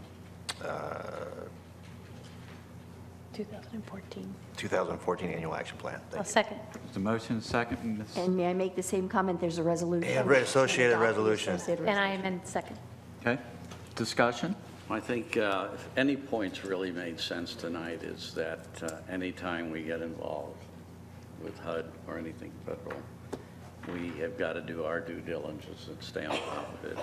If there's something I have heartburn on, it's this element more than anything else. I agree. And I just, I will support it because, again, we're so far down the road. But I'll be taking some antacids later. I take comfort in the fact that we budgeted money to monitor this process, and as Mr. Frantz stated so well, the operative word here is loan. We're not I agree. giving them the money. I agree. Other comments? All in favor of the motion, please say aye. Aye. Any opposed? Motion carries unanimously. Before we go to a quick break, I have one cleanup item to make. We approved the Mills Patterson rezoning, but we did not do the consistency. No, we denied it. We denied it. So that's why we didn't have to do the consistency statement. We still have to do the. It's option B, the. Oh, we have to say it was inconsistent. Okay, I'll make that Go, motion. go for it. I don't have it before me, but is there I something I do. should read? Go ahead. You have it, Lori? Yes, option B, consistency and reasonable statement. The Town Council, Town of Cary hereby states that rezoning 13 REZ07, this That's the one you're for it. is not consistent, it's just written wrong here, is not consistent with the comprehensive plan, and based on the information presented at the public hearing and by the applicant, based on the recommendations by staff and the Planning and Zoning Board contained in the staff report, and considering the criteria, denial of the rezoning is reasonable and in the public interest. There's a motion. Second. And a second. Discussion? All in favor, please say aye. Aye. Any opposed? Motion carries unanimously. Ladies and gentlemen, we're going to take a short 5-minute break. Actually, that's depends on how you look at it, but it'll be a 5-minute break. All right. Oh, my.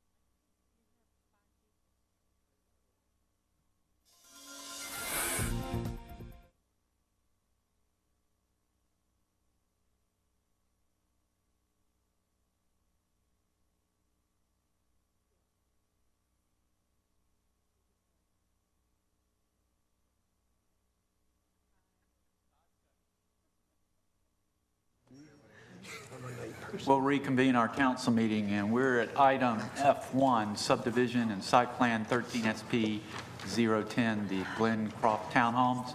We're happy to welcome Mr. Silverstein once again as our attorney to the table. This is a quasi-judicial hearing. An overview of the hearing procedures and detailed rules are attached to the printed agenda. All speakers who want to speak during this public hearing must be administered an oath by the town clerk. We'll pause for just a moment to allow those individuals who want to speak at this public hearing to approach the town clerk, who is on my right, and receive their oaths.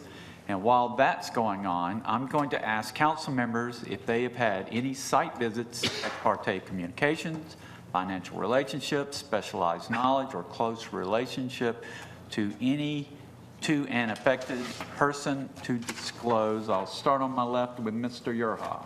Sir, I have not. Nope. None for me.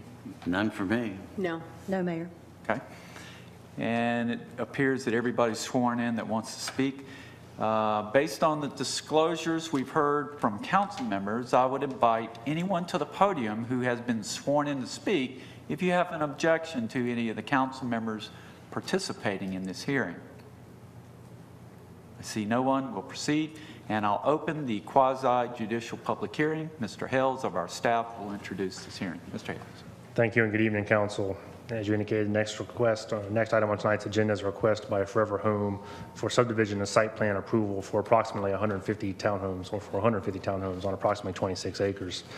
The trigger for this coming before you this evening is a request for a partial payment in lieu for signalization of Carpenter Fire Station Road and Cary Glen Boulevard. And many of you may remember in March of this year, you saw a very similar request for a parcel actually located at that intersection that did a partial payment in lieu as well. Associated with that request, there are other minor modifications, including removal and replacement of champion trees, some connectivity modifications, and BMP design, the buffer impacts. The site is located on the south side of Cary Glen Boulevard between Green Level Church Road and Carpenter Fire Station Road. It actually has no frontage on Cary Glen Boulevard. There's a small right-of-way turnout that connects this site to Cary Glen Boulevard. Cary Glen Boulevard is identified as a collector and Cary's comprehensive transportation plan, and Carpenter Fire Station Road slightly to the north and Green Level Church Road to the west are both identified as thoroughfares.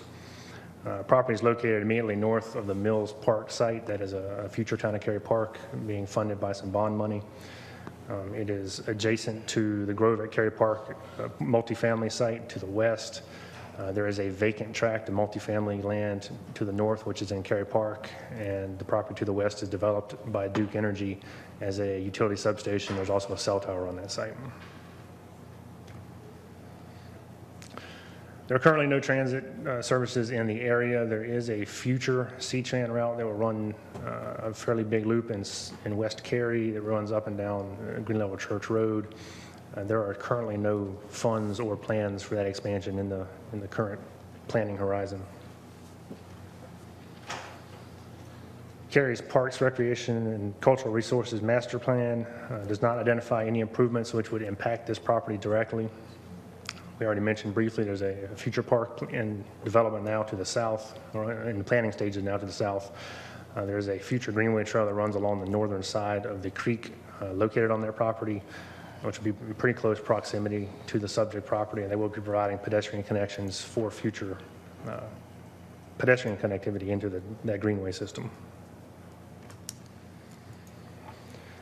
There are 2 stream buffers which impact the property. There are no floodways, flood hazard areas, or wetland impacts. You'll see there's a very small branch of stream that connects to the north. That was in the field determined to not exist. As you can see, it doesn't continue any farther to the north. So when they did their field determinations associated with this site plan, that small portion of the buffer went away. Current land use plan, it's in the northwest area plan. It's identified for high density transitioning to medium density residential as you get farther away from the Cary Park Town Center development to the northwest. It's also located within the Cary Park Mixed Use Overlay District. And to that end, it was rezoned in November 2012 to MXD. This piece was not part of the Cary Park PUD originally. It's a little notch surrounded by Cary Park on two sides, and then R40 to the east and to the south. Both those adjacent R40 parcels I already mentioned are planned for non-residential uses, so there's no likelihood that any residential uses would be adjacent to this property in the future, single-family residential. Just as a refresher, this was the preliminary development plan, which was approved by council in November 2012, which looks very much like the subdivision layout, which is under consideration tonight. Primary access, as I mentioned earlier, is via a right-of-way turnout from Cary Glen Boulevard. Secondary access would be provided at the time being back out to Cary Glen Boulevard through the groves at Cary Park, which is a parking lot connection here in the southwestern corner. There would be future access for this site out to Carpenter Fire Station Road to the north, which is dependent on the property in between here and Cary Park Medical Offices being developed in the future. That plan is somewhere in the preliminary, has not been submitted, so we haven't seen it. We've seen preliminary layouts, and that they did take that road into account, so it will eventually be extended all the way up to Carpenter Fire Station. Stormwater is handled through 7 BMPs scattered across the site. They are a mixture of bioretention areas and constructive wetlands. There are 2 gathering areas in the site. One is located at the first major intersection as you come into the subdivision, and the other one is at the far end at the south. They do qualify for the enhanced amenities, and what they've proposed is a lot of hardscape and outdoor amphitheater seating area for gathering, a little impromptu stage in that area, and then there's a pergola, an outdoor, not hardscape, but improved grass area for multi-purpose court, I guess, in the southern portion. As I mentioned before, there are several minor modifications associated with this, kind of scattered all over the site. And we'll go over each of these in detail. The first being the big one, which was the partial payment in lieu for a traffic signal at the main intersection out here, Carpenter Fire Station and Cary Glen Boulevard. They are requesting that the town accept $110,000 toward the construction of that signal, which represents 44% of the total cost of that signalization, which is about $250,000. That signal did appear, this plan came in under the previous iteration of our APF ordinance. There was a traffic study done, and the only off-site mitigation identified in that traffic study was the signalization of the intersection. That signal also appeared in several other traffic studies which were done in a similar time frame. For the Cary Park Medical Office, which is shown here in green, Council's already seen that plan for the, don't have a name for it yet, but we call it the Crown Partners site, which is a multifamily site immediately north of this subject property and then the subject property. In March, Council did approve that payment in lieu for the Cary Park Medical Office building. That payment in lieu was for $30,000 or 12% of the total cost, which left a remainder of $220,000. The applicant's proposal is that they pay half of the remaining cost. So the $110,000 is half of the remainder of $220,000. They have indicated in the justification statement, which was attached to your staff report, that they've reached an agreement with Crown Partners to the north, and that they feel that's an equitable split of the remaining costs, and I'll let them speak in more detail to that since I don't have that agreement. Just to make council aware, and we made the same comment with the Cary Park Medical Office site, there are no plans in for the Crown Partners site, so there is no, it is unknown at this time when or if that payment remaining $110,000 will ever come in, just depending on when that develops. Next group of minor modifications is related to removal and replacement of champion trees. The first 3 are in the very southwestern corner of the site, where the site ties into the grove at Cary Park. They did provide, the grove at Cary Park development did provide a stub to the property line, which is, this development would be required to tie into, which dictates a lot of the alignment, horizontal and vertical, of that road. That being the case, there are 2 30-inch oaks. Trees 1 and 2, which are the lower ones on this slide, are located within the private right-of-way for that street. One's within the shoulder, the grading for the shoulder, and the other one's right on top of the curb line. So independent of whether or not they were in good health or anything else, those trees would have to be removed just based on the engineering requirements of making that connection. Tree 4 is a little different, and my circle got buried and got sent to the very back, so it's behind the picture. But Tree 4 is located on the rear of Lot 25, right at the end of that arrow. There are no infrastructure concerns there, just from a town saying they had to be there. The alignment is all developer-driven at that point, the lots. That 32-inch oak under our ordinance would require a 40-foot radius tree protection circle, and that circle, if drawn on that plan, would go to the back porch of the lot. So essentially, retention of that tree by following the ordinance would make that lot development either exceptionally difficult or impossible.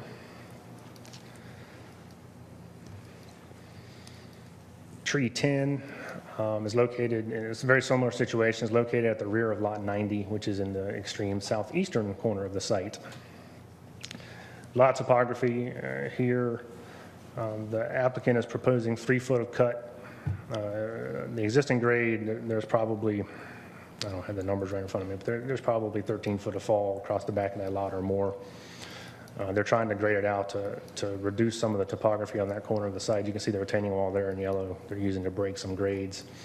Like the other situation, it's a slightly smaller critical root zone because it's a smaller tree. It's about 37.5 foot radius, but that would still put it well into the, right against the back patio or into the units themselves if they were to preserve that tree per the code. And the final champion tree we're talking about is tree number 11 in the tree report.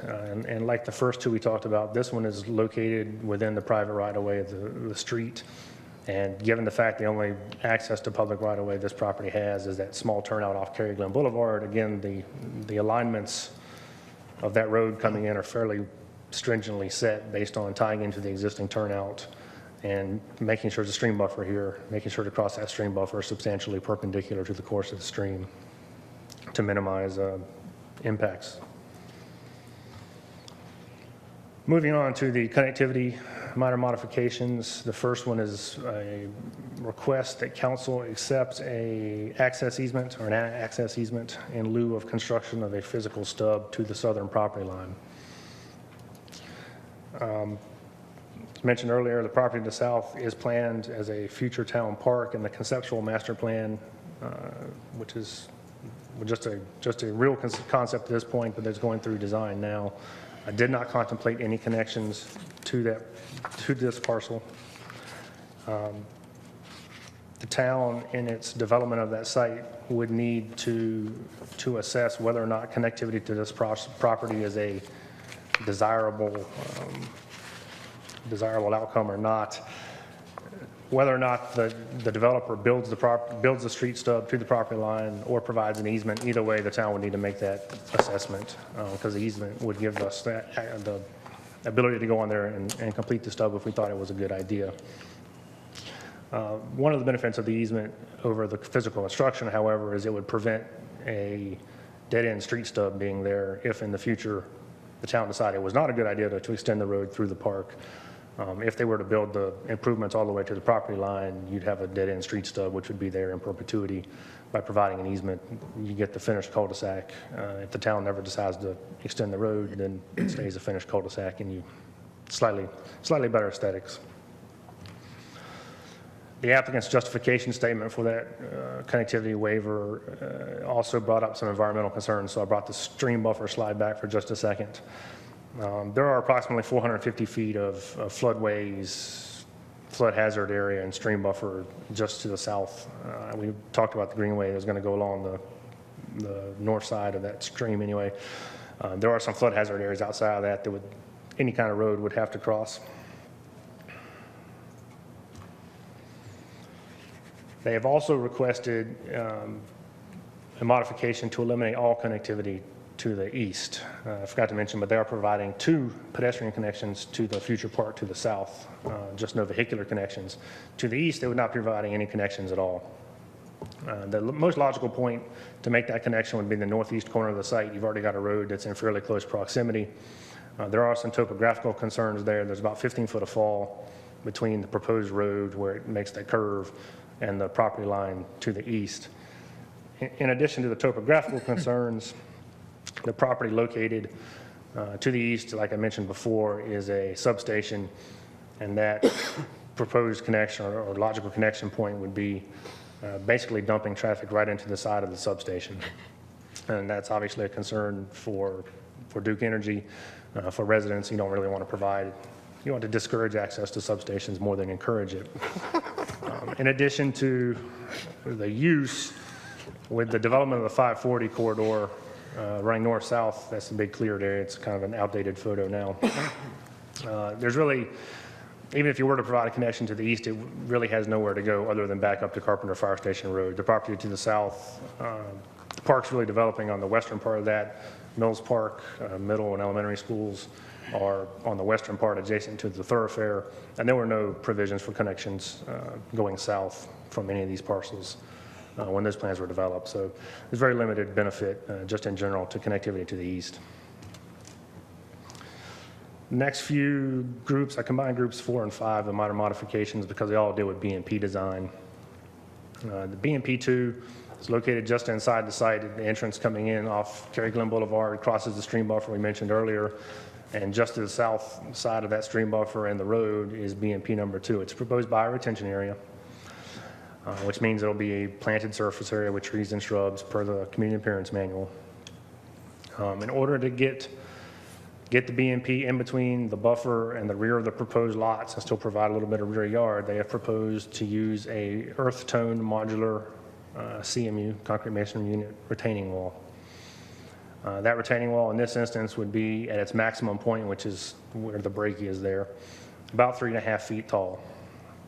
So staff is fairly certain that the required shrubs in the bioretention area combined with the vegetation being preserved in the stream buffer is really going to do a fairly good job of significantly hiding the mass of that wall, and it would be almost not visible at all, but there would be some visibility, but very limited visibility from the adjacent roadway. The lots sit higher than it, so you wouldn't be seeing the wall from the lot side. That'd be the top. There would be a fence along the top of it. In addition, there's a small amount of encroachment for the impoundment. Don't call it a dam because it doesn't hold water, but the impoundment for the bioretention surface area, there's a small portion of encroachment into the buffer. There's a lot of topography on the site, so most of the buffers are being cleared just to make the site work. In compensation for that small encroachment, the LDO used to allow bioretention areas and buffers as a by right allowance. We changed that several years ago. We didn't take away there's still the ability to put them in buffers if there's no reasonable alternative, as well as the community appearance manual requires an increased planting density for portions of BMPs that are in perimeter buffers. Basically, it's twice the planting density would otherwise be required, so twice the number of shrubs and twice the number of trees. The surface area is not directly in the buffer, however, the impoundment does carry some planting restrictions, can't put any large trees or shrubs really on there. So they've offered to increase the area, the planting density of the area, the BMP immediately adjacent to the encroachment. Mr. Hills, can you go back in your comments? You said something is necessary. I thought you said like clearing the buffers is necessary for the site. Is that what you just said? Correct. They are clearing all the existing vegetation in the perimeter buffers. They are? They are. Not the stream buffers, but the perimeter buffers around the site. This site, Cary Park Medical Office and the Crown Partner site are basically clearing the entire from property line to property line. And Ed can speak more to that when they get into it. People are wildly in favor of that. They just love it when they see all the trees come down like that. I understand. BMP 4, very similar situation, same minor modification requests. This wall is substantially larger than the other wall. This wall is about 11 feet tall at its highest point. Again, this is the connection that goes into the grove at Cary Park, and it ties in not far off the side of the screen. So a lot of the alignment of that road is dictated in some part by that connection point in this existing geometry. So in order to get the BMP on the south side of this road, they are proposing to use an 11-foot retaining wall. Their justification statement talks about the wall will be facing what is essentially two parcels to the south. This is part of the grove at Cary Park, and it's an existing stormwater BMP. The parcel to the west, eastern side of the screen is the town park. Since the town park is going to be developed as open space, they felt there would be very limited visual impact from having that wall. In addition, it is another bioretention area, so there will be shrubs and trees that will mitigate some of the visual impact of that wall if you're walking along this trail. However, you're going to see an 11-foot wall. There's really no way to hide that with the plantings that are in a bioretention area. Again, 20-foot buffer as described in the PDP is shown here in the green. There's a significantly larger encroachment of the impoundment, and again, they're proposing to increase the planting densities of trees and shrubs in the bioretention area itself in order to compensate for the loss of plantable area in the buffer. BMP number 1 does not have a retaining wall, so we're only looking at encroachment into the 20-foot perimeter buffer. The property to the north is going to be the Crown Partner site. They've had some discussions preliminarily with the designer of that site, and stream buffer cuts across diagonally here, so that's an ideal space for their stormwater device as well. So it's likely this bioretention area is going to be backing up to another bioretention area, but again, the planting density has been increased, doubled per the CAM to compensate for that buffer encroachment. And the final encroachment, or final minor modification being requested with this plan, is a 20-foot utility easement, which is running coincidental with the 20-foot perimeter buffer shown on the approved PDP. I say it's shown on the approved PDP. It was not called out as a specific requested modification. So when staff got a hold of this, we said, well, it wasn't called out. There's a note on the PDP which says, unless specifically called out, you have to follow the LDO. So we're here to discuss this again tonight. Utility easements do carry planting restrictions on them. No shrubs in the outer 5 feet, no trees at all within the confines of the utility easement. Again, the applicant's justification in this instance was the adjacent use is open space, so there'd be very little visual impact from not having that buffer there. In addition, there's also proposed to move the plantings that would be in that 20-foot buffer strip to the back of the lots adjacent to the substation to kind of provide additional buffering there instead of buffering against the park.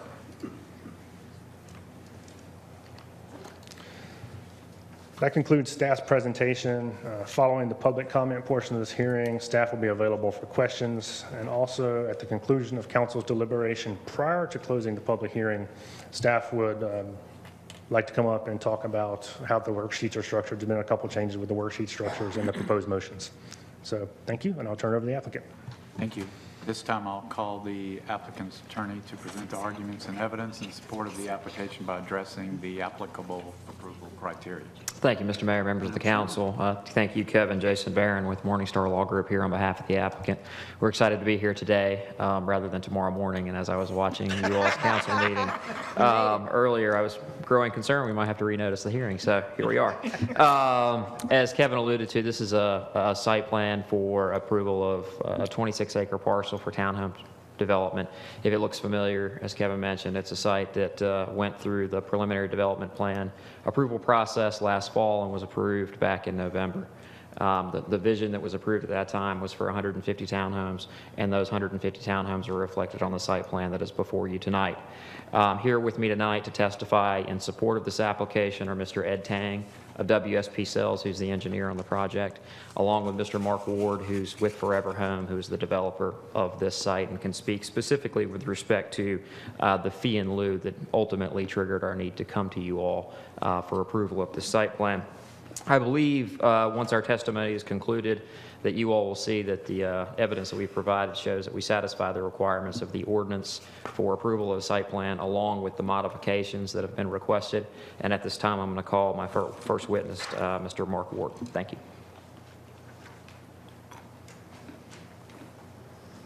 Thank you, Jason.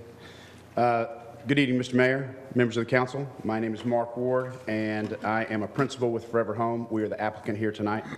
We appreciate the opportunity to be here tonight seeking site plan approval for this site, for this townhome development in the town of Cary. Some of you may know that Forever Home has been a proud supporter of Cary during the recent real estate recession. During the downturn, we stepped in and built out several communities that had stalled, including the Meadows at Old Carpenter Townhome Community, Weston Place Townhome Community, Renaissance at Regency Cottages, and the Toscana upper-end single-family community. In what's been a bad time for builders and for municipalities alike, we were able to add over $2.35 million in building permit revenue to the town and add significant dollars in tax revenue.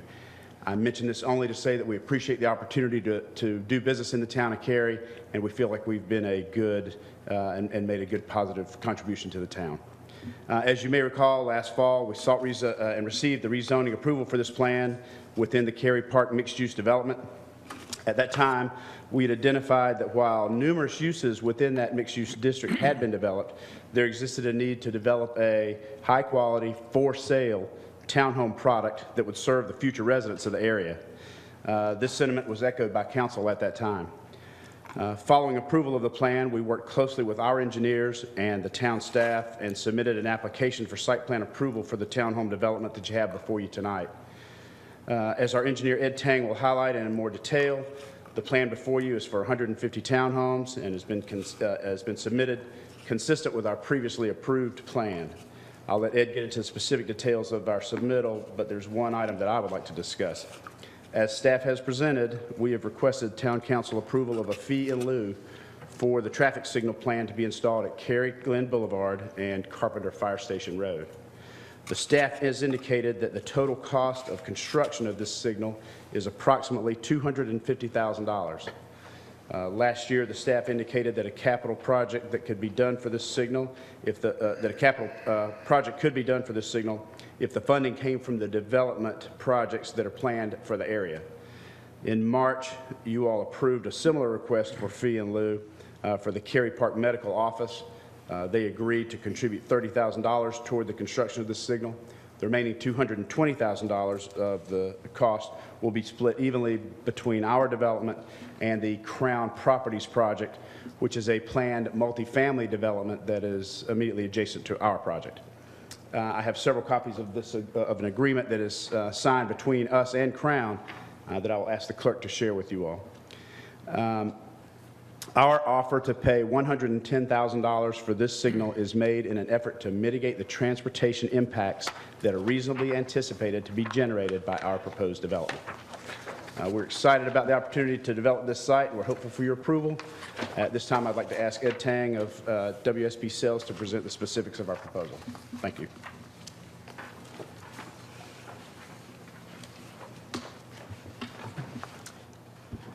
Good evening, Mayor and council members. My name is Ed Tang. I'm with the engineering firm of WSP here in Cary, located at 15401 Weston Parkway. We are the civil engineers on the project. A little bit of background on my credentials. I hold a Bachelor of Science in Civil Engineering and I'm a licensed professional engineer in North Carolina and Florida. I've been practicing engineering for 19 years with the last 10 years here in North Carolina, primarily focused on land development.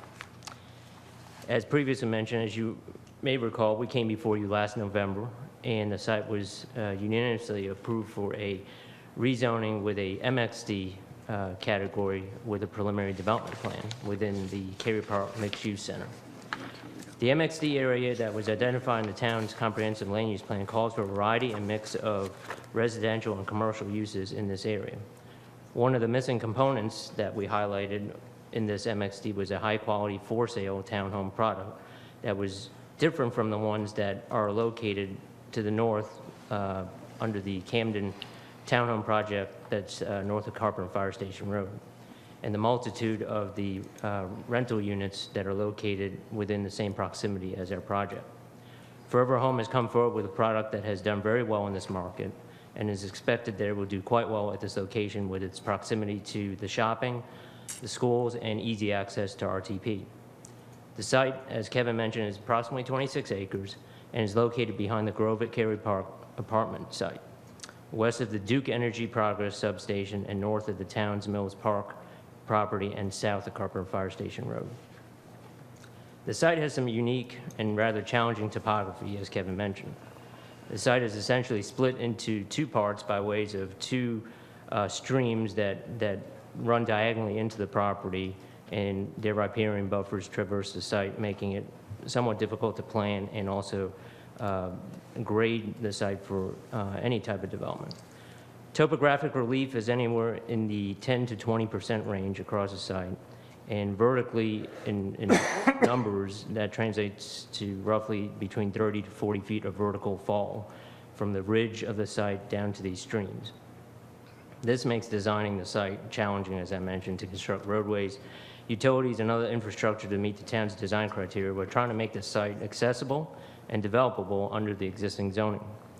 We have attempted to take advantage of this topography where possible by adding basements to these units and to thereby lessen the amount of grading and disturbance necessary. But despite that, it still presents a challenge. The plan proposes 150 townhome units as was approved with the PDP last November.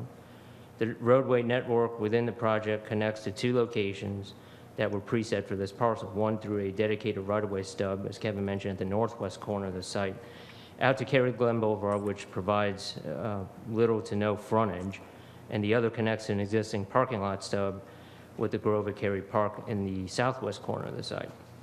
To the north, the site will connect to the future multifamily project being proposed by Crown Properties, and ultimately out to Carpenter Fire Station Road through the Cary Park Medical Office that's now under construction. I will now address the minor modifications in the same order as it's written in the staff report, with the exception of item 1, as Mark just covered. Item number 2, we are requesting that the Town Council approve the removal and replacement of 6 champion trees per section 7.2.5 of the LDO. A tree assessment was done for the site during our site plan review process, and it identified that there were 6 champion trees that were healthy and in decent condition. 3 of these trees are located, as staff mentioned, in the direct alignment and path of roadways and other required infrastructure that have been preset by the adjacent development that we're tying into. As Kevin mentioned, these are trees 1, 2, and 11 in the presentation. And these are primarily our only entrance corridors into the project for the public. We could not avoid these trees in order to meet the town's horizontal and vertical roadway design criteria. There is one tree that we are proposing to save, and that is located within the perimeter buffer along the southern property line with the town park. And that tree is tree number 7 in the staff report. 2 additional champion trees are located behind townhome units, as was pointed out. Due to the aforementioned topographic changes and challenges of this site, the grading activities to save these 2 trees would be impractical. Tree number 4 is located in the footprint of the rear yard of lot 25, where grading for a swale, a drainage pipe would impact the tree if saved. Tree number 10, similarly, is located in the back of lots 90 and 91, and is also located on a 13% slope right now, making it also impractical to grade the rear yard for these townhomes without minimizing or taking away any semblance of a backyard. As required by the LDO under section 7.2.5D, the applicant is offering to replace the 5 trees removed with 60 replacement trees at a rate of 12-to-1. We believe that with the replacement trees, we are preserving the spirit and the intent of the ordinance in the long term by increasing the absorption ability and reducing heat effects that trees bring. Subsection D of section 7.2.5 also contains provisions applicable to champion tree removal. We have consulted with our landscape architect and staff on suitable replacement trees. We intend on following the criteria of this subsection as it relates to the replacement of champion trees that are removed due to construction. Item 3A, 3B requests that the Town Council approve a minor modification to the connectivity requirements of section 7.10.3 of the LDO. We are requesting the Council accept an access easement from the cul-de-sac that was shown in the presentation at the end of what we're naming Cary Mill Drive, that connects at that one cul-de-sac at the end of the southern end of the project. The southern end of the project terminates at the property line with the town's Mills Park property. In lieu of a physical road connection, we are proposing the easements, so in the event the town would like to construct it in the future, if it's deemed necessary, there's a way and a provision that allows that to be done. We are willing to construct pedestrian access to the park site as seen on our site plan through 2 access points along that southern boundary. the reasons our justification for eliminating the physical road connection is so. First, the town's conceptual master plan for Mills Park does not contemplate any vehicular access to the park from this parcel.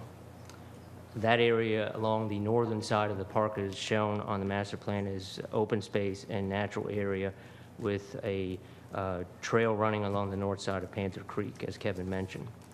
Second, a dead-end road stub in lieu of a cul-de-sac would not provide adequate turning radius or turnaround area for fire department or EMS vehicles to turn around at the end of a stub street.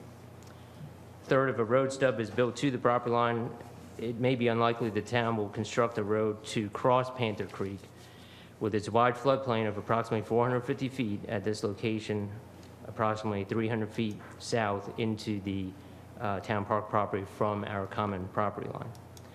Fourth, a road stub to the park would be difficult to monitor or control access to the park from a private street. This really presents a security issue that would be inconsistent with the town's general requirements that park facilities are locked and gated after hours. We're requesting the council also consider a waiver to connect to the east, which is the Duke Energy Progress substation.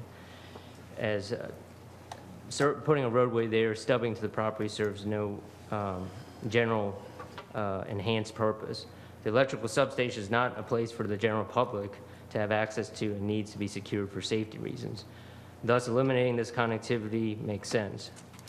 Both of these stubs were not shown or contemplated on the approved PDP, as both were not contemplated for this very reason, the nature of the existing uses adjacent to the site for security and safety.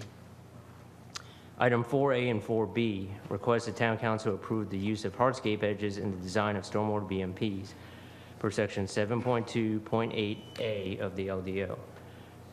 Per the LDO, under this subsection, use of hardscape edges in BMPs is allowed in mixed-use centers. As mentioned earlier, the site has topography constraints of 10 to 20% and vertical relief of approximately 30 to 40 feet across the site, which makes developing the site challenging. One of these challenges was to be able to incorporate BMPs into the landscape. As water flows downhill, the placement of BMPs, as you all know, usually ends up next to streams, wetlands, and other low-lying areas, and typically next to stream buffers. We are requesting the use of some walls in these areas to make up for some of those grade changes that we have to encounter.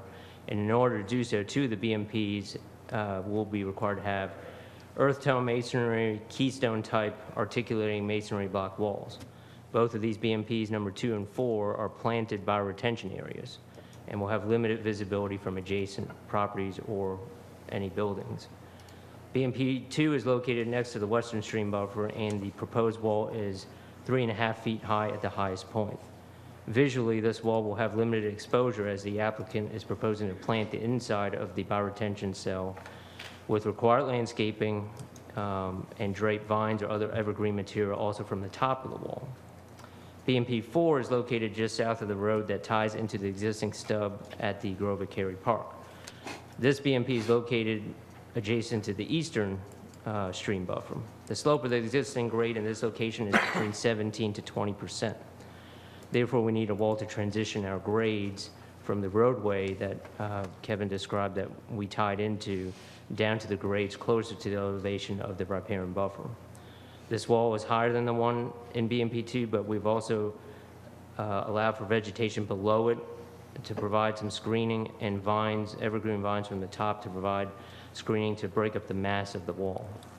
This wall cannot be tiered here due to the required area, the surface area of the bioretention cell. The applicant has agreed to increase plant density, as Kevin mentioned, per the community appearance manual in both of these BMPs. And I'll mention this in my my next point as well. Visual impacts to the adjacent property, the Mills Park on this BMP is minimal, as the park property is intended to remain as open space in this location. Item 5A, B, and C request the Town Council approve the encroachment of stormwater devices into the required perimeter buffers per section 7.2.3 of the LDO. The requested encroachments are for grading the BMP dams or slopes to tie to existing grades. The functional part of the BMP is not within the perimeter buffer that we're proposing to encroach into to tie these grades together. The requested encroachments are located either next to existing or future BMPs or open space on adjacent property, thereby minimizing visual impacts to adjacent neighbors or residents as they will not be looking directly at these BMPs. The open space that these BMPs are adjacent to will provide additional separation between any uses on the adjacent properties and the proposed development. The requested encroachments are due to the size requirements and topographic constraints of the site to be able to grade these BMPs out properly. To mitigate for these encroachments, the BMPs are bioretention cells, which will be planted, as Kevin mentioned, at a much higher density per the community appearance manual. That will also, by doing so, provide some additional screening and function as the buffer in these areas where the plantings would have been, and those plantings are now being basically moved or translated inside the BMP. Item number 6, request the Town Council approve the coincidental location of the 20-foot public utility easement within the 20-foot perimeter buffer along the southern property line per section 7.2.3 of the LDO. The proposed encroachment is approximately 215 feet along the southern perimeter next to Mills Park, next to lot 90 at the end of that cul-de-sac that we were talking about earlier. The proposed utility encroachment was shown as part of the approved PDP plan to provide sewer outfall to an existing manhole located in the southeast corner of the site where there is already an existing easement that we're tying into. To offset this encroachment, the proposed buffer plantings would be relocated from this southern boundary line to the rear of these lots between units 90 and 95 to where it can be used more effectively to screen the views of the substation from the backs of these units. The proposed area adjacent to the sewer easement is, as I mentioned, the town's park property, which will remain predominantly open space in its natural form, therefore no visual impact to the adjacent properties anticipated. In summary, based on the foregoing, it is my professional opinion that the proposed Glencroft Townhome project protects other property adjacent to the site or on-site from potential adverse impacts of this development. The plan is generally consistent with the approved PDP for the Cary Park Mixed-Use District and the requirements of the LDO, except for the minor modifications indicated. Surrounding properties would not be adversely impacted from this development.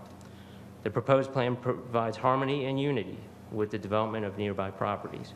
The proposed townhomes is consistent with the desire of the Cary Park Mixed-Use District to provide additional housing options which do not currently exist in the MXD.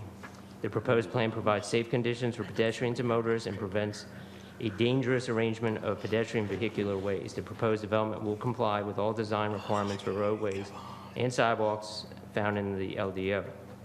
The proposed plan provides safe ingress and egress for emergency services to the site from Cary Glen Boulevard and through the Grove at Cary Park multifamily site. Further access will be provided in the future due to the property to the north in the Cary Park Medical Office. The proposed plan provides for mitigation for traffic congestion impacts reasonably expected to be generated by the project. The applicant has elected to follow the Cary Park Medical Office in contributing toward funding the single offsite mitigation for the traffic signal that appeared in several surrounding TIAs, namely the Cary Park Medical Office and the Crown Property site and our project site, in order to mitigate for their share of the impacts. And that concludes my testimony. Now I'll turn it over to Mr. Barron.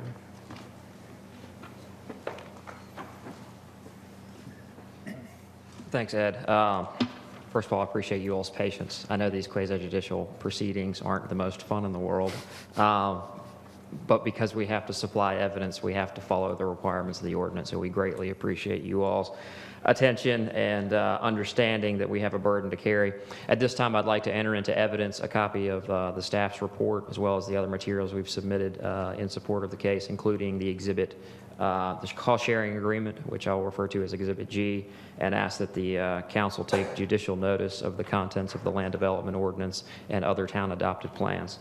I believe that the evidence has been presented to you tonight shows that you've satisfied the requirements of the ordinance for issuance of a site plan with the associated minor modifications, and I think my client feels, much like some other folks have with respect to the town center discussions, there are ways down in the process of development in the site, and this site plan is kind of the next step in moving forward with the vision for this property. So we're here to answer any questions that you all might have. Thank you.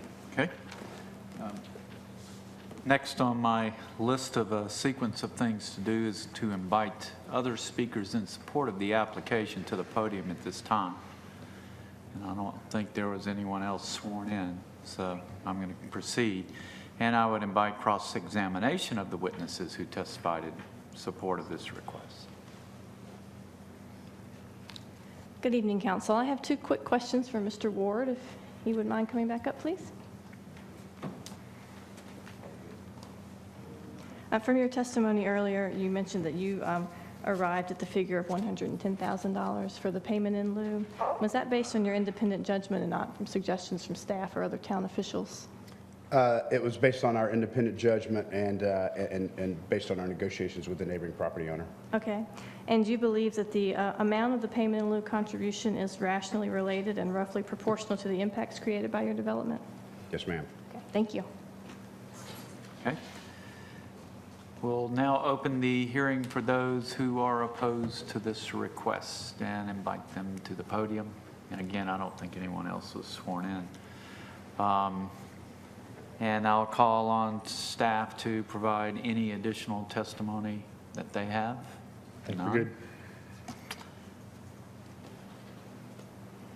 And ask if anyone sworn in has any objection to incompetent evidence or testimony? None?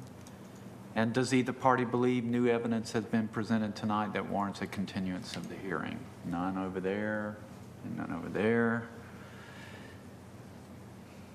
We will now begin the deliberative phase of the hearing, and I'll open it up to council members for comments or question, and as Mr. Hale said, he's going to guide us through the steps of the motion. Once you guys finish your discussion, Once we finish and somebody's our ready to make a motion, before we close the hearing, just call me back up. So, who wants to go first? I'll start. Okay. I guess I have a question for Mr. Tang. Mr. Tang, I understand that you have accomplished in getting all 150 allowable units on this site. To do that, you are eating into the buffer with a utility line, with retention areas, which are not our preference. Could you have accomplished a development on this site with fewer lots without having to get into the buffers? Certainly with fewer lots, we could probably have the site designed differently and probably would have maybe avoided some of these impacts that were here before you tonight. Okay. I understand some of the champion trees are in the roadway and, you know, I don't know how you would possibly save them, but the other trees, if you did not have as many lots, would you be able to save some of these champion trees? In particular, number 10. Yes. Yeah, there's another one. She's mentioned, I don't know what number. There are two that are Yes, more at the number rear 4 of as lots. well, yes, behind lot 25. Mm-hmm. Yes. So yes, you would be Yes, able I mean, to. If we had less units there, yes. Okay. I'll just make an observation. Okay. Townhomes are getting a really bad name here in Cary. People are starting to get very ticked off about townhomes. And part of the reason why is because the site gets completely graded. All the perimeter trees are taken down. And it's irritating people sorely. You have allowable 150. We often go through these rezonings. I say often, 99% of the time it seems, we say, you may have a rezoning for X many lots.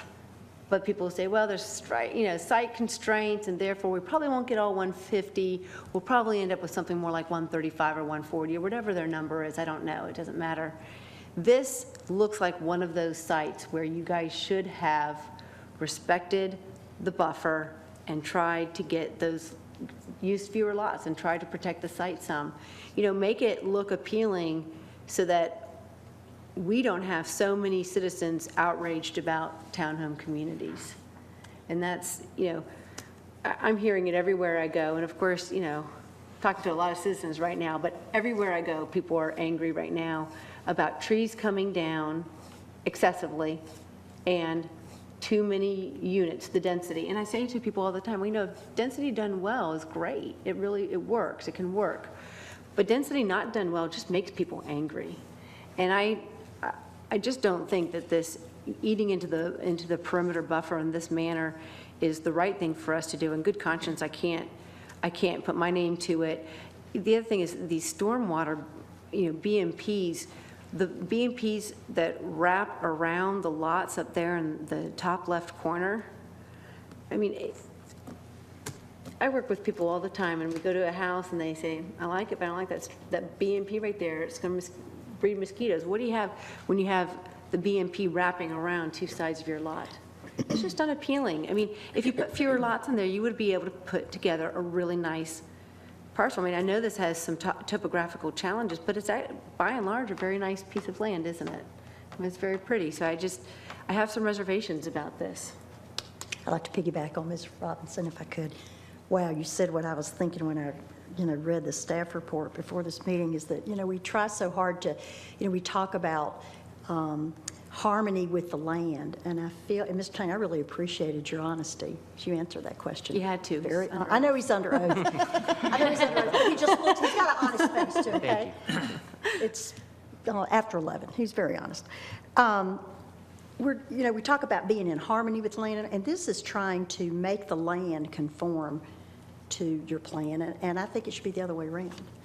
I got the most, I totally get what you're saying about the BMPs and everything, but I was most disturbed about taking down perfectly great trees. I totally get the two in the roadway, one's on the curb, one's encroaching on the, but two perfectly great champion trees at the back of lots.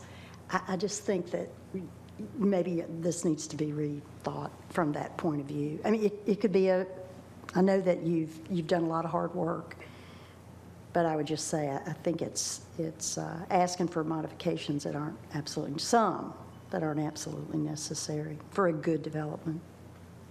If I can, for just a second, I want to clarify one of my comments during the presentation, because Ed pointed this out. I should avoid the use of absolutes. Not all of the perimeter buffers being cleared, but a large percentage of it is being cleared. What percent? I don't have the number in front of me. It's okay. When the plan first came up, I thought, I wonder why there isn't more green on this map, because we often see a lot of green on our maps. And then I realized the reason why is because there's so much topo work being done here that you guys left in light blue the few areas that are not being disturbed. Is that correct? The light blue is the light blue is actually stream buffers. You don't see a lot of green on there. Land not being disturbed, or is that some of that being disturbed too? There are portions of the perimeter buffer, for instance, this wall. I don't have the map in front of me, but correct me here, Ed. This portion right here, that wall was put in there in part to preserve a portion of that. Along this perimeter buffer, I believe there's some being saved. All of the buffer along the substation is being saved. Correct. So this buffer and a portion of this. So can I add something? I'm sorry. I think your request to change the connectivity to a substation, that makes sense. It wants to walk to a substation. You've got connectivity, because I know Lori's going to talk about connectivity, so I'm trying to just beat her to it. I think you've done a good job with that and some other things. So not trashing your plan or anything, just making comments. Ms. Bush? There were two other concerns that I'd like to bring up as well.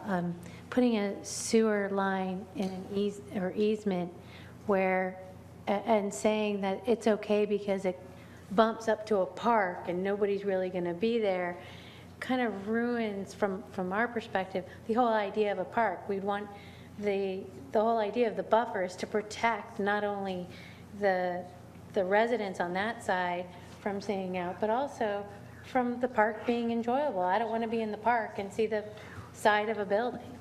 And so having that be in the buffer, I think, mitigates the whole reason why we have the buffer. So that was one of the issues. And then the other issue I, of course, had was connectivity. I guess it's more of a question for staff in the Mills Park plan.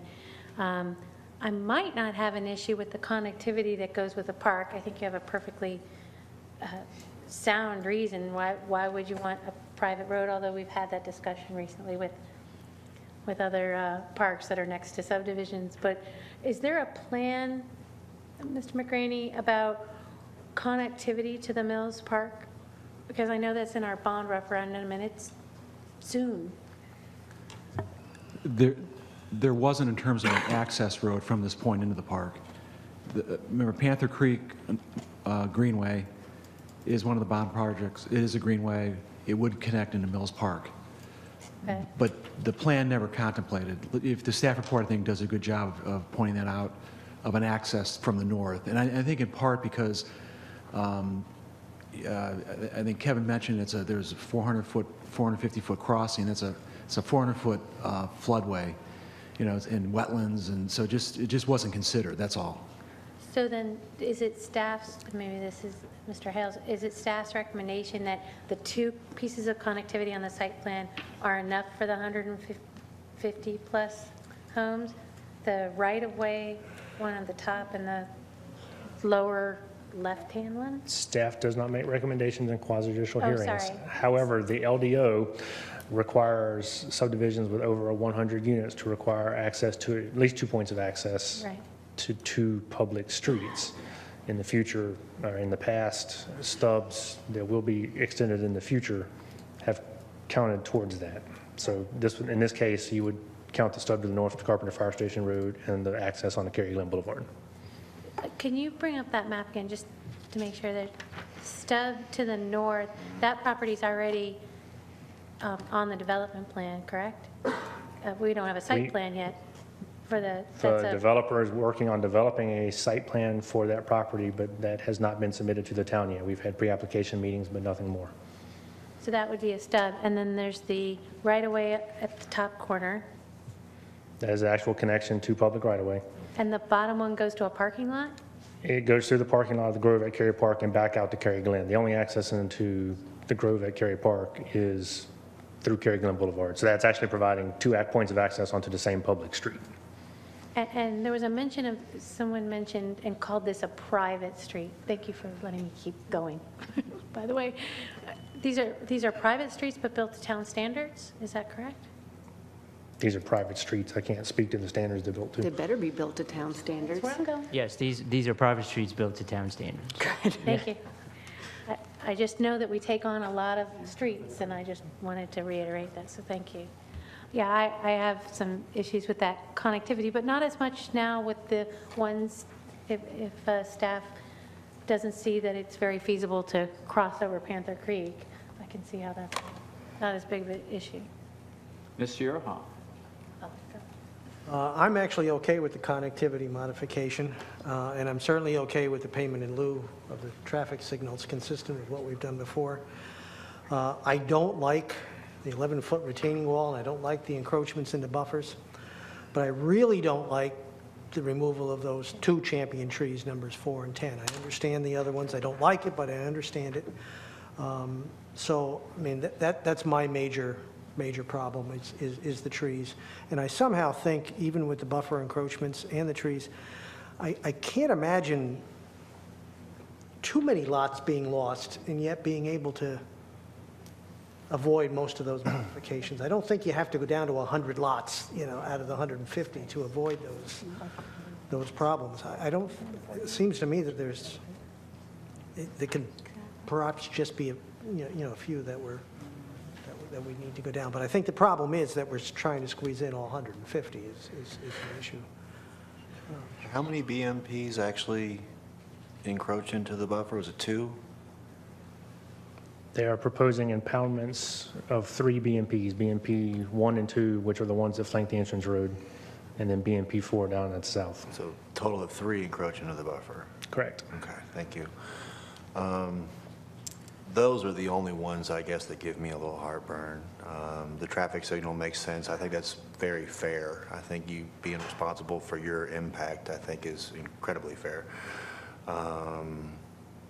Some of the others, the connectivity, it's not an issue for me, given, there's no development plan, site plan submitted for the north, and really, they are providing 2 access points at just the same road. But the trees, yeah, you'd like to keep the champion trees, but they're going to plant a lot more nice trees that will be good. But the BMPs into the On the buffer, that's a little bit of a concern for me. That's my comments. Other comments? We ready for Mr. Hales? Not quite yet. Okay. Mr. Mayor, I consulted with Mr. Silverstein in light of the cross-examination of Mr. Tang with respect to the items that he answered on. I've got a couple of questions for Mr. Hales with respect to the compliance of the site with the city code. Kevin, there was a question with respect to, or an issue that was raised with respect to clearing of the site. Do you believe that the proposed clearing is in any way in conflict with the requirements of the ordinance?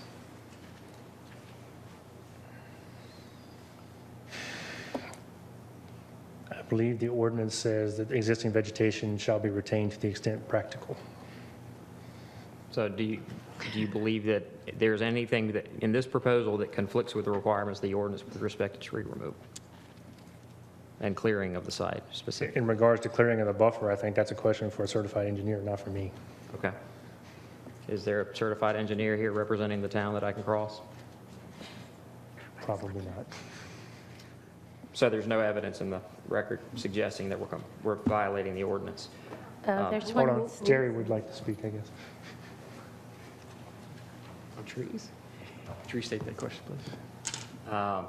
Are you aware of anything in the ordinance that would prevent this site from being cleared as proposed per this site plan application?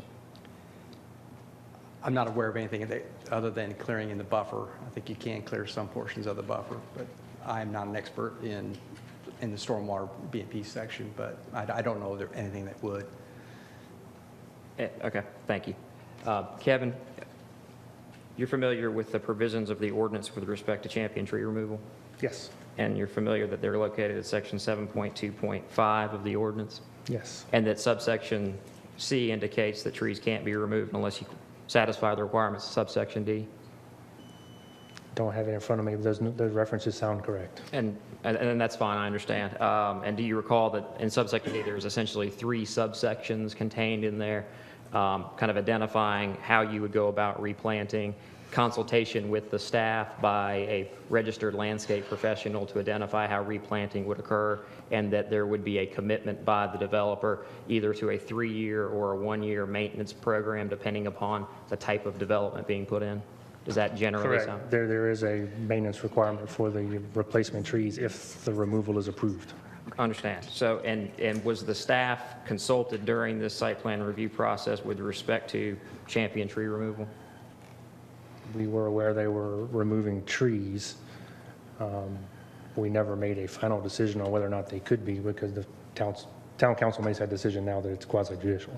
Right, but that's your question. Yeah, well, I mean, ultimately, I just want to confirm that the site plan applicant has consulted with the staff and has presented a plan for replanting that was presented to the staff and that the staff... The replacement plan is consistent with the requirements of the ordinance based on the trees you're proposing to remove, yes. Okay, thank you.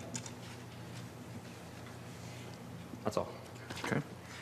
Mr. Silverstein, is everything in order to this point? Is there further cross-examination needed or anything else before I go to Mr. Hales to help us lead us through the motion? Essentially, and the proceedings, I think, can be a little less formal than they would be in an actual court proceeding, but to the extent that any questioning by counsel opens up new areas that either party would want to address, that would be appropriate. And so I think that has been exhausted. Okay. May I ask a follow-up question then? At the risk of sounding like I am not as familiar with the LDO as I ought to be, does it really say that we can remove champion trees for convenience as long as something else is replanted? I mean, is that what it says? Yeah. Because that's what we're doing.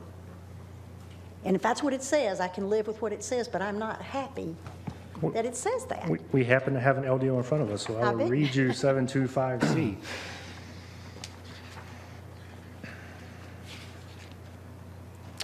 Subsection 725 subsection C is entitled Protection of Champion Trees Required.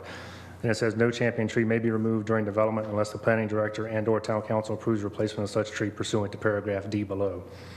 And then it talks about when it's removed or dies within 1 year following construction, they have to replace it. Right, right. The ordinance at the moment contains no clear criteria for determining when a champion tree should be retained or removed. It says we can decide. It says but the doesn't- council has discretion. Right, or the planning director, in this case, us. Correct. But it doesn't say that they have to come down just because they could come down.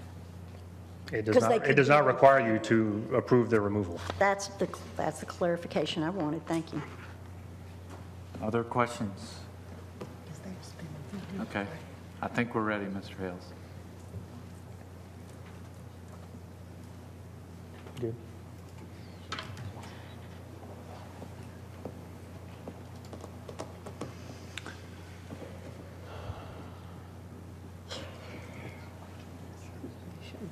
She'll come back. She'll come back. There's something better in the first place. I'm tired.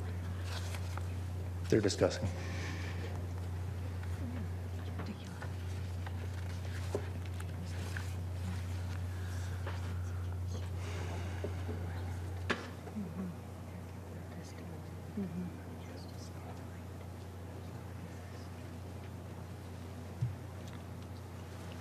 Thank you. Sorry, I apologize for the delay. If the council's inclined, my client would be happy to have this matter tabled. We've heard you all's comments with respect to concerns associated with the site plan, and we'd like the opportunity to address those concerns and come back to you with a plan that hopefully is more palatable, just given kind of the general consensus of comments that we've heard. So we understand it's you all's discretion to choose to table or not, but that would be our request. That's fine with me. I think that's very reasonable, Mr. Barron, and I appreciate your client making that suggestion because I think you really heard what we were talking about. I'll make a motion to table. Second. It's a motion and a second. Just for clarification, we didn't put any date on this, so it's indefinitely. It'll be It's whenever they're ready. Which, just so I understand, when a quasi judicial is tabled, that means none of us can speak with the applicant, You would essentially be continuing the hearing, is that correct? That's right. right, during this period. So I Don't just talk about wanted with to be anybody. Clear. Mr. We can talk to Silverstein, could staff. That's it. you brief us on this really quick? You have not closed the public portion of the hearing, so the hearing is still open. That means that you are not to have any discussions at all regarding any of these issues with anyone, otherwise you would be disqualified. You also, when you table it, if you don't table it to a date certain at this time, then you would have to notice a new hearing for such subsequent date as you would table it, as it would come up again.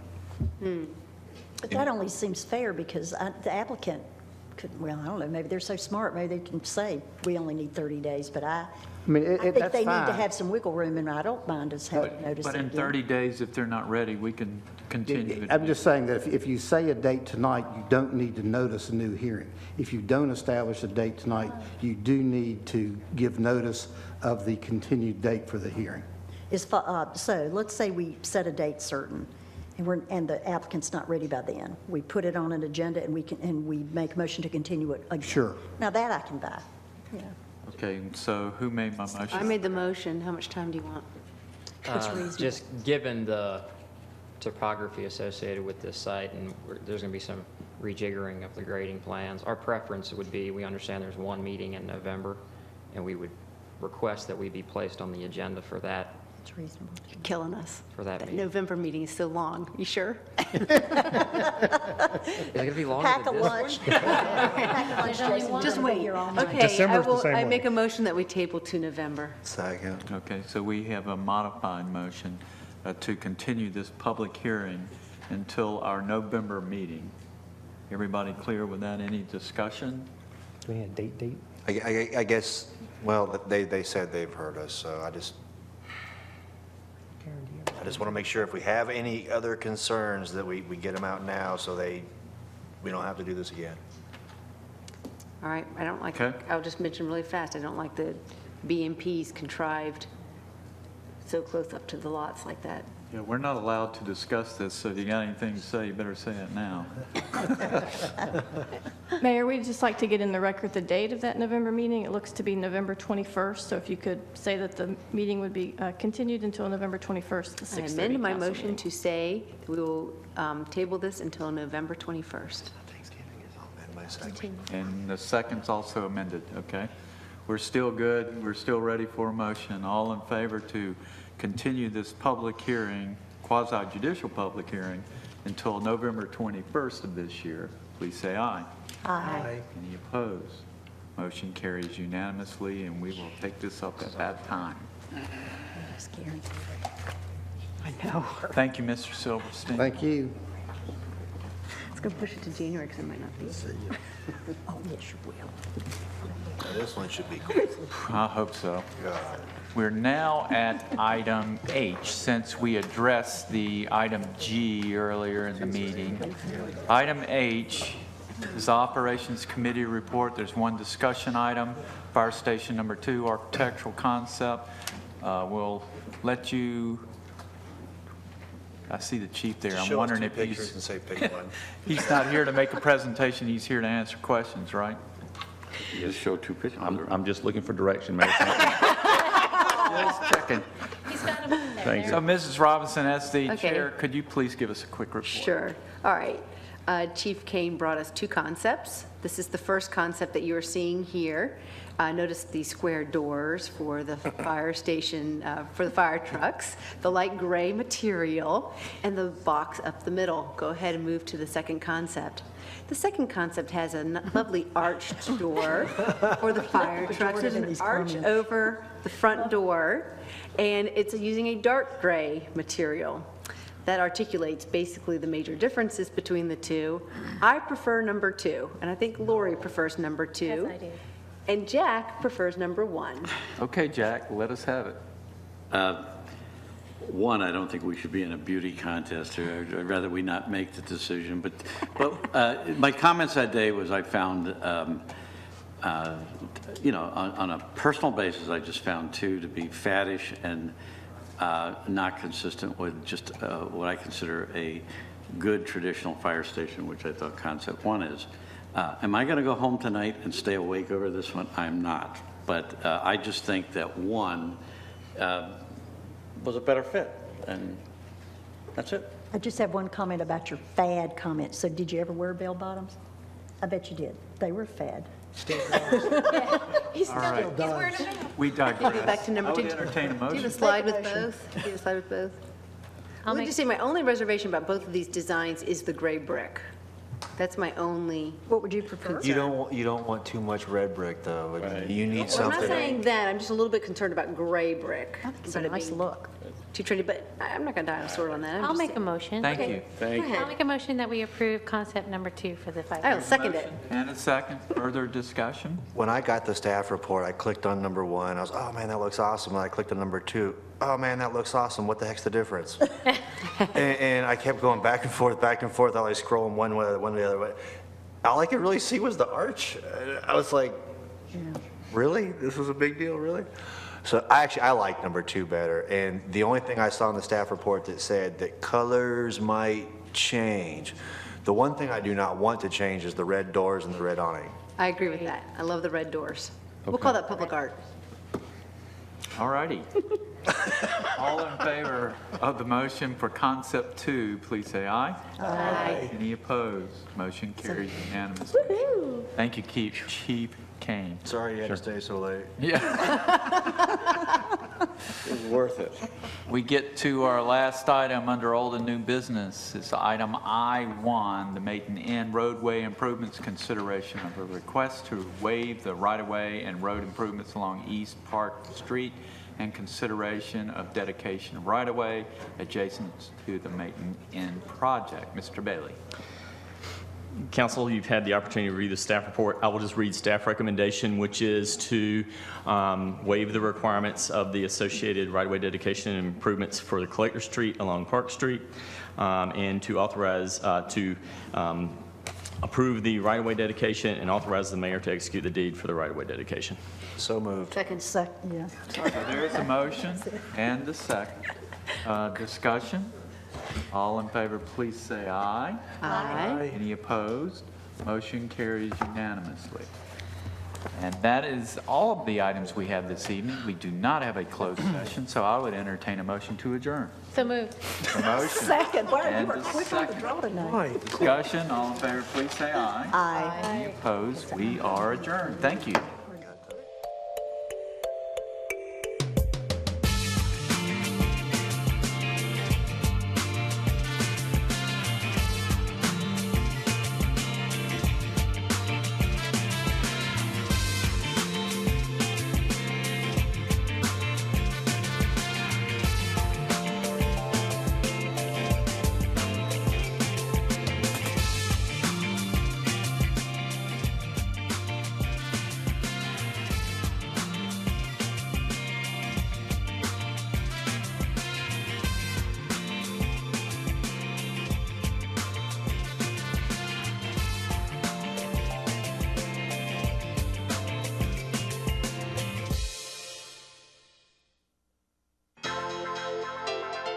This has been a production of Cary TV. Visit the Town of Cary's website at townofcary.org.